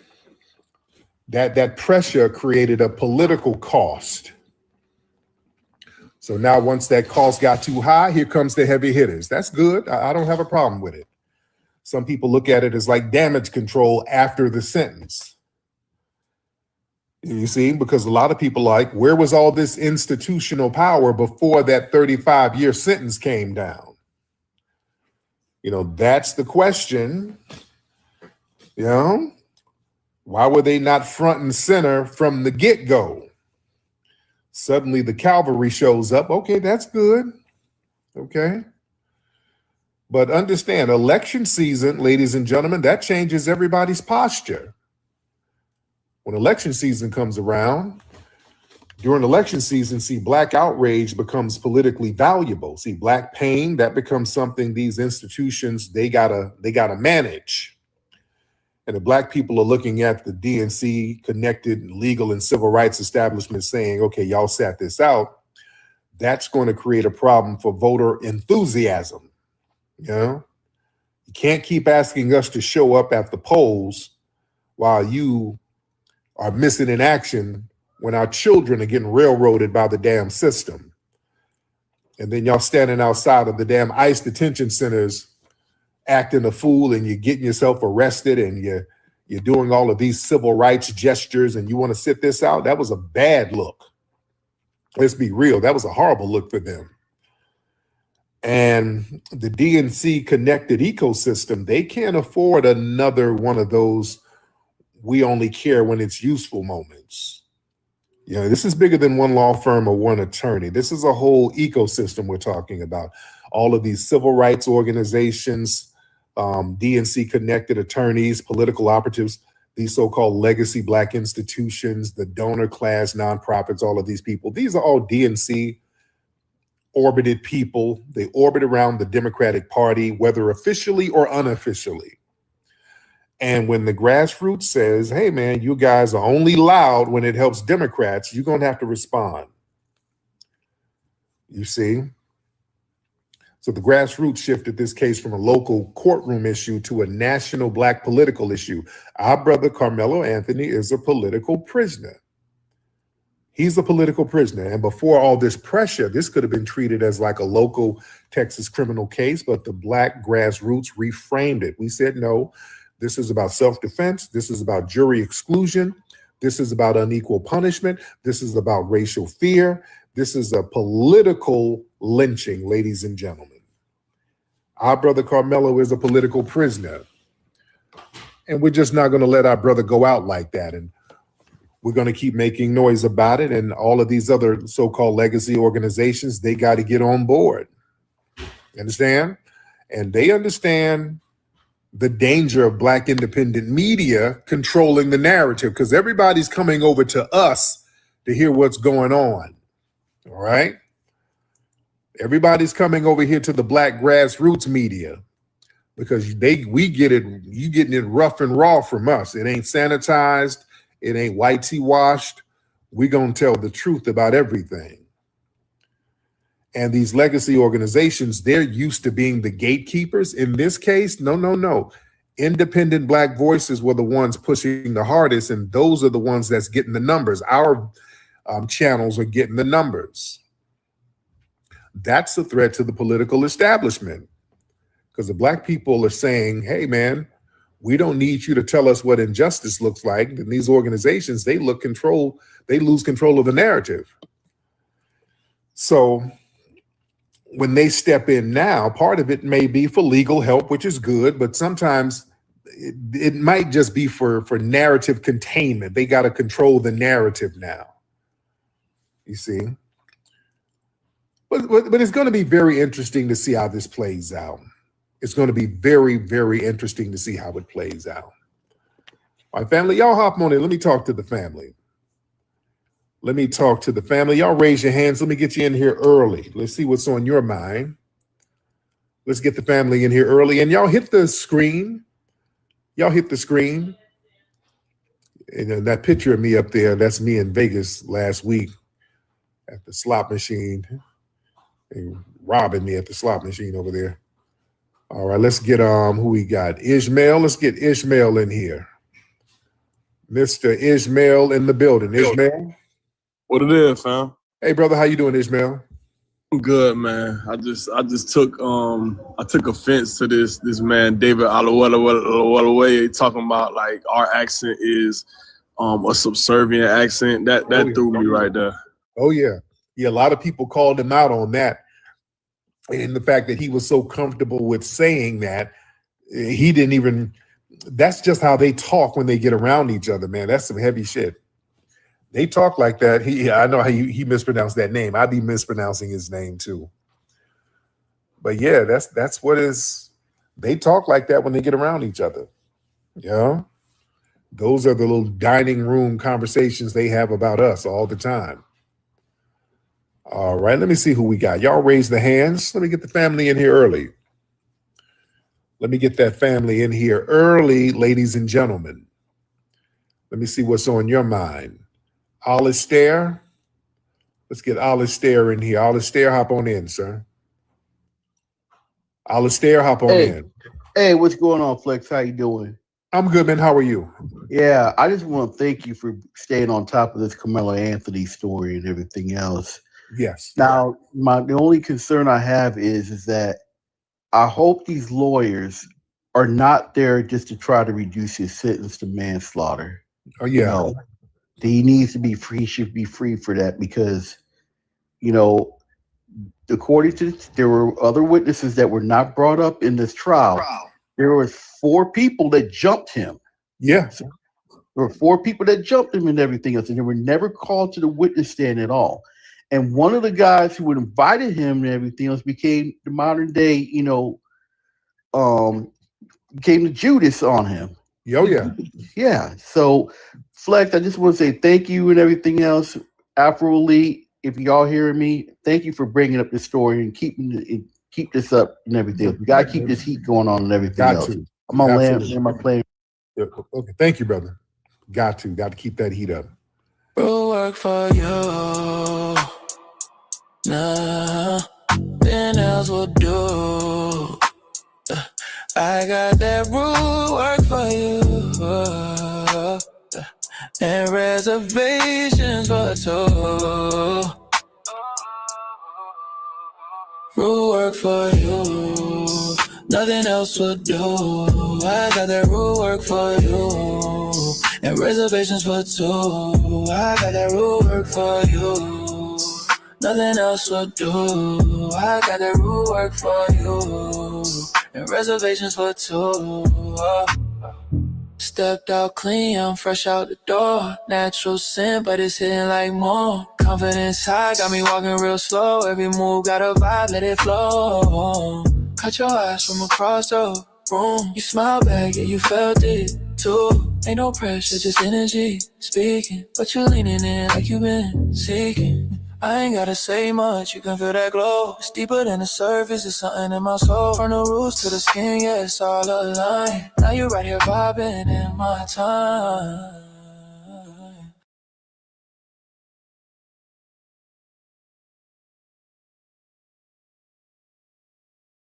But speaking of black dollars, right now there's a conversation online about what constitutes a black-owned business. Because right now, like Queen Mother Empress talked about and this brother talked about, we're focusing on our money, our economics, we're getting on code with each other, and we're talking about prioritizing black-owned businesses. We are promoting I'm saying we, everybody's catching up. I've been on this. Y'all know we took Ism Radio on the road about damn near a decade ago, going to different black-owned businesses around the country, showcasing them. I've always been on that. And it's good to see everybody's on that vibe now. We are prioritizing and showcasing black-owned businesses all around the country. Beautiful. We got to keep that energy up. People are showing off black-owned beauty supply stores, black-owned nail salon stores or shops, black-owned convenience stores. We got to keep that energy up and prioritize our people's businesses. So right now, blackness is being prioritized, especially because we've delineated. We're really focusing on and prioritizing foundational black-owned businesses, foundational Black American-owned businesses, all right? And this is kind of a conundrum that people are having now, because now the delineation is in full swing. Foundational Black Americans, we are the hottest topic on social media right now. I mean, there's a gazillion spaces talking about our lineage.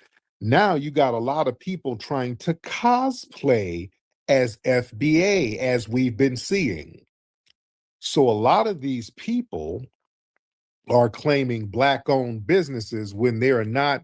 One, some of them are not Black at all. You got a lot of Asians and Hispanics claiming Black-owned businesses. They'll have a soul food restaurant or a chicken spot or whatever, and they'll have it listed as Black-owned. I notice that when I travel and I go to different cities and I try to order some stuff on like Postmates or whatever, and I specifically look for Black-owned businesses. And I see a lot of Asian and Hispanics, their businesses listed under Black-owned. Have y'all noticed that? I've noticed that. Places that are not Black-owned whatsoever. Up in the Bay, too, I see that a lot in the Bay. Up in the Bay Area, I see that a lot. If they got some chicken wings on the menu, they'll claim the place is Black-owned. You know? But now we have a lot of African and Caribbeans saying they're Black-owned, and some people are cool with it. Some people have an issue with it. Very interesting debate here. Because a lot of these people, they're marketing themselves now as Black-owned, with the braiding shops, the beauty supply stores, with the restaurants and all that. And because people are prioritizing Black-owned businesses, some people look at these people as hopping on the bandwagon. All right. Some of the criticisms are legitimate. Look, right now, there is a historic impetus behind the Buy Black movement. It's not just a generic celebration of melanin. It's a very deliberate economic strategy designed to counter the specific compounded damages of slavery, Jim Crow redlining, and systemic asset stripping. And when foundational Black Americans intentionally seek out Black-owned businesses, they want to engage in basically a grassroots form of reparations to a certain degree to close a very specific American wealth gap.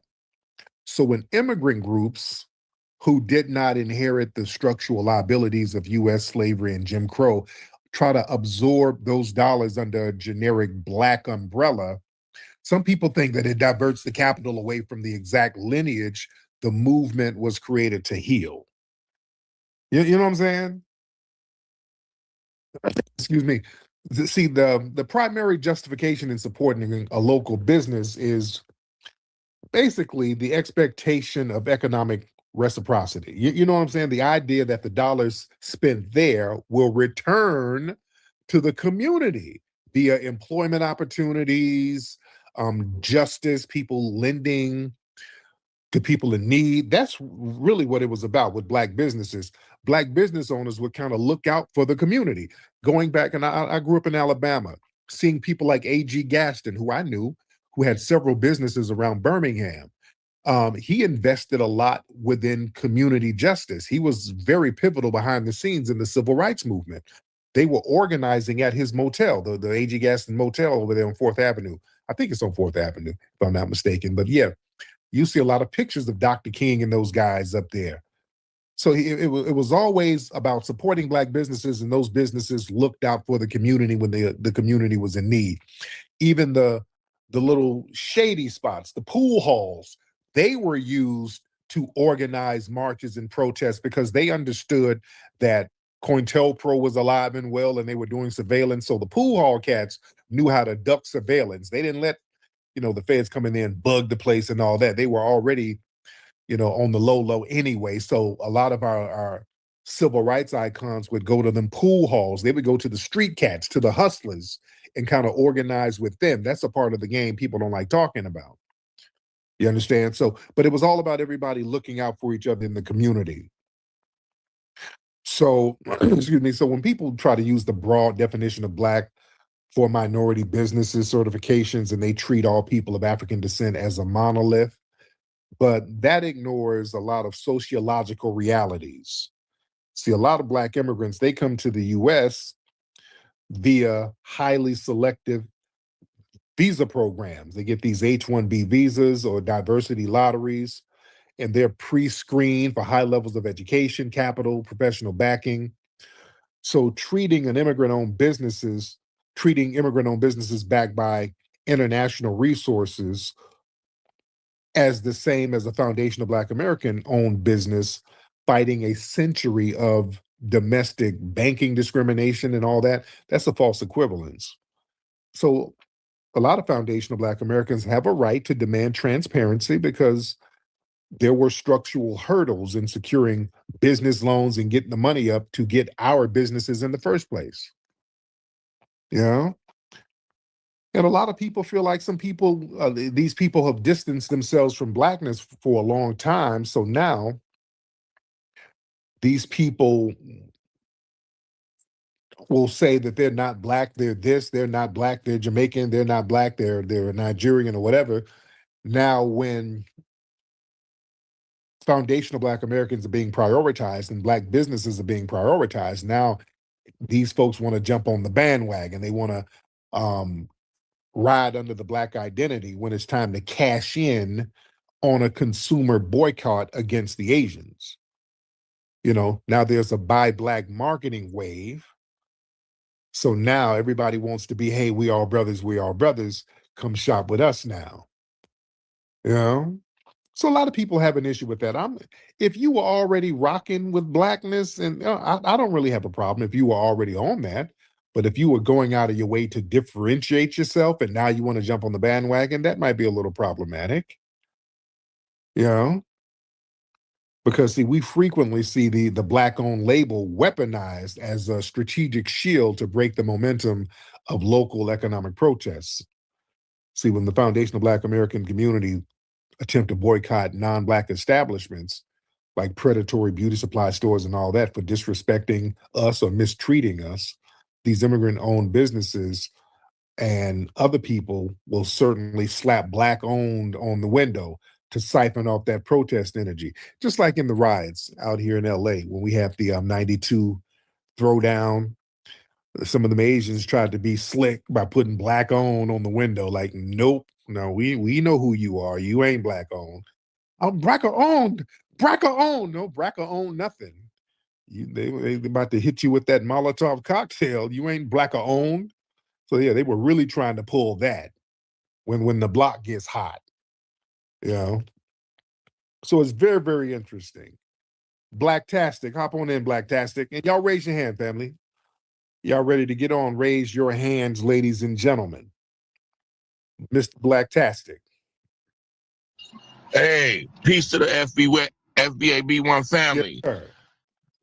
Yes, sir. I just want to get into you 100% accurate on that Bay Area card. What you said about the Bay, they always got a label up here talking about they Black-owned. They not a Black-owned. These be Korean, Asian, and all that other shit, man. These people is not with us. Black people, let's stand up together. Let's stand together. We got our dollars together. Let's keep them together. Mm-hmm. Let's circulate them. Hey, you are the Supreme Code spitter. Yes, sir. My man. You are the Supreme Code spitter. We gonna protect you, bro. You are an asset to our people. And I want you to know that. You are a supreme asset to our people. You, Jason Black, Vicky Dillard, y'all are reporters. Yeah. Y'all give us the news raw and uncut to where we understand it and can break it down. So keep it up, brother. Be one. And I love y'all. Yeah. Love that, brother. Respect to that. Yes, indeed. Man.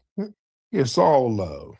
You know what's funny? People are still talking about that David Oyelowo. People are really getting on his bumper. You know, and I talked about that the other day, the David Oyelowo guy who was talking about the Black American accent is a Nigerian accent, just slowed down. Boy, they are getting on his damn bumper. Everybody's getting on his bumper about that. Because that really rubbed people the wrong way. And these guys, again, you let them talk, you can the vitriol starts coming out. It's so normalized, they forget how that shit sounds outside of their circle. See, when they get around each other, they get to talking about us, and they can't even be politically correct. They try to be, but we feel the vitriol coming from it. Especially with this David Oyelowo guy. This dude sat up here trying to play our iconic roles. He plays Dr. King and Bass Reeves and all that shit. And again, those roles never really resonate that much. And he's not a bad actor, but the spirit isn't there. But just the little slick shit they're talking about. Yeah, our accent is a Nigerian accent slowed down with some subservience on it. Do y'all realize how damn disrespectful that is? Just the level of disrespect, and everybody sees it. And there's some of the tethers try to blame me. They're like, everybody, they getting all that from Tyreek. No, it's not me. People got ears. They can hear the disrespect. It ain't me. I didn't sprinkle no magic dust on everybody and make them feel disrespected. They hear this shit. They hear it. It sounds insane. Damn. Ain't that right, Yeezus? Yeezus, hop on in, Yeezus. Hello, Tariq. How you doing? I'm good, Yeezus. You Somali, right? Yeah, I'm the melanated tether who is undermining you at every stretch of the way. Yes, indeed. So what's happening with you? What's going on in Tetherland? Yeah, so we're big on Trump, and I hope you know that reparations are not coming anytime soon. the buffer class is alive and well, and we're undermining wherever we can get it. So, as you know, we're undermining you everywhere we can do. So it's working out good. So how's that working out for you? Yeah, I mean it's nice to be a buffer class that has full rights, full citizenship. I mean, no one's coming for us. Mm-hmm. You think people are coming, but nobody's coming for us. And we're active. We're undermining you everywhere you go. We're undermining every one of your initiatives. There's no nothing. There's no reparations. If you ask for reparations, we're like, hey, we're also Black, but we don't want reparations. So we're undermining you everywhere we go. Byron Donalds is about to become governor of Florida. So we're alive and well. The buffer class is alive and Now, well. are you doing all of this? Are you helping Somalia with any of this stuff? Well, Byron Donalds is about to be the governor of Florida. So the buffer class is helping your failed homeland with any of this stuff you're talking about. Are you helping Somalia? Byron Donalds is about to become mayor of Florida. Sir, you're chewing that cat or whatever y'all chew over there that you done brought over from your homeland. You're just babbling, sir. You're just babbling, sir. Sir, how is Byron Donalds about to become governor? What does that have to do with you, sir? Huh? And Jesus, work on your material. You're very boring. Y'all East African tethers are y'all try to troll and you troll. That shows you that the buffer class is alive and well. Well, your wit is just dry. It's just not there. Your dry ass wit. Leak, what's up, Leak? Yo, what up, Tariq? What's going on with you, Leak? Where you from, Leak? Yeah, I'm from Jersey, but my parents are from Caribbean and Africa. Okay, what part of Africa? My dad's from Sierra Leone and my mother's from Panama. There you go. So what's on your mind, Leak? Yeah, just real quick, man. How do you what's your advice on navigating corporate wise? I know you talked about that in your book for the Foundational Black American Race Beta, but I just want more advice on that. Now, how to navigate workplace what now? Like workplace, like the racism in the workplace. Oh, yeah. The only way to really navigate, get all the game you can from the workplace and start your own business, because you're always going to deal with racial politics in white-owned companies. You understand that? You're always going to deal with it. If there's a white-owned company, corporate, you're going to be dealing with it. So when you get in there, just understand that there's a racial hierarchy, especially against foundational Black Americans and also against Black men. All right. You better understand that. When you go in there, if there's white women in there, sisters, you got to understand, if you are a good-looking Black woman around them white women, they going to be undermining the hell out of your ass. Them white women be doing little slick shit behind the scenes. They're only cool with you if you are a big back. And if you big back, they ain't really got a problem. But if you look like something, they're going to be plotting against you. And with Black men, they love a good punk. If you ain't switching around the office and being a punk, they're going to be doing little slick shit with you too at that job. So you just kind of mind your P's and Q's, get your money up. Don't get too friendly. Be cordial, but don't think you got friends in there. Be cordial, but don't think you have friends in there. And soak up as much game as you can to utilize with your own business. All right. Let me see. FBA Lion in the building. FBA Lion in the building. Hop on, sir. Yo, what's up, Tyree? Mr. Lion? Yes, sir. Can you hear me? I cannot hear you, sir. Mr. Lion, hop back on. I cannot hear you at all. Your phone is incredibly janky. Let me get you off here. Let's get Zattern, brother Zattern in the building. What up, Rick? How you been, man? Thanks for bringing I'm me up. good, man. How are you, sir? Yeah, just to tap on what you said right there, man. I learned my lesson. I used to work at this car room in San Bruno called Artichoke Joe's, man, and I thought I had some friends there. It was nothing but pure Asians. Only had about another other token black guy, and it's nothing but Asian card dealers. And it was like a casino card room. And I was telling him eventually, I wanted to have my own casino and like saying, my aspirations. And then next, another another black guy get hired, and I was gone 2 weeks later. So, so yeah, man, just be careful, y'all. Y'all ain't got no friends in here, man. FBA on top. Thank real you. talk, real talk. Let's get who we got. Let's get Ramon, brother Ramon in the building. Let's get Ramon in the building. Brother Ramon, FBA. And then we'll get Xander. Ramon, you in here, brother? I'm good, man. How you doing, Ramon? Yeah, I'm all good, man. I just want to throw this out here real quick. Right before I got on your live, right? It was a sister on YouTube saying, I was on TikTok. I jumped on TikTok. I was looking for your space on there. You know what I'm saying? Until I discovered you was on here tonight. You know what I'm saying? But it was a brother coming on one of my videos and said something about the African Union or something like that, got a military. And he sent me the link in my inbox on TikTok. So I clicked on it. It was this cute sister on there, and she was chopping up game.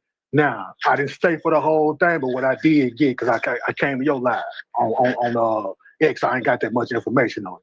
But she basically saying, I'm going to land with this, she was basically saying that guys like Godfrey and them, that one dude that was talking crazy, you know what I'm saying? She was saying they military. And I don't know nothing about that. Like, I don't, like I said, I ain't got that much information on it. But I just want to throw that out there to the family. We need to look into that. You know what I'm saying? I'm going to land right there, Flex. All right. Let me see. Xander. What's up, Xander?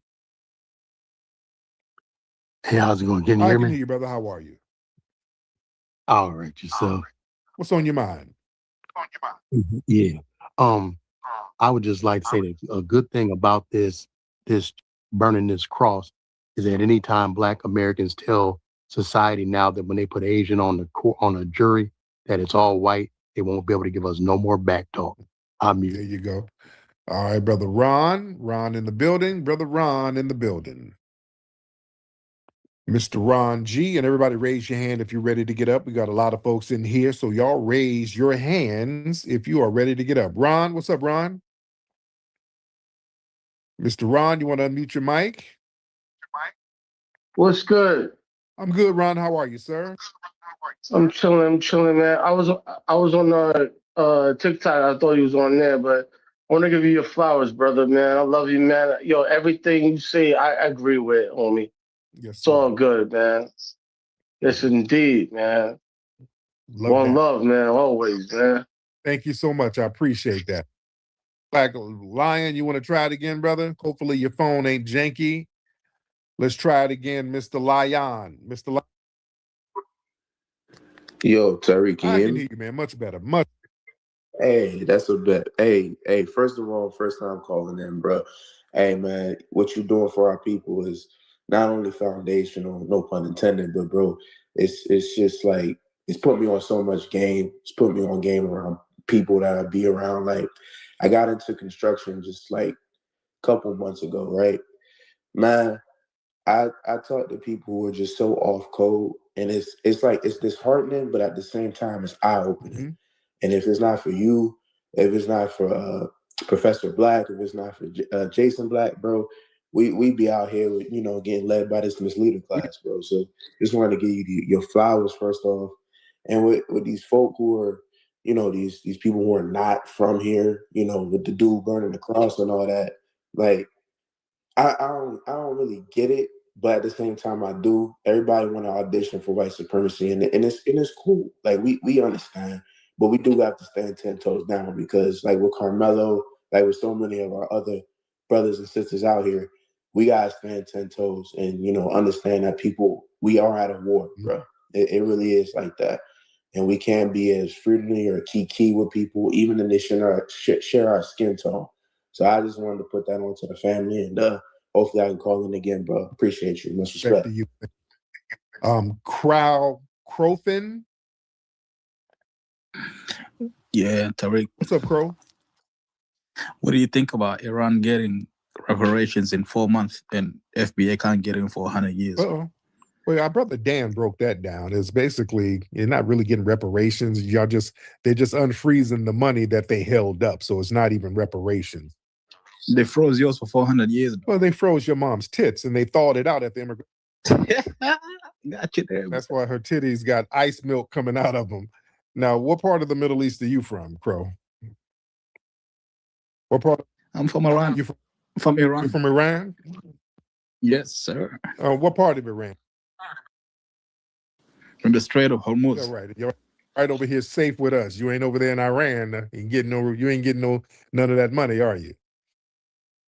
No, my people getting. No, your people ain't getting shit. They getting bunk and baklava. So you over here safe with us. All right. How you feel about that? Foundational Black Americans have to protect that ass, huh? Protect me for free. Yeah, for free. Yeah, if it weren't for us, you'd be over there riding a camel eating some baklava with a bomb on your ass. So yeah, so you're still working for free. You better thank us. You better thank us. Yeah, we're just good people like that. We're good people like that, sir. Nah, you're good slave. Oh shit. You enslaved. They're whooping your ass and taking your oil over there. We're fighting. We're fighting. Nigga, no, we don't like you. You don't disrespect us like that. You're flighting, sir. You're flighting over here with us while they whooping your ass and taking your oil, sir. All right. How'd that feel? That's slavery. How'd that feel, sir? No, just continue to buck dance, man. You're not fighters. You're not a fighter, sir. You a flighter. You flew your ass over here up under us. You ain't fighting nothing. Huh? My people fighting, man, every day. No, you're not. No, we brought the greatest nation in the world to its knees, man. Well, the only people on their knees is you sucking a dick at the immigration office to get a green card, sir. That's the only thing that's on his knees. Nothing is on its knees. You're begging for citizenship and you're on your P's and Q's when you get here, sir. All right, just act like it. All right, just stop faking the fun. All right. Know your place, bro. Know your place. Your place is on your knees, getting your damn shawl stained up. All right. Yeah, that's why we made them pay up in 4 months. You can't do it in 400 years, man. You got to put some respect on this. Y'all didn't get nothing in 4 months. They had your money held up, and they're just giving you back your little piece of money that they held up, sir. Because they. Where's yours, though? Did they give you yours? Because they're finessing you out of your oil, sir. All right. You worked for 400 years and you didn't get in our homeland, and you're not. You had to flee. Your mom them over there starving. Your camel done lost weight because you ain't feeding it. You over here with us driving Uber, sir. How does that feel?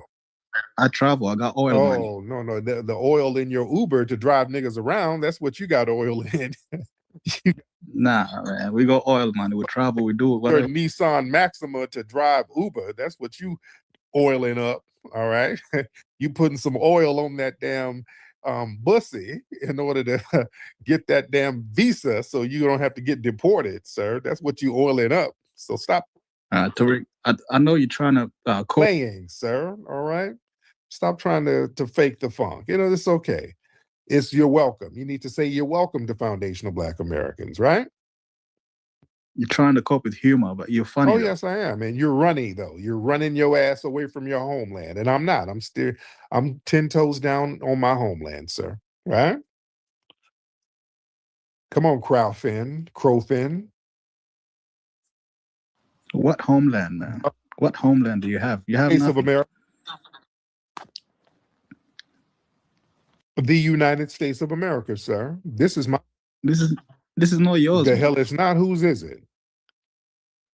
This is the white America's country. No, your country is white America's country. That's why they come over there and smack your ass around and run you up out of it and take your shit.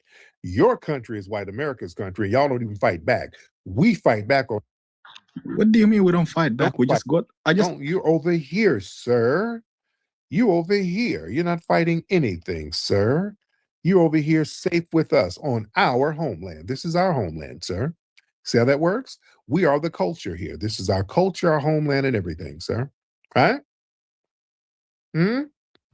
Stop muting you, man. Stop getting triggered, bro. We're just talking. Listen. You're not going to just talk over me. We don't do that, sir. Right? Listen, what do you mean we don't fight back?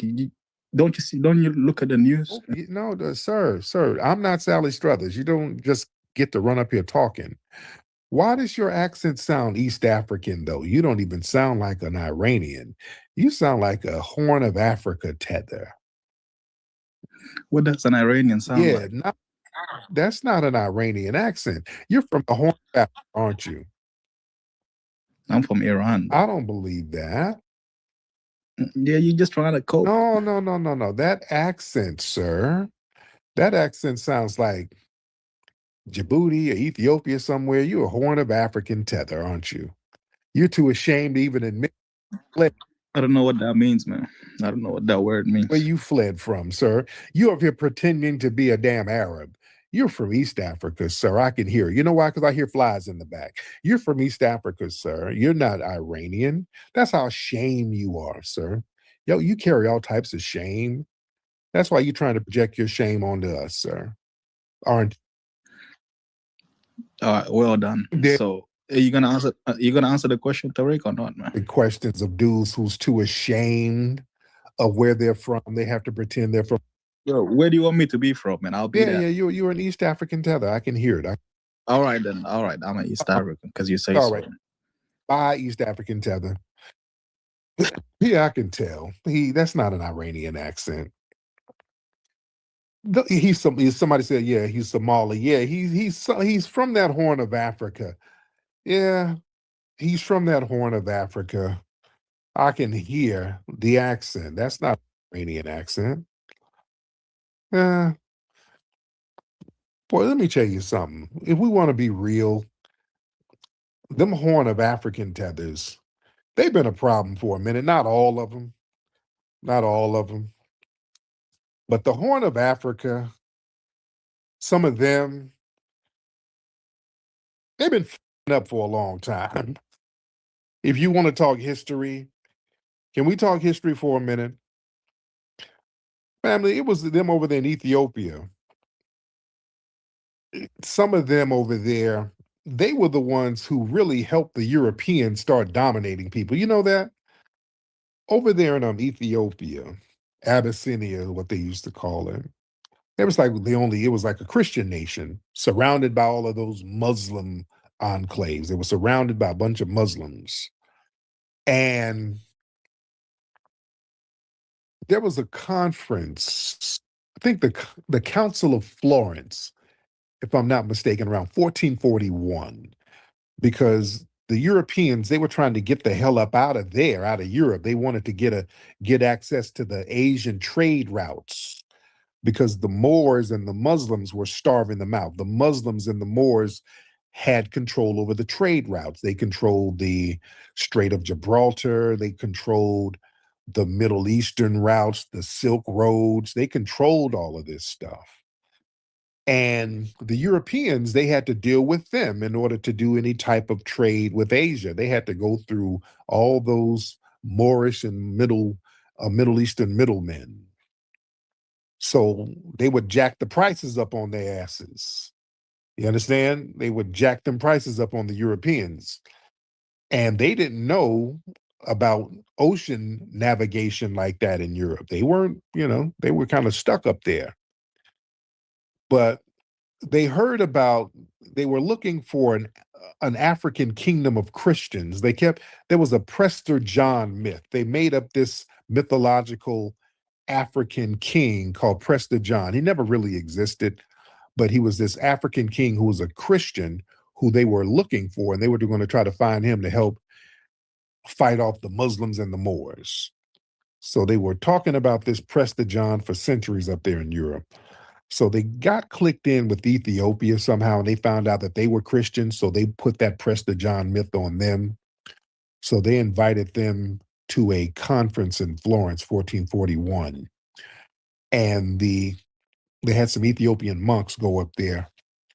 And the Ethiopian monks, they wanted to go up there and have a partnership with the Europeans. They're like, hey, you're Christians, we're Christians. We need to help each other get these Muslims off our ass. And the Ethiopians sat up there and started spilling the beans on all of the trade routes. They told the Europeans, hey, some of the shit y'all believe about Africa and India, it's false, because Europeans, they thought that the Indian Ocean was landlocked and all that. They didn't know that you can go around Africa to go into Asia. They didn't know that in Europe. The Ethiopians went up there and started showing them maps and shit and start telling them, hey, Europeans, y'all can go around Africa. It's an ocean under there. Y'all can sail under the ocean. They're like, for real? Yeah, you can just go up the ocean, go around the Cape of South Africa and go up into the Indian Ocean and go straight to Asia. You can bypass the Moors and the Muslims. They're like, really? For real? Yeah. So let's partner. They were like, yeah. Tell us more about these routes. So them Ethiopians sitting up there telling them every goddamn thing. They got that information, went up there and took off. They gave them the keys to the age of discovery. They got that information and started conquering everything. You understand? Them Ethiopians went up there and just started spilling the damn beans. And them Europeans came out of Europe and started hitting them damn trade routes and just started taking the hell over. So thanks, Horn of Africa. Thank you. Brother Delmont. Yeah, what up, man? Can you hear me clear? I can hear you, brother. How are you? What you been doing, man? You all right? Good? Brother, how you been, Del? Yeah, so I was listening here. I get to listening here and there all the time. These Naganeers, yo, these people, yo, this shit get on your nerve. It just, all it does is slows down our own conversation between each other. So we're not hitting the mission. Yeah. And I want to be able to tell the sisters, it's time for y'all to get in. You got to get in shape because it's up out here on us. At least master 2 miles. At least master 2 miles. Yes, indeed. Yes, indeed. Thank you, Delmont. The brother with the Asian, Zay. What's up, Zay? Hey, what's up, brother Tariq? Can you hear me good? I can hear you, Zay. Where you from? Asian letters. I am from New Jersey. Both of my parents are from North Carolina. My father is from Zebulon, North Carolina, and my mother is from Winston-Salem, North Carolina. Okay. So what's with all the Asian? Well, to be honest, I like the Asian letters because it stops the white supremacist troll from searching my name when they try to search up my videos. So that's the only real reason why I have it. Okay. There it is. So what's on your mind, brother? What's on my mind is I just wanted to say happy Juneteenth to the family. Yes. And I want everybody to know that this Asian boycott business is going well. And they're definitely feeling the heat. I went into an Asian business the other day to get something for someone else, like through DoorDash or whatever, and the white supremacist was in there crashing out. I had a white supremacist bang on my window, begging for help, but it is what it is. You know what I'm saying? There it is. Yo, Grand, what's up, Grand? Grand, where's Grand? You Colombian or something? Yeah, what's up, Tariq? No, I was pretty intrigued by your African talking points. So Slow down. Let's let everybody know who you are, Grand, because it's been a while.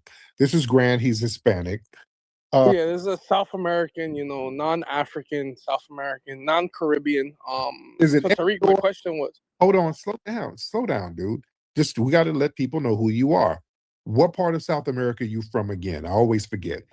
Latin America. So on the Western Hemisphere, not where your parents are from, Tariq. Where is your family from again? You're always so vague and y'all so ashamed. No, but Tariq, I'm non-Caribbean, non-Port, and this is another talking. Where is he from again? I always forget. It's like somewhere poor, and you're ashamed. You notice how ashamed they are to admit what poor country they fled from? I forgot where it's from. It's somewhere very poor. No, it's in Ecuador, bro. I'm Ecuadorian. Right. I say that. Venezuela, not related, because you guys don't relate to not even Africans you relate to. Right.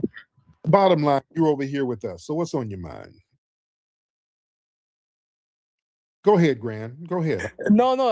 You had an interesting talking point. You said, I think you said like the Zulus. You guys were trading with the Portuguese or some shit. What? When did I say that? you were saying like you said the Europeans. You were talking about Europeans on top of that, like not even your own kind, but you're talking about like they were looking for a god. What the hell? You just saying shit. Clear your mind and say something real. You just barking bullshit. Nobody said none of that. You don't even have no real talking points. All right, you're burrito babbling. Stop it. Say something that makes sense. All right, nobody wants to hear burrito babble. Now go ahead. Say something that makes sense. Go ahead. Nah, bro. I mean, I just want to say this about like the World Cup is like, it's about my Africans being better than your Africans. I'll leave it at that. Have a good night, Terry. Yeah. Keep tethering. You're saying a bunch of nothing, sir. That was a bunch of just mindless babble. All right. MTS. MTS. What's up, MTS? MTS, hop on in. All right. MTS, hop on in. Mr. MTS, Foundation. Mr. Foundational, I heard you, then you muted yourself. What's happening? All right. Mr. Foundation. Hello?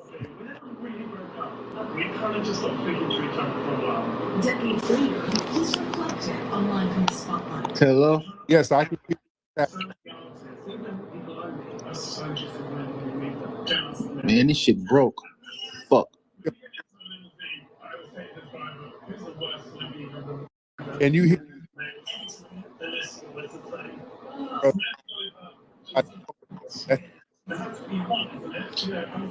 it's almost year. Man, you keep breaking up. Fucker, you keep breaking up. Man, you go Blackberry not working. Get your shit together. MTS, what's happening? All right, Mr. MTS, let me get you out of here. All right. Yeah, bro. Well, there he is. MTS, you good? Fine. I want to busy, please. You want to what? MTS, are you being kidnapped? You sound like a hostage. You all right? Okay, sound like they got him tied up somewhere. All right. Yeah, he's tied up in his drawers somewhere, brother. Wiggle out of the ropes and call back. Let us know your location so we can send somebody to come get your ass.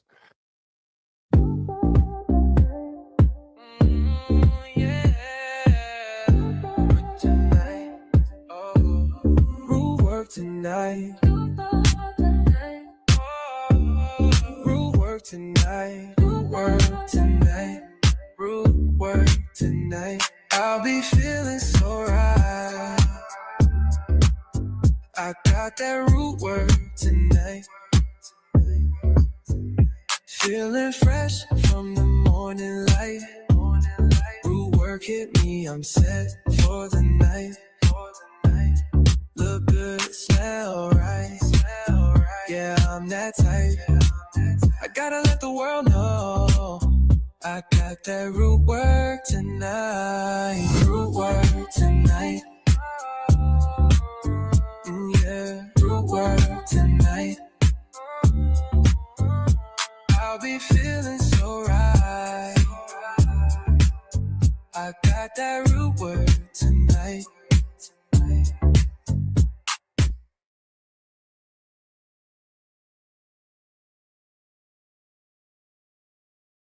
Sweet Love.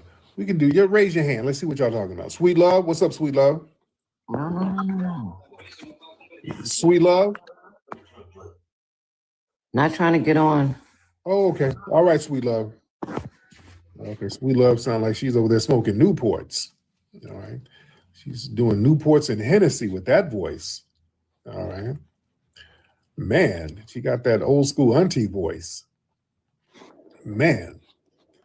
She got a purse full of Newports. Let me see. Let's get, who we got? Master 662. Master 662. What's up, brother? Hop on in, Master. What's going on, brother? Can you good? How you doing, brother? What's going on? Can you hear me pretty good? I can hear you, brother. What city you in?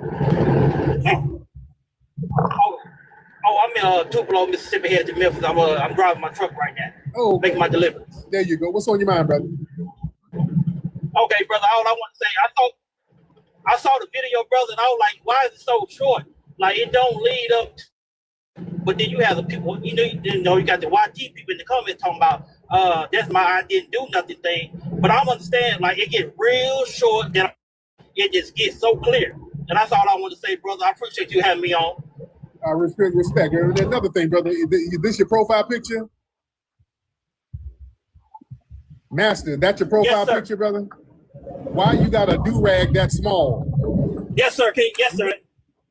That do-rag is real small. And I ain't want to be. Yeah, you heard. I don't. Man, I understand, but I'm bald. There you go. Okay, a lot of noise. Boy, that's okay. That do-rag is very small on his head. All right. A do-rag look like a bottle cap. He looks like a big-ass bottle of Dr. Pepper with that little ass do-rag on his head. Look like a little yarmulke. That's the smallest do-rag I've ever seen on a nigga. I'm like, damn, brother. Shout out to our brother from Mississippi. Shout out to him, though. Shout out to our brother. All right. Man. All right. Can we get somebody else? One more. We got a lot of people in here. Shout out to the family in here. Ladies and gentlemen. Let's get One-Eye Wolf. Let's get One-Eye Wolf in the building. Mr. One-Eye Wolf. Yo, what's going on, Tariq? I'm good, brother. How you doing, Mr. Wolf? Going good, man. Long time listener. I'm from the Survival Scrolls. You from back in the day, yes, sir. Yeah, man. Hey, I just want to say, man, thanks for teaching me how to check these tethers, man. I'm in Dallas, Texas. Oh, yeah. And I was on TikTok, and a girl was talking about how she was at the Big T's. I don't know if you're familiar with that, but she's from Haiti. And she was saying about how she's in the butt crack of Dallas. I'm like, wait a minute, hold on. Where are you from? Don't come on here disrespecting Dallas. You know, some of our foundation is there. You know, our grandmothers and mothers are there. So watch and check your tone, how you talk about, you know, our foundational Black Americans here. So just want to say thanks, brother, for teaching me how to do that. And peace and love to you, brother. Thanks. Respect. Yes, indeed. Oh, yeah. Shout out to Dallas. Respect to the family. All right. What's up, Bombay? What's up, Miss Bombay? I see you over there, dear. All right. Let me see who we got in the building, ladies and gentlemen. Let's see who we got. Can we get one more good one up in here, ladies and gentlemen? Can we get one more good one, ladies and gentlemen? Because we do have a lot of folks in here. And everybody, don't forget to go to Hidden History Museum and everybody make a contribution to the Hidden History Museum. All right. Make a weekly contribution, a monthly contribution to the Hidden History Museum, ladies and gentlemen. Was this Miss Peppermint? Who is Miss Peppermint? All right, Miss Peppermint. All right. Miss Peppermint, are you in here? So I've only been on for an hour. Yeah, man. You know, I'm still doing stuff with the family in here, and I'm still working on Hidden Color 6. So we're doing the finishing touches on it. So I'm still really, really focused on that. We're working very heavily on that, and we're almost done. We'll be done probably in the next 2 weeks. We'll be completely done with it. All right. Y'all get those hearts up. We almost got 200,000 hearts. Everybody tap the screen so we can get those 200,000 hearts. Let's get, let me see. Let me see. Uncle BZ. Let's get Uncle BZ. Uncle B, well, who's this? Doc Dollar? Doc Dollar. What's up, Doc? What's up, Rick? You all right, man? I'm good, Doc. How you doing, fam? I'm all right, brother. What's on your mind, sir? Yeah, that video, man, just proved everything. They just slapped us in our face again, brother. Oh, yeah. Oh, yeah, man. Yeah, that brother, man, that video, to me, it proves his innocence. He wasn't being malicious or nothing. And he was neutralizing a real threat. There was no other people sitting on them damn bleachers. Nobody was sitting out in the damn rain. So, yeah, they know what it is. All right. Let me try one more. One more, ladies and gentlemen. Let's try one more. Y'all not raising your hands. All right. You guys are not raising your hands. Raise your hands. So we can get you in here. Raise your hands so we can get you in here, ladies and gentlemen. All right. You're not raising those hands, and I want to get one more good one before we split it. Let's get Mr. Loverboy. All right. Mr. Loverboy, what's up, Mr. Loverboy? They are raising their hands. Okay, let me see who's raising their hands in here. MC for life. Okay, but some of these accounts, I can't add you. Okay, let's try Black Tree Games. All right. Let me see. Pillow Talk Advocate. Okay, some of these people, let me see. Pillow Talk Advocate, Pillow Talk, hop on in. Miss Pillow Talk. Hello. How you doing, Pillow? I'm good. I did have a question. Like, I've been up here before, and I don't want to turn on my camera. But I did want to talk about Juneteenth and how I do see a lot of Caribbean people celebrating Juneteenth, which is so crazy. And I know I'm Caribbean too. I'm half Caribbean and half Black American. And I don't know, I just feel like I lean more towards my Black American side than my Caribbean side. And I've been like advocating for Black Americans, like telling them like the hold on one sec. Pillow. Now, how do you pronounce Juneteenth? Say it again. Juneteenth. Juneteenth. Lord, ma'am, you do not identify with your FBA side. That's some Caribbean. I do. Not talking about some damn Juneteenth. Really? What is it called? Juneteenth? No, Juneteenth, ma'am. Juneteenth. This woman said Juneteenth. Man, what part of Haiti are you from? Your family from Haiti? I'm not from no dang on Haiti. I'm from Miami. But your family is from where? The Caribbean side is from where? Haiti. There you go. Shit. But I wasn't raised with them. All so right, what does that saying mean? Juneteenth. Yeah, that's some Haitian shit the way you said that. Golly.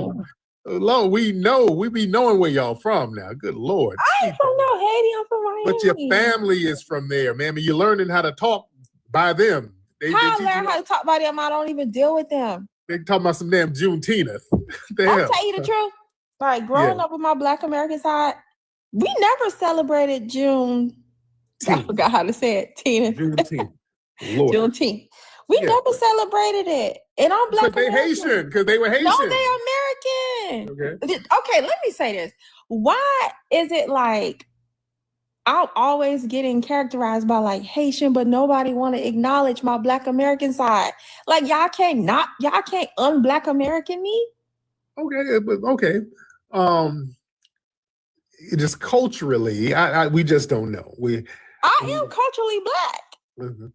I was listening to the show last night. Not talking about some Juneteenth. Juneteenth, I don't know, man. You don't know. Yeah. So I was listening to the show last night, like about, it was on like X, and y'all was getting on that lady about, different things, like what shows did grandma watch and all that kind of stuff. Like, I know that kind of stuff, like Heat of the Night, General Hospital, Martin, Living Single, etc. Like, I am Black American, even though I'm mixed with Caribbean. So your grandparents, you got grandparents who are foundational Black American? Of course, yeah. Did they make fried fish? Yeah, catfish. Okay, what bread goes with all fried fish? Cornmeal and sliced bread, dandy bread, Wonder bread. Okay. Oh Lord. You gotta get on camera, ma'am. We gotta see them edges. We gotta see. I got edges, man. See, I said this before, like, I have a career. Okay. I ain't trying to be really, because you be putting stuff on YouTube. We're not trying to. I have a real career with a real life. As long as you ain't trying to do nothing janky. But anyway, it's Juneteenth, beloved. Learn how to pronounce that. Thank you so much. Roasted by TT. What's up, Roasted? Hey, Tariq. I'm TT. I'm from the Bay, but I live up in Tennessee. Tariq, I'm going to get you. Ever since you've been up on these tethers, they've been like gremlins towards every FBA insight I've Tariq, this like my 7th page that they didn't got because I be roasting these. I be roasting these tellers. I done told them that their heads look like hyena pubic hair and everything else, and they just won't. They worse than gremlins. Tariq, I don't know what you did to them. I didn't roast them back from here to their homelands, and we just can't get rid of them. Tariq, listen, I don't know what you got to say. I'm sick and tired of these damn tethers, especially these Somalians with they scuba diving head up on the water, and they always got the audacity, always want to say something about FBAs. But I just want to tell you, brother, we appreciate everything that you're doing for the community. I got your back. I'm up on TikTok. They know me around here. I be up on jail up on TikTok because it's like my 7th page that they be getting me. Yeah, but I don't know what you did to these tethers, but it's been a full-on, blown-out FBA. We can't do nothing, and they coming. They worse than roaches. I don't know. Yeah, these things right here, they worse than a bad yeast infection. Get your tethers, Tariq. These your people. Get your people. Well, love you, brother. Have a blessed night. Thank you, dear. Yeah, man, this delineation got them tight, man. This delineation got them tight because, man, we set up and let these folks play in our face too damn long. That's the no, we got look. I got love for everybody, respect, but we let tethers play in our face for a long time, and we rightfully just got some straightening. That's it. We got some righteous straightening.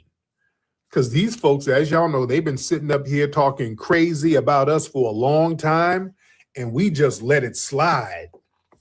Let's be real. We sat up here, these folks talking crazy, and we just let it slide. We're like, okay, that's still our brother. He just, we have to teach him. They've been listening, I guess they've been listening to propaganda. We've been making excuses for him and all that shit. We sat up here and let these folks make excuses. The white man tricked me. They showed me a video of you committing crimes, and I don't know any better. I said, damn all that, dude. Damn that.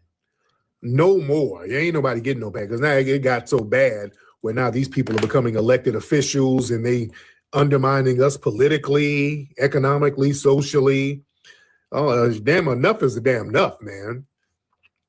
And what made me say, hey, we're going to have to delineate because now all these folks, we don't know what they were until they start winning shit. The minute they start winning shit, all of a sudden they start hollering out Caribbean and Jamaican and Haitian. They go out of their way to distance themselves from us. I'm like, okay, well, let's just keep that same energy. Shit. Let's keep that same energy all the way through. All right. Let me see who we got. What's your name? Matahaya. Mr. Matahaya. My bad, Rick. I didn't mean to jump on. Okay, it's no problem, brother. No problem. Thank you, Mata. All right. But yeah. We just been, hey, let's just keep that same energy. Don't delineate when it's convenient for you. If you're gonna take all your wins and then say, hey, y'all win awards, it's a Caribbean win and it's a Jamaican win, and all right, take these losses too. Take your criminals and claim them too. Claim all the musty niggas, the criminals, the crooked wigs, claim all of it. Claim it all. Take all of it and don't dump it on us. All right, who is this person here? Hold on. Got somebody trying to get up. Hello, ma'am. Hi. What country are you in? Lebanon. Lebanon, okay. We'll do a battle a little later, okay? We'll do a battle a little bit later, not right now, okay? Okay. All right, I don't feel like dealing with these people. Lord, I don't feel like dealing with them. Shout out to, we in here heavy. Yeah, what y'all cook for Juneteenth? What y'all cook for Juneteenth? Did anybody cook for Juneteenth? See, a lot of these holidays, man, our culture make them pop off. If we look at a lot of the holidays, Memorial Day, that was us. Memorial Day, that's us. We were the ones who started Memorial Day. You understand? A lot of holidays, family, are FBA rooted. Even Thanksgiving, ladies and gentlemen, even Thanksgiving is rooted in FBA culture. Have y'all thought about Thanksgiving? Think about Thanksgiving. They tell you it was the Native Americans preparing food for the Pilgrims. Family, why is all the Thanksgiving food foundational Black American dishes? Can you put your thinking caps on for a minute? Which Native Americans are you talking about? We don't see red natives cooking the shit that we eat for Thanksgiving. What do we eat for Thanksgiving? Family, Thanksgiving food is foundational Black American soul food. That's either true or not true. Thanksgiving food is foundational Black American soul food. Yams, dressing, greens, baked mac and cheese, cornbread, sweet potato pie. What goddamn red native have you seen making that? What natives were they talking about exactly? You understand? Thanksgiving food is soul food, ladies and gentlemen. Food that the red natives don't cook. Red natives don't cook greens and dressing and sweet potato pies and all that shit. That's us. You understand? Red velvet cake and all that's us. You understand? What natives are you really talking about? Yeah? Yeah, they don't, them Siberians, they don't cook that much. You know what I'm saying? Talking about turkey. Who makes the best turkey necks and turkey wings? Not the red natives, not them. We do. Come on, that's why in the new Hidden Colors, man, we break a lot of this stuff down in the new Hidden Colors, from like barbecue and all that. We were the original pit masters and all of that. We were the ones showing everybody how to barbecue. You understand? Come on. Let's be real. Thanksgiving is a damn FBA holiday because that's what you eating, FBA soul food. Yeah? What was that? Macaroni salad, right? Yeah, that's all us. Let me get our brother Jerome. Let's get Jerome in a minute. Jerome in the house? Let's get brother Jerome. I say Jerome's in the house. Brother Jerome. Everyone. Hey, what's up, brother Jerome? It was good to hear from you. I got two quick ones. Yes. Like we have malpractice suits for doctors. Do they have like a malpractice suits for lawyers? Because Karmelo's lawyer didn't do his job. Yeah. Oh yeah. Yeah. Unfortunately, I don't think they have malpractice suits for them. But yeah, that lawyer was so incompetent, and I think you can use that as a grounds for appeal if your lawyer is incompetent like that. And I hope they use that to get an appeal for this case, because that lawyer I think his ass need to be disbarred. He was so damn bad. He was horrible. Yeah. He was horrible. And not only was he was so horrible, I'm thinking he was actively trying to tank the case for his client. Yeah. Ineffective assistance or ineffective counsel. Yeah. That was the worst lawyer I've ever seen. I ain't never seen somebody that horrible just set up here and let the prosecution throw everything under the damn kitchen sink in that trial. He wasn't objecting to shit. He didn't object to nothing. They were just saying anything. You know? But again, he was all clicked in with those prosecutors, or those are his buddies. Yeah, that lawyer, to me, really threw the case. Yeah? Man. But anyway, ladies and gentlemen, let me get up out of here, man. Everybody go to rootworkstyle.com, get that Rootwork deodorant, rootworkstyle.com, and also go to hiddenhistorymuseum.com, ladies and gentlemen. Everybody go make a contribution to the Hidden History Museum, ladies and gentlemen. All right? I'm up out of here.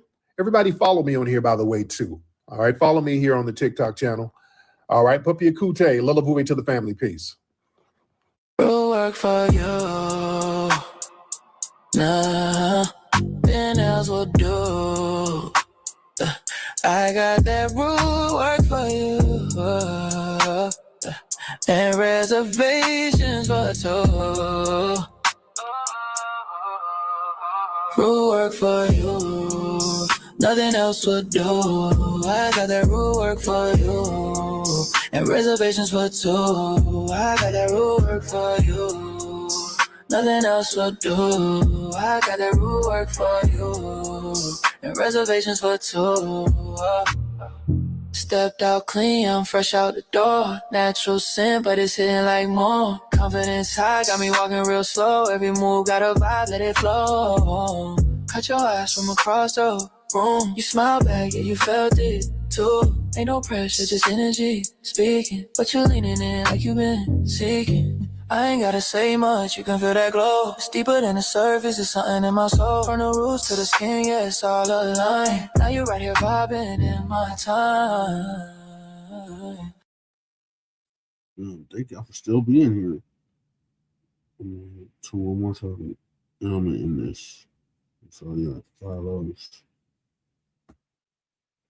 As you all know, Black Americans are in the middle of an Asian-owned business boycott due to the unaliving of 14-year-old Cyrus Carmack Belton in 2023, where we recently witnessed Rick Chow, the Chinese gas station owner, be acquitted of taking his life. He cited self-defense, even though he and his son chased him 133 yards, shooting him in his back, taking his life. So from that point, Black folks is like, okay, that is enough. Now, of course, we know that in 1991, Latasha Harlins had her 15-year-old life snatched from her by Suja Du in Empire Liquor, as she was accused of stealing a less than $2 bottle of orange juice. So again, Black folks have said we have had enough. Now, there are some people like white, Hispanic, I don't know, they're learning of what Black Americans are doing. And this particular guy on Twitter said this: so Black people hate white people and Asians now? Man, the list of allies is shrinking. Better hope the Latinos are cool. Well, from what I understand, the Latinos are on the list as well. We just, getting to people one at a time. And then he also said the list of allies are shrinking. Which allies are you speaking of, sir? Now, which allies are you saying that the Black community, especially Black Americans, have? The Asians aren't allies just because they're set up in our neighborhood. That don't mean that they're friendly to us. We know that most of the time they're not. Are there some that are friendly? Yes, sure. But on average, no, they're not friendly. And sorry, I don't know if you're white, if you're Latino, it's kind of hard for me to tell. But, maybe you don't know about them brutalizing our people in the nail shops, the beauty supplies, or the things that may be served in these restaurants in our communities. Maybe you don't know about that. Maybe you didn't hear about Cyrus or Latasha. So that is not a friendly interaction. That's not a friendly relationship. And for one, we didn't ask them to move into our communities. Of course, we know they move into our communities because white folks won't let them move into theirs and serve and give all the things that they give to us in their communities. White people be like, I wish you would. In fact, the Asians probably don't even think about doing it, but they get loans to set up in our communities and they can do whatever they want to do to us. Now, sir, maybe again, you haven't been following that, but we have said no more, enough. And it's not just the Asian community. It is the Latino community as well. It's the whites, right? They're the triple OG of oppressing Black Americans. It's the Indians, it's the Arabs, it's a whole lot of people. But when you say allies, none of those people have been friendly to us. The Latinos, they have said themselves, Felix Tijerina to be exact, he says, he was the president of LULAC in 1956. I'm not interested in aligning with the Negro. Let him solve his own problems. We got our own things to be worried about. So he was clear that they were not trying to be friendly to the Black community or help or join or any of that kind of stuff. So again, maybe you're just misinformed, but I know it looks like Black people are always messing with people because we have been painted to be the big bad bully, run around. That's how the Asian community got the hate crime bill that they got, because they pinned that on the backs of Black folks, saying that we're running around and we're, horrible to the Asians. And that's just not true. It's a known fact that it was white people that were horrible to the Asians, and the white person who happens to be orange, Trump, he's the one that started all of that with the Kung flu, right? During the COVID and all of that. But we got the blame, and Asians knew that and they didn't care. You can't do to Asians what they can do to us. Because if you even think about doing something to someone in the Asian community, you'll get charged with a hate crime. Right now, as we speak, and maybe things will change, but there's an Asian college student. Last name is Lou in Chicago. He decided to light a cross on fire in a predominantly Black neighborhood, or near one anyway. And he says, "Oh, well, I didn't know that had racial implications, rather. I was doing it because I was mad at Trump. And I even had a red hat on top of the cross." And they're saying, "Well, we didn't see a red hat or whatever." But he was saying he was doing it to send a signal to Trump. And at this moment, they're still trying to decide whether they're going to charge him with a hate crime. But imagine if you did something like that in his community, there would be no question. You would be charged with a hate crime because it is federal law. They have a hate crime, but you do not. Okay. They have to think about a hate crime when it comes to you. So I'm saying all that to say, as far as the list of allies is shrinking, there was never a list of allies, sir. As John Henry Clark has so famously been quoted often, is we have no friends. And anybody who is disillusioned that we have friends, we don't.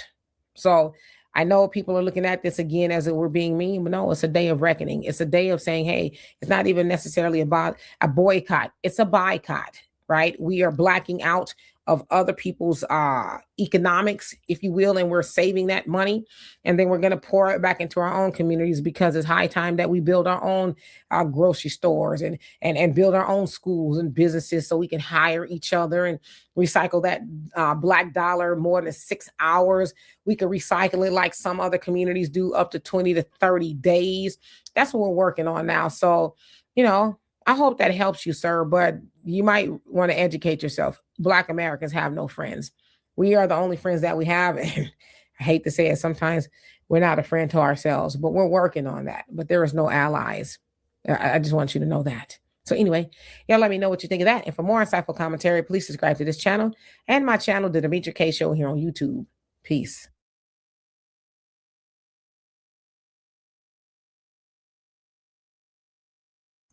Hey, shout out to Demetria K. I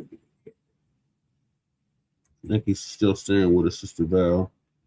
And Shabaka and Michael dozed off too. Say the rest of these topics because so we'll be doing a part 2, the continuation later on today.